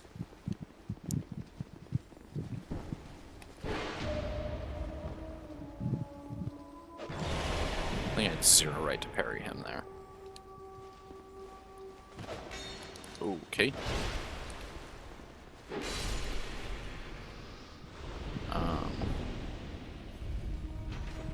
Okay. Oh, and there's a crystal lizard. Oh, there's 3 crystal lizards up there. Now, aha. Aha, managed to get 2 of them. That's rare, actually. I usually don't manage to get any of them because of how they scatter like that. It's pretty lucky I managed to get those ones.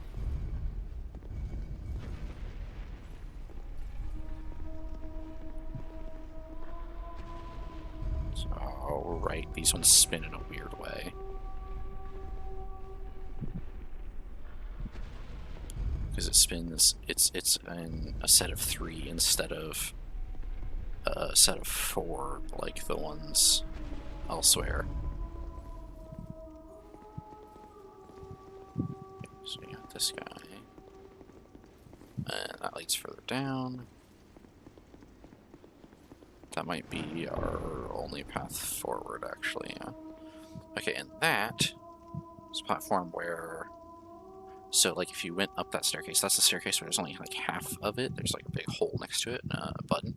It leads to, like, the first, like, hidden bonfire in the temple. Okay, now, I think we can actually jump across to there, but I don't think we can. I believe you need a couple pieces of the butterfly set to do that. Or, well, at least one piece of the butterfly set. You can jump across to there, but I say you can just run. Nothing will get you here. Nothing will follow you there. And yeah, we can take staircase down, which leads to nowhere. Okay. So we do want to come over here, which drops us. And then there is a bonfire. Not there.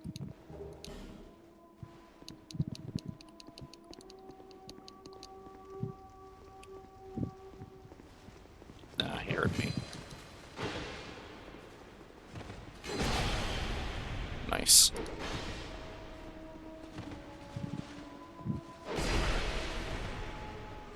They're like no poise. These guys don't have a... Well, no, I was gonna say they don't have a ton, but they actually have a pretty good amount since they're wearing full plate mail. And these guys here are the Dragon Blood Knights, which I believe we picked up. I don't think we got their armor. I think you got their armor somewhere in here. But I do believe we picked up the sword and shield somewhere around here. You can drop down to that, but there's nowhere to go from there unless you can jump to that one, which is where the bonfire is, isn't it? Yeah. Let me get my music again.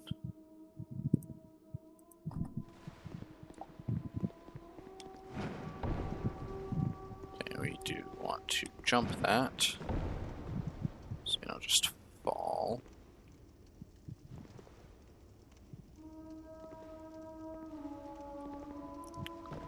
So there's just a little drop.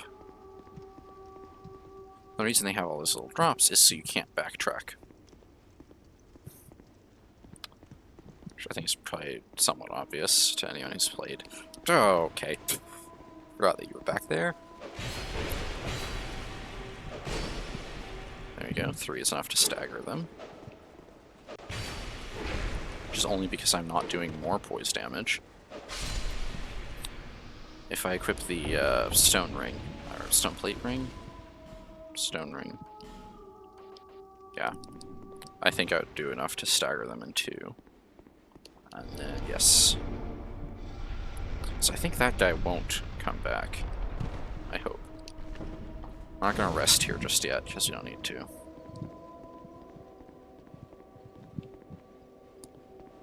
Oh, right, yes, I think he actually spawns in. No, there's one in here. Okay. So he might be one who spawns in this room. We're not getting the timing for it. I really want to show off the, like, super riposte, because it's more like the other games, and it looks way cooler. I'm gonna take a little sippy. Okay. No. No. No.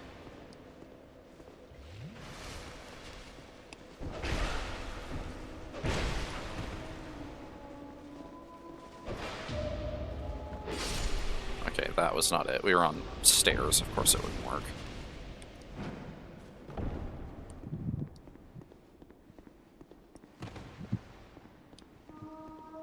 It's nearly impossible to be level with someone on stairs. Quite something. Okay, well, the bonfire is up top. And yeah, this is the room full of looted chests. And Drake Blood set. There we go. He's already picked up the sword and shield. Oh, right, that's facing the room. I was like, I think that's just a pit.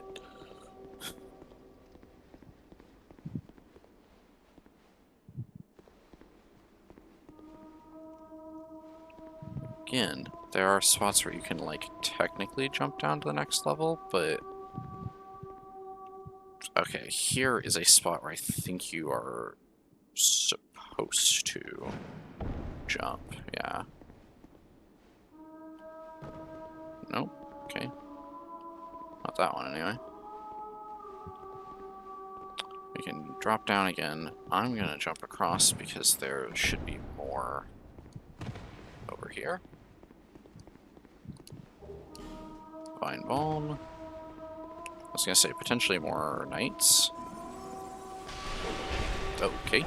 He just sidestepped my soul spear.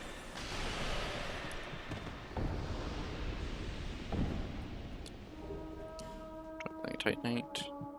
That's just a corridor for some reason. I kill him from a distance. It's also just a corridor. More Soul of Red Warrior. Twinkling Tight Knight.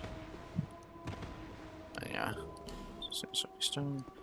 And so yeah, those guys are back there just so, like, if you see the item and come back to grab it, they pop out and get you.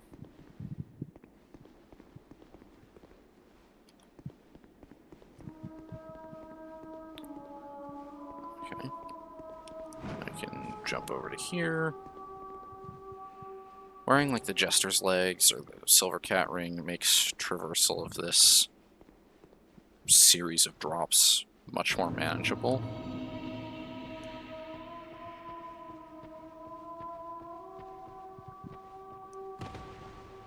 There's a lot of bloodstains down here, which makes me think there might be more enemies. But also...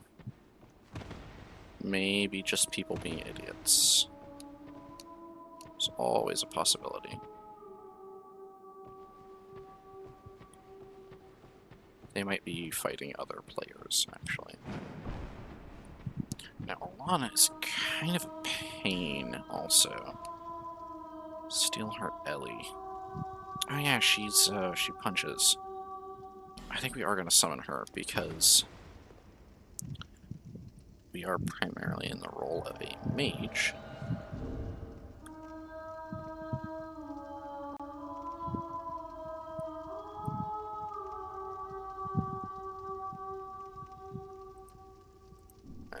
Okay, yeah.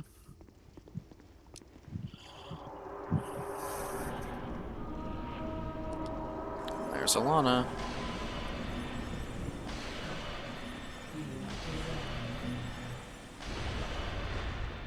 She is a summoner.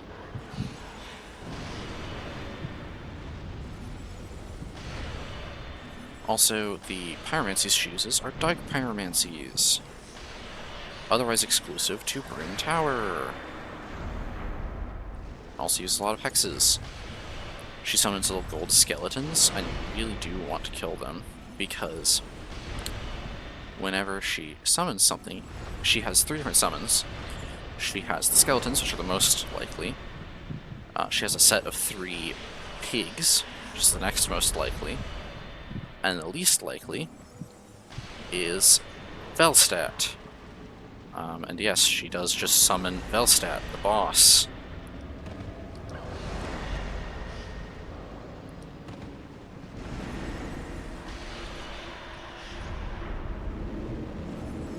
That's Dark Storm, I believe. No, that's the other one. I think. Oh, that's Velstadt that she's summoning right there. And you can get her halberd.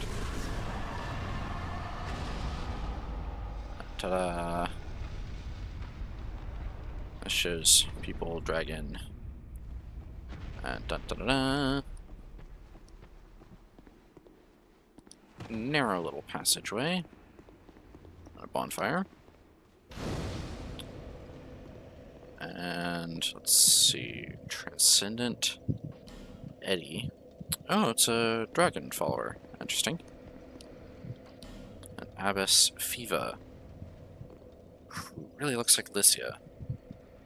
She's a priest, so she'll cast healing, I guess. And oh, That's right. Okay, there are no bonfires in the caves. The cave is the last place I have to explore here, though. Because that's a firewall leading to Sin, the Slumbering Dragon. And I do want to clear the cave and get the trio, who I do believe I'm strong enough to deal with. Rapacious Andre. If we had the red string, I think we could summon 3 people instead of 2. Ruined Alphys. Oh, is that... Oh, it's the lizard on a stick staff. Okay, he's wearing traveling merchant garb. I do not like that they, like, lock on to you. Especially because I can't lock onto them. And he casts spells. Like me. Rapacious Andre, you go out front. Cut them down with your shuttle.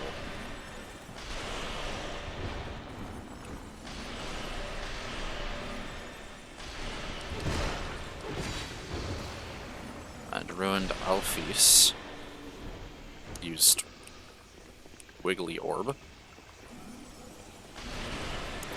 I think he's also, yeah, he's also casting Crystal Soul Spheres. Does this guy use items? Is that his specialty? That's actually really cool. Like, being completely serious. That's actually really neat. They gave an NPC... I mean, like, they made an NPC whose specialty is using items. So that's not something most games would do. I really just want these guys to help me through this area. Because, hello.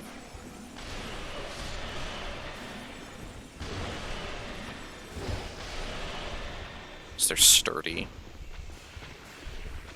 Sturdier than me, at least.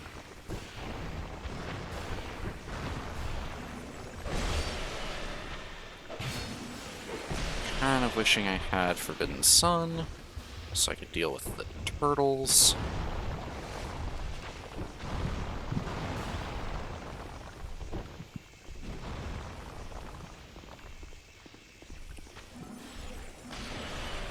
The lizards, they're not turtles.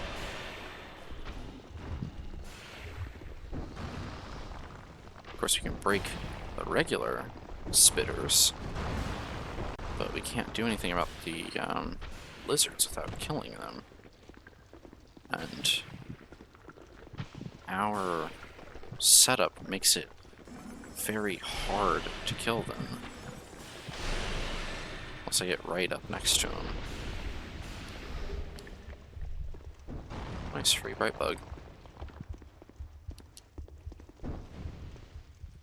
Almost 5 hours of torch time. These two are not the brightest summons.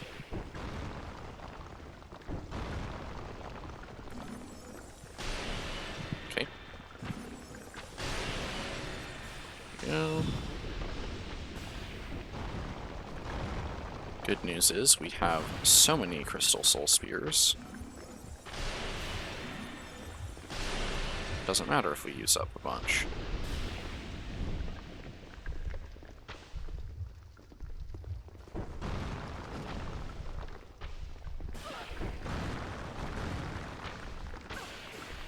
I believe this is the path of progress. So, yeah, through these stone arches. Yeah, I do want to light up the rest of the cave, since I will probably have to come back through more than once. Just knowing my ability at this game.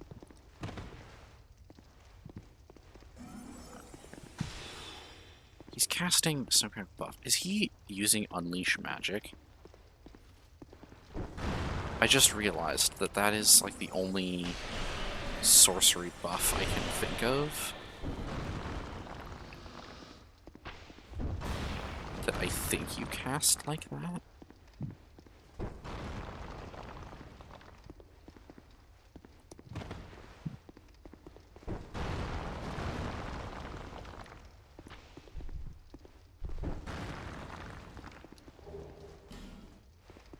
3 more bonfire ascetics. Nice.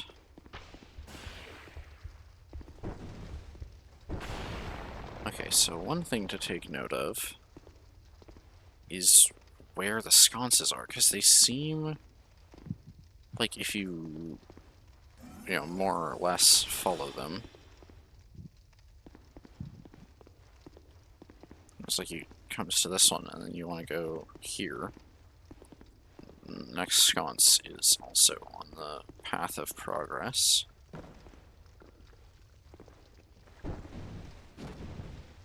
There's one stuck in the wall there.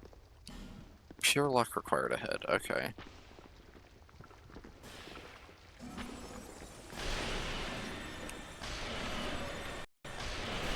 Oh, they're saying that because there's so many lizards. I got it.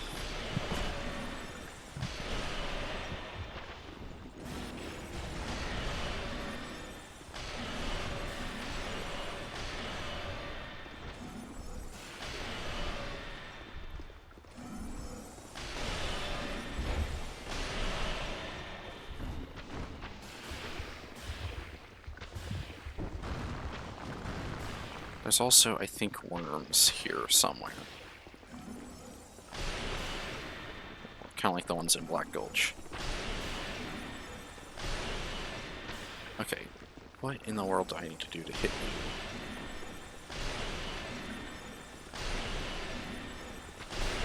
There we go.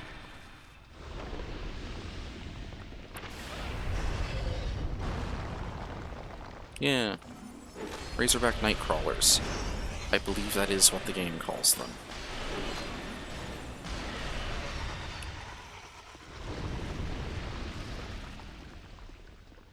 Okay, here's another sconce.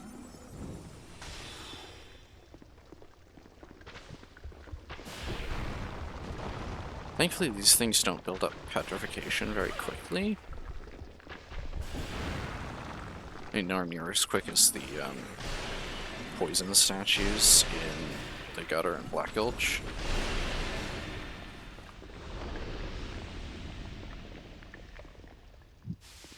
Hello.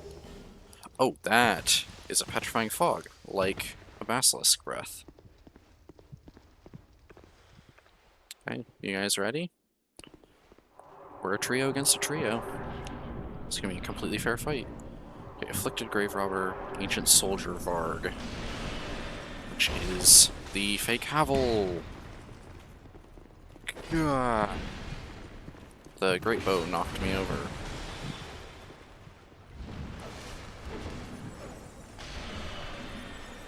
Afflicted Grave Robber is the one that dresses like Alva and uses dual swords of some kind, I believe. Ancient Soldier Varg is a, fake Havel.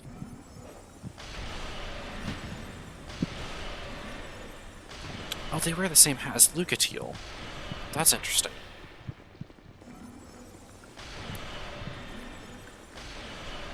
Sarah the Old Explorer. Which, if I get close to them, they should... Okay. Yeah, there they go. It is an Estoc. They also have low poise, though, so I should be able to stun them very easily.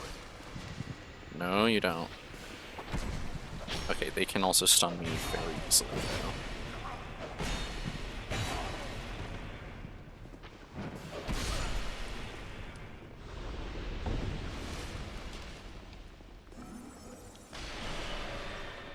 Ancient Soldier Varg has come to play. That was bad. That was almost bad.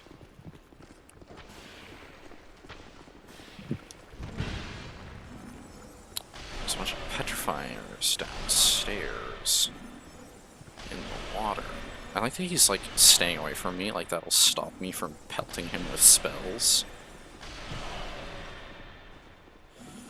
Ooh.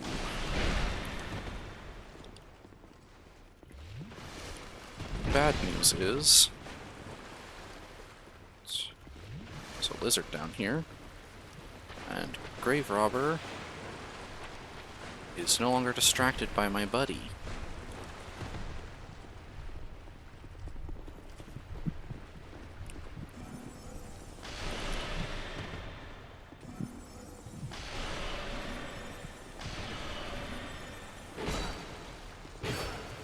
Okay, he's using the Berserker's...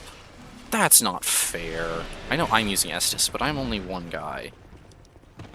This feels like PvP all over again.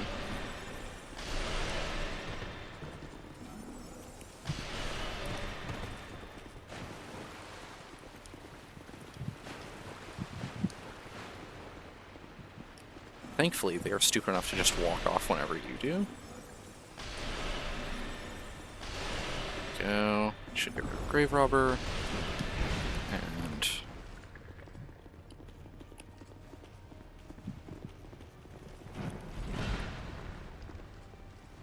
Varg backs off enough for us to heal. We can cancel out his healing with a couple of Soul Spears. Just a few. Wow, he heals a lot, actually. Okay. One more hit and I will die.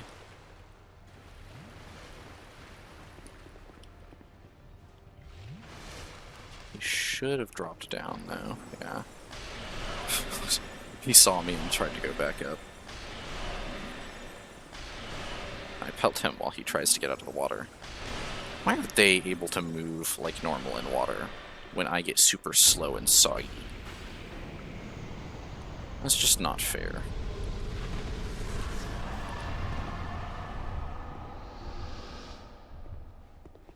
And yep, here's this item here. Now, yep, this is a normal chest.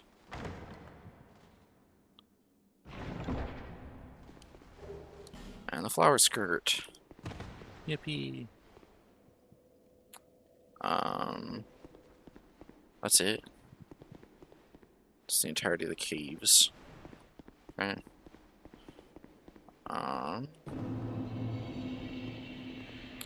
And this...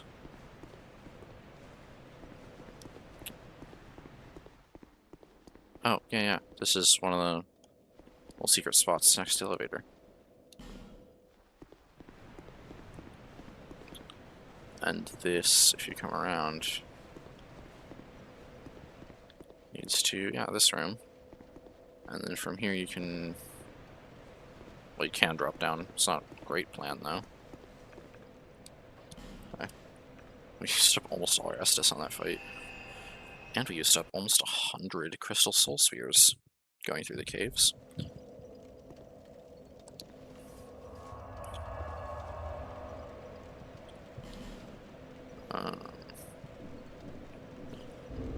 Let's see.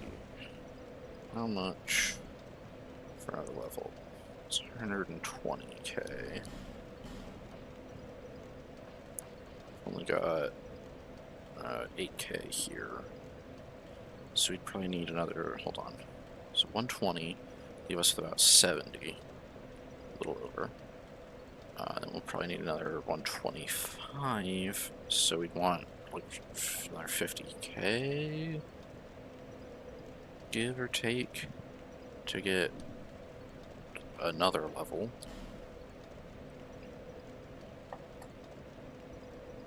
I think I'm gonna put more in vitality so you can wear even heavier gear. I could put some in vigor or endurance for more health or stamina, but I don't care.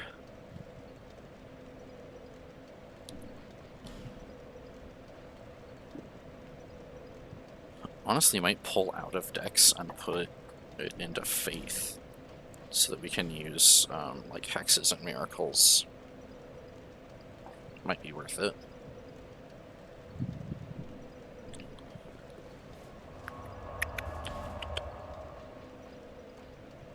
That was 2 of the 3 boss fights in this area, and I guess we'll go for Sin as well.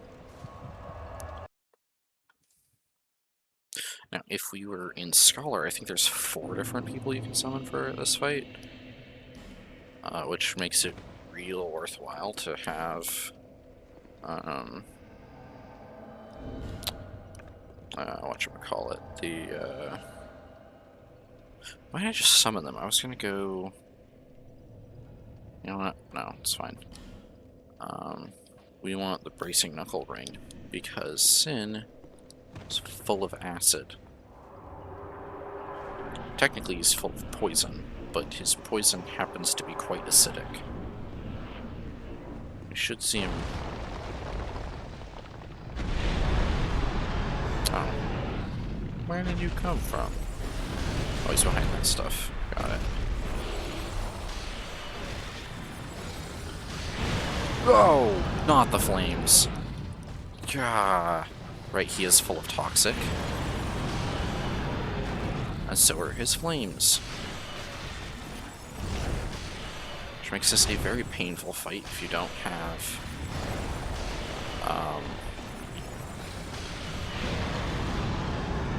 you know, toxic removal items. Or a lot of very good soul gems, life gems. Now, I believe he'll have about 20 to 30% more health and defense than normal because I brought people with me.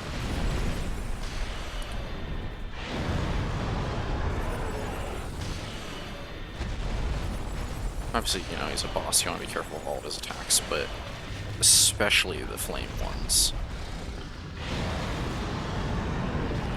Because, you know, as you can see, they also inflict toxic. Which is very bad when you don't have,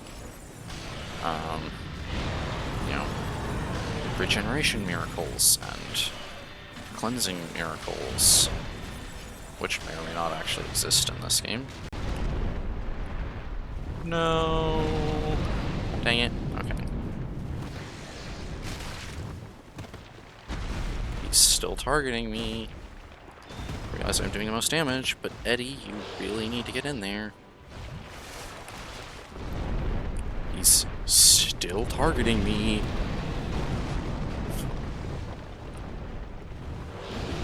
My camera's messing me up.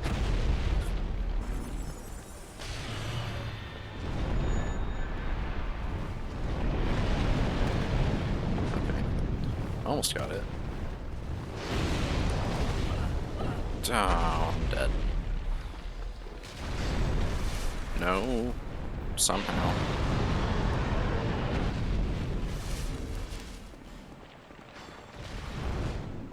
I don't think this works on toxic, does it? It does. Oh, nice. No. He's gonna shoot a fireball next. Guys, Eddie, you're really supposed to be drawing aggro.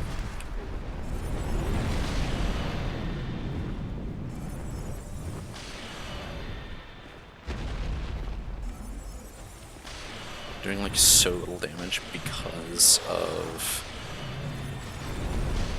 Okay.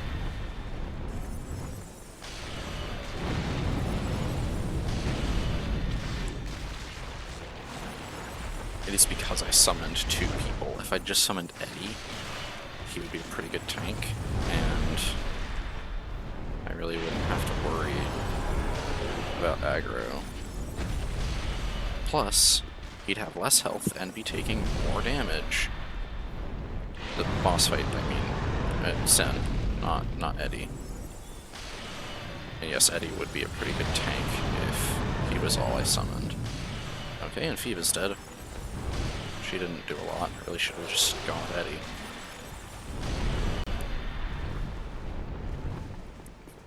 Thankfully, Eddie's doing his job as a tank, drawing aggro. I am the main damage dealer.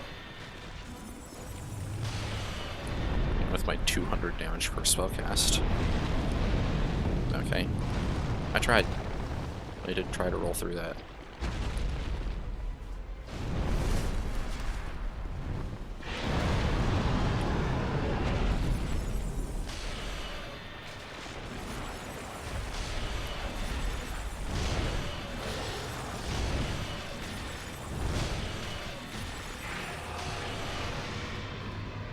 First try.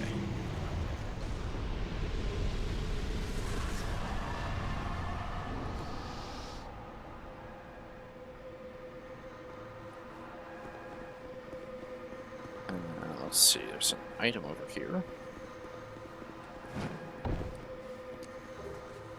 Orc's Ring. Oh, yes, okay. Because he breaks these things around the arena as you fight. That item is on top of one of these steels. Stills? There's the Crown of the Sunken King. Which I believe there was a throne here before he, smashed it. So that's Sunken King defeated. And yes, this one boosts some of your stats and reduces others. Oh, the only reason it shows, so like if I take this off, because it should actually increase both faith and intelligence. The reason it was showing a decrease is because the Blackfoot increases them by more.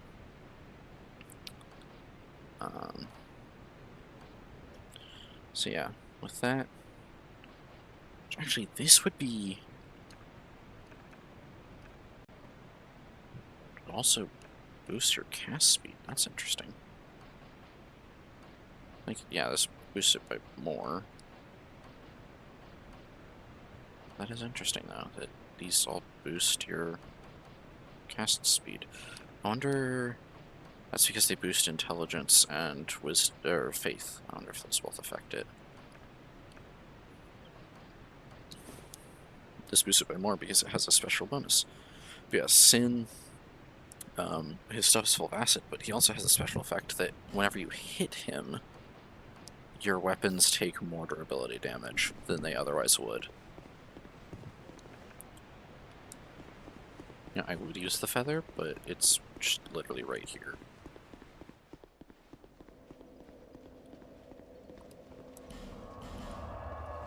Let's go take our 2 levels in vitality, I guess. There until...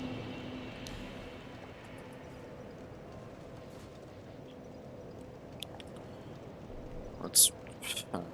yeah, once we hit, I think 30, it drops from 1.5 per level to 1 per level.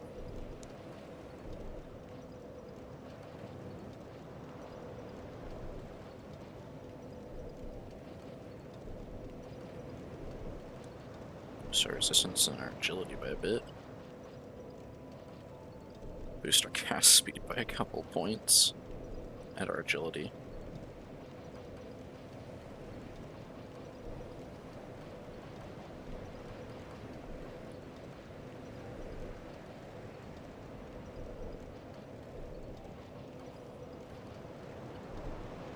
Boosting faith looks like it has kind of like the biggest impact because it boosts cast speed. Dark bonus by a good chunk. Fire bonus by a bit. Lightning bonus by more than that, though. Your lightning bonus really doesn't go up very fast. I think it's because it's like magic bonus, it only increases with 1 stat. So it increases slower. Because fire and dark both get boosted by intelligence and faith, as you can see.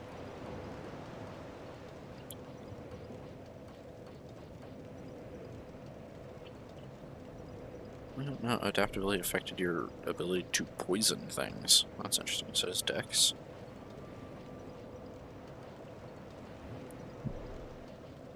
Get 2 more points of stamina. Be so useful. And we're gonna take the equip load. That's what we really wanted to begin with, anyway.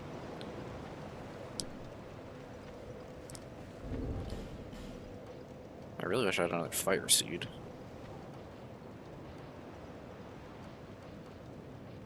And yeah, there you go. Alana's is purple as well.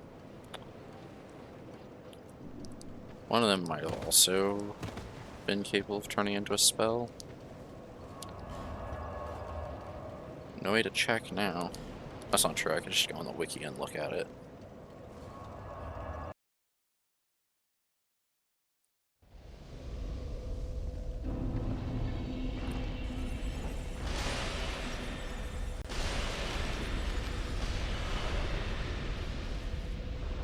So great that the reason this area is level 3 is because I boosted to level 2 so I could get the Witch's Soul and then ate it because I forgot.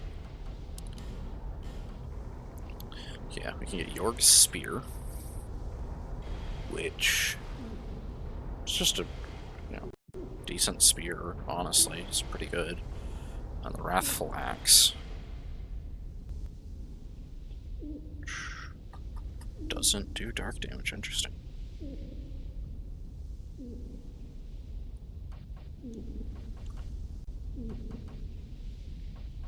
And yeah, I think Alana's Soul we might have been able to trade for a spell. Sends as well, actually. But Ornifex doesn't do spells.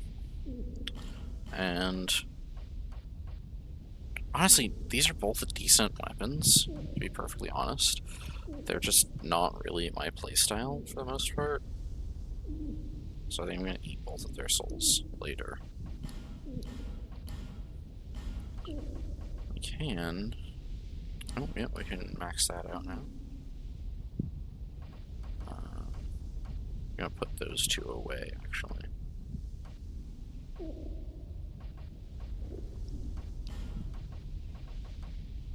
Priestess gloves, interesting. Yeah, I could upgrade some of these. Definitely want to max that.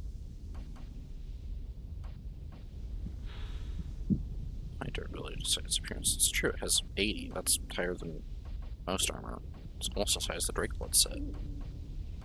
It's actually pretty impressive. There's no point in upgrading that, actually.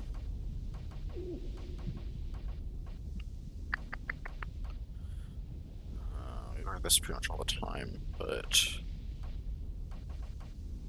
See, upgrading this thing wouldn't be a terrible plan. But we do wear these, I think, more often. Happiness +4.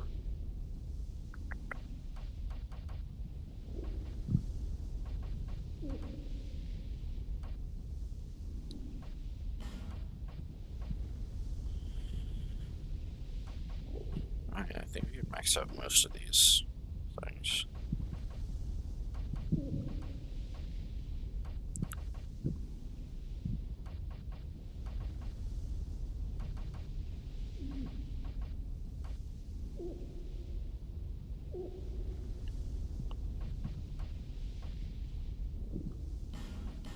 Let's upgrade this thing. Being enchanted as it is, it's gonna be pretty powerful for us.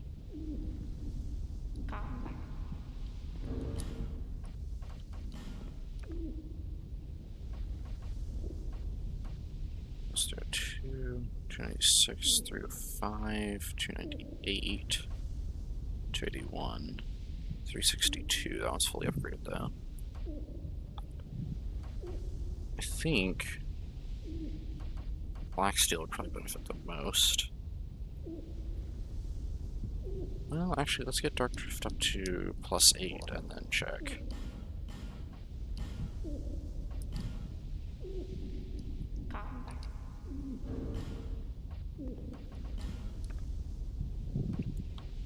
'96, 305, 298, 297.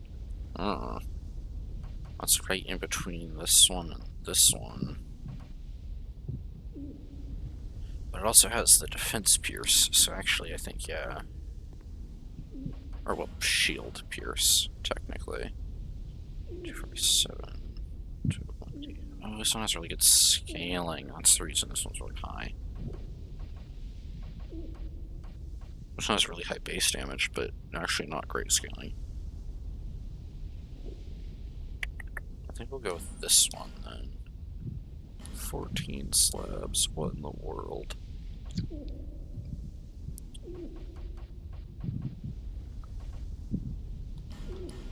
So that one up to +6 at least. Yeah. So we use it occasionally.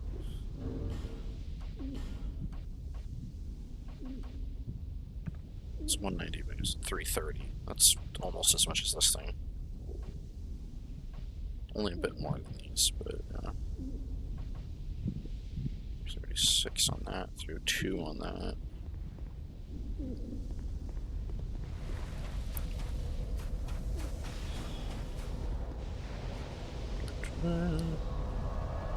Okay, I think next time... I think we're gonna pick up next time working on this one. Because we've still got to get all 3 bosses here. Yeah, because we got all 3 in here. Yeah, we got Alana, the trio, and Sin.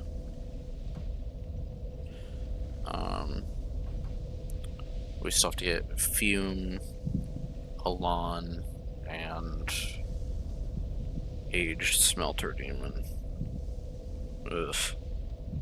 That one's worse. It's the worst.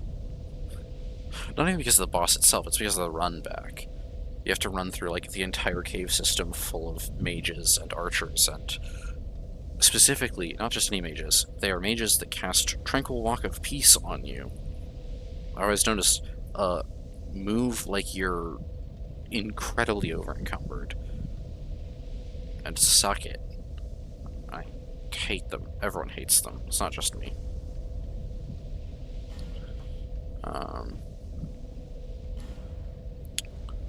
Yes, I think this is where we'll pick up next time. That is a weapon you can only get from Chancellor Welger.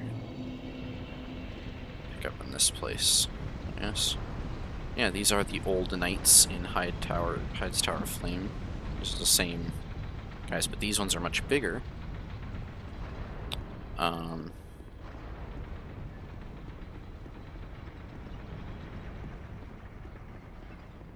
And I wasn't supposed to go this way. Ow.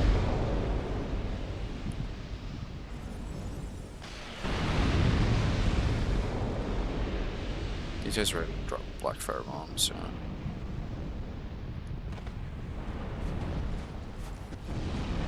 There he is. Probably the easiest way to kill these guys is to get them in here and then blow them up.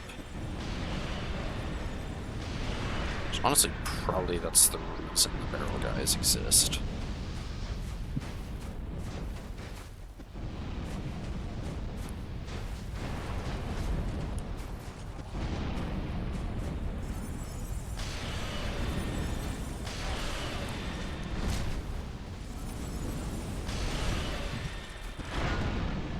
Ooh, get better. Hehe. Oh, yeah, I crit on that one.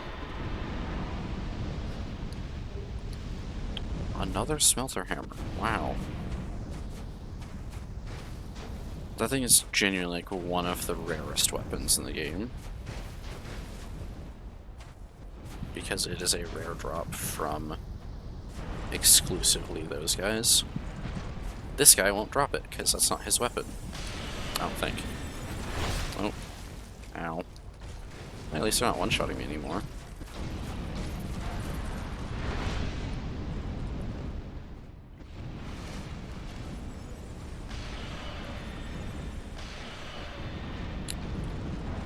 I was gonna say.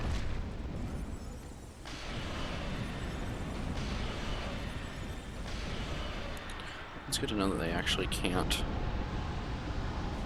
go all the way through that room. I usually kill them out here.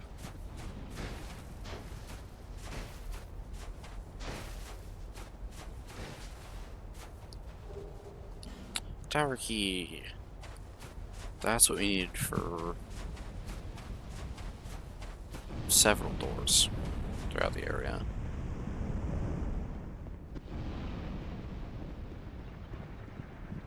Honestly, I'm just realizing I said earlier that I didn't have much left in me, but I have way more than I thought I did. I am gonna shut it off pretty soon here, though, because I am getting tired. Twilight herb.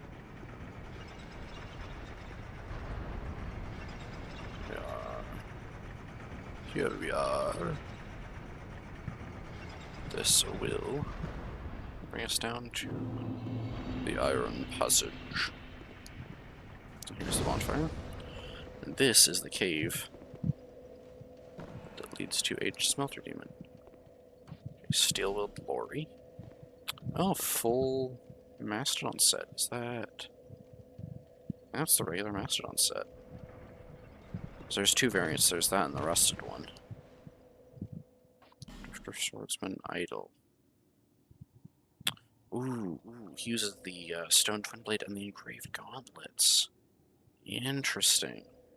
That's Creighton's chest piece. And, interesting shield. Hold on. That's not the Luan shield, I don't think. It's a round shield. I'm not sure which one, though.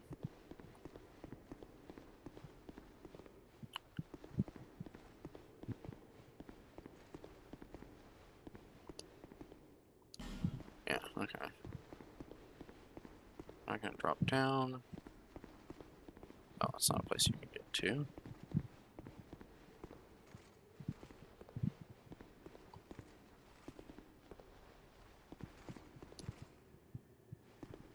Each of these cages has, yeah, some of them have items, some of them have guys. And this thing, that's one of the mages. They cast spells on you and they're rude. But yeah, this guy spits flames. He's not an actual salamander, though. It's just, a turret, essentially. I believe that way is actually shorter than if you try to go this way. Okay.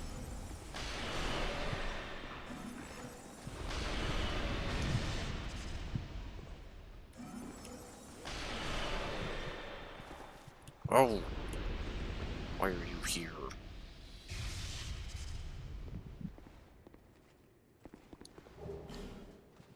Oh, he just left. Holy cow.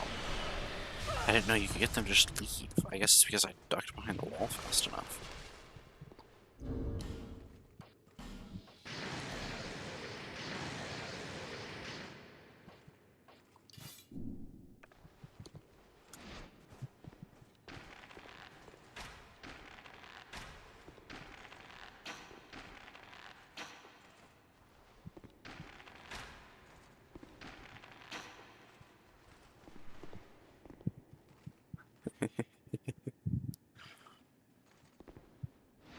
He doesn't know what to do because he doesn't know where I am. Oh.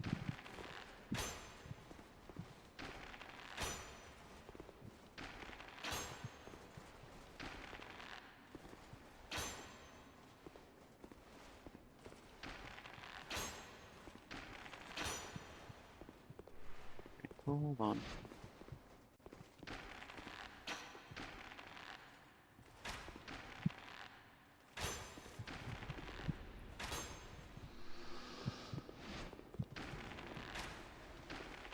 You don't. No, he got it. Oh, okay. I was outside the range of, Nope, not that time. Oh! Right. He casts,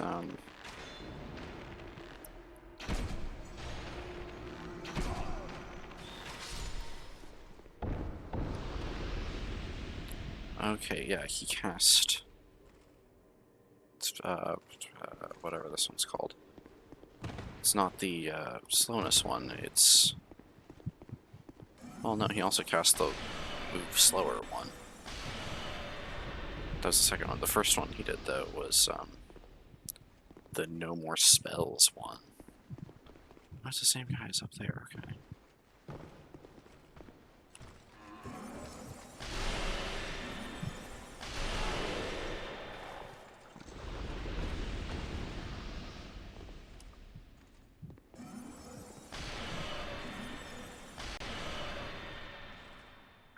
Hold on. Okay. We want to deal with you first.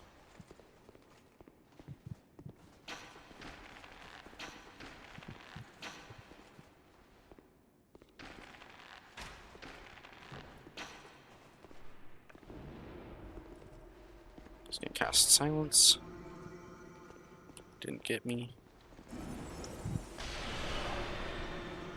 There he did. That's Sunlight Spear. Got him first, though. So you have to do it, you just gotta be slow and careful, I guess. These guys do not have a weak point for arrows, and I'm still under the effects of silence. Not anymore.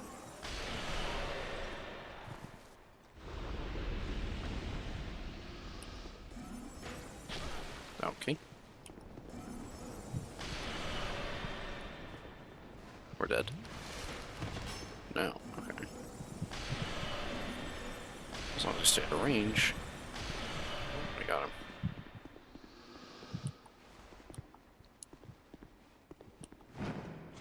No. You do have to come through a different path to get there.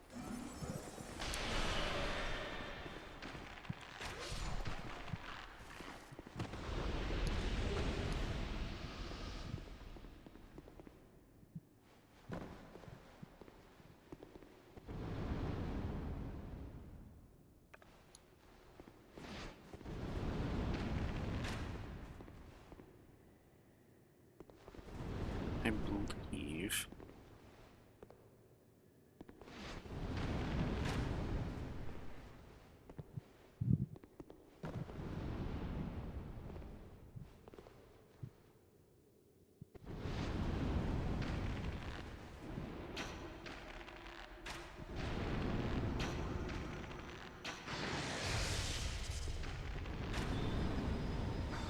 Oh.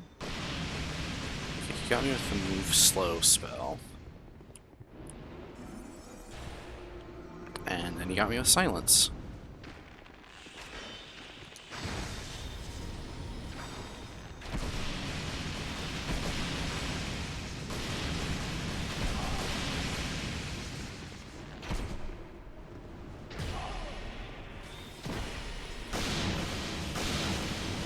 Okay. We're dead. Yeah.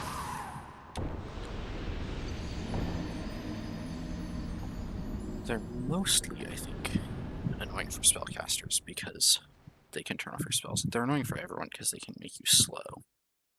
But they can turn off your spells, which, if all you have equipped are a staff and a bow and arrow, you're not doing much against them.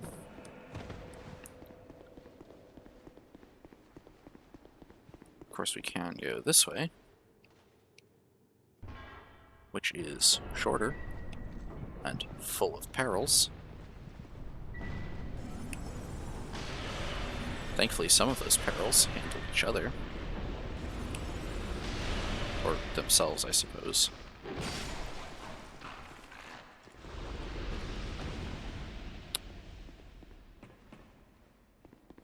Yeah, it's the gate at the end opens for a short window. And that window is usually taken up by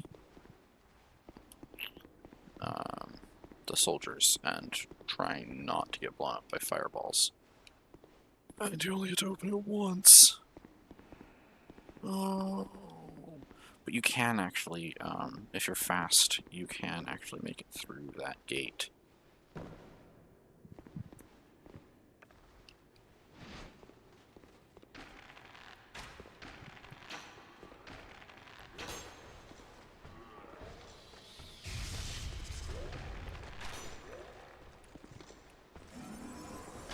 Okay, can you please just work with me, camera? Okay.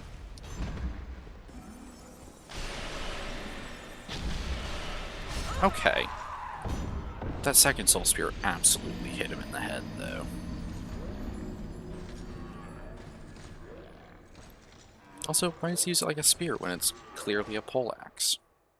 I guess you can use it like a spear, but that thing has a massive blade on it. Why would you ever want to use it like a spear? I'm not saying that just like a massive blade makes it better for swinging. It just makes it worse for stabbing because it's heavier. Yeah. You can run through that. I already got the items. I'll deal with it later, I guess.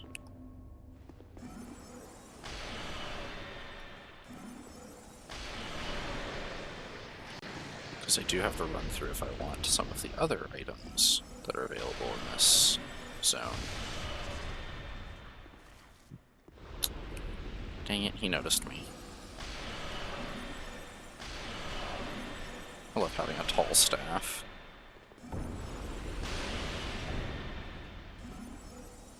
That was one of the listed benefits of using this catalyst in particular, is that you can shoot over some obstacles. And more importantly, you can shoot over a number of obstacles that no other staves can, because it is taller than the rest.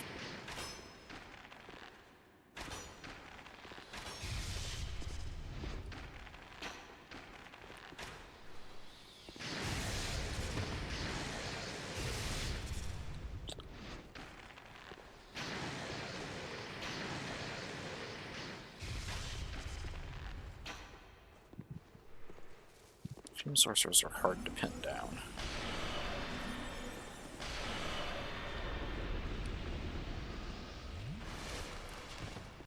Because they're so lanky. Yeah, it's thrown on the other side of the gate, though. Okay. Be great if my camera was a little more cooperative at times. Most of the time, it would be really helpful.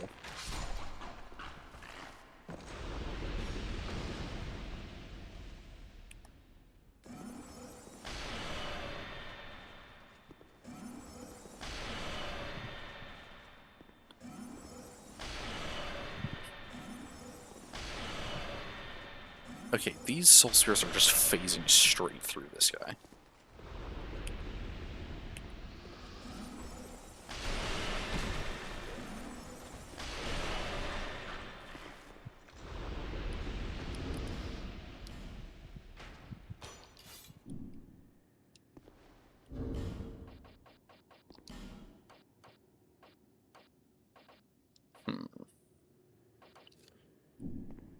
I wonder if the standard iron great arrows. Hit him in the head. Hit him in the head. Hit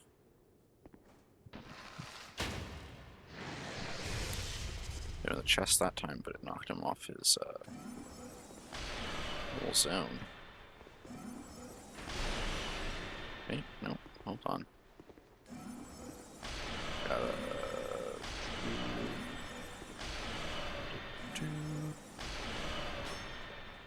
Okay, he's just ducking under them. Good thing is he can't really hit me from this distance either.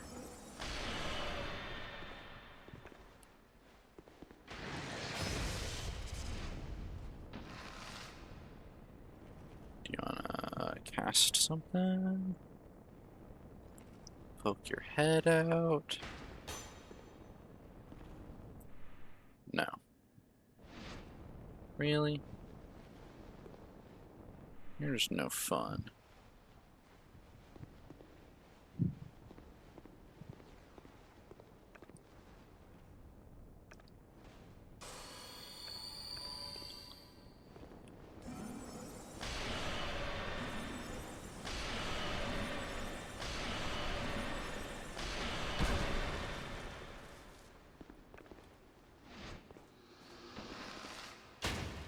Donk. Donk. Donk. A little stupid. You can see I've already used 2 Estus before I've even reached the boss. There's still a whole little section of this cave left to go.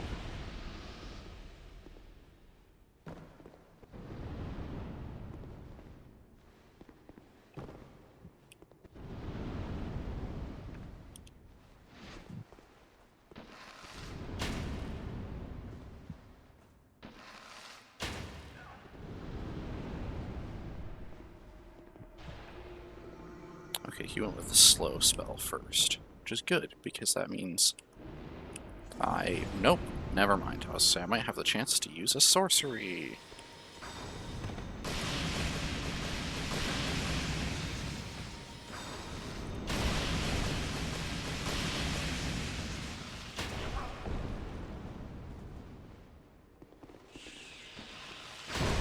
Oh, that was incredibly close. Beat him to death. If I can't win with magic, I'll slap you in the face with my stick. And now I just wait for his spells to dispel. And they have. Excellent. No.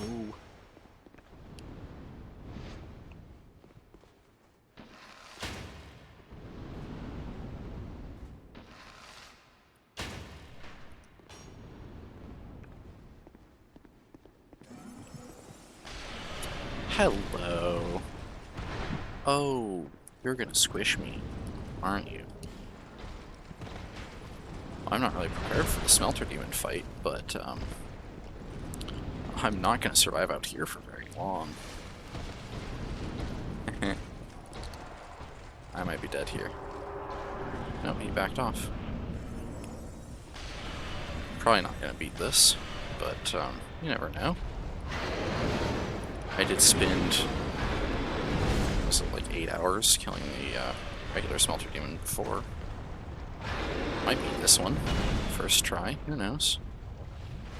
Doing ticklish levels of damage to him.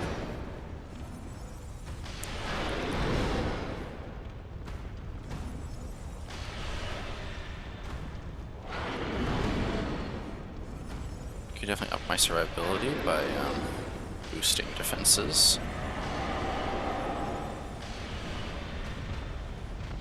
Could up my damage a little bit, maybe.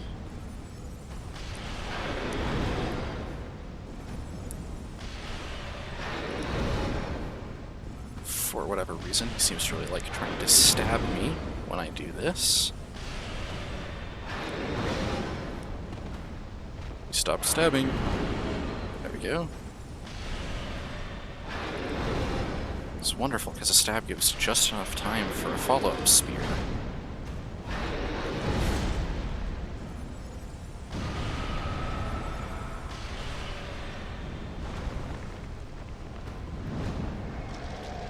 Ooh.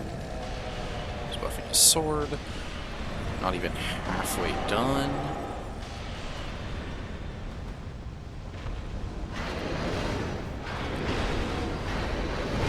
Oh, okay. Just stunned me completely. Okay. I definitely hit the roll button there. And it definitely did not roll. And that took me, what was that, like 20 minutes just to get there once. That's why people hate this boss.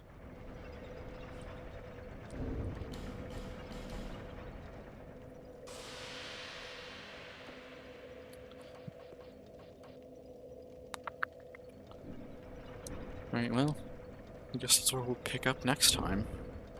So, yeah. Thank you all for watching. I hope you have a great rest of your day or night, whenever, wherever you're watching. And, well, hope to see you all again in the future. See ya.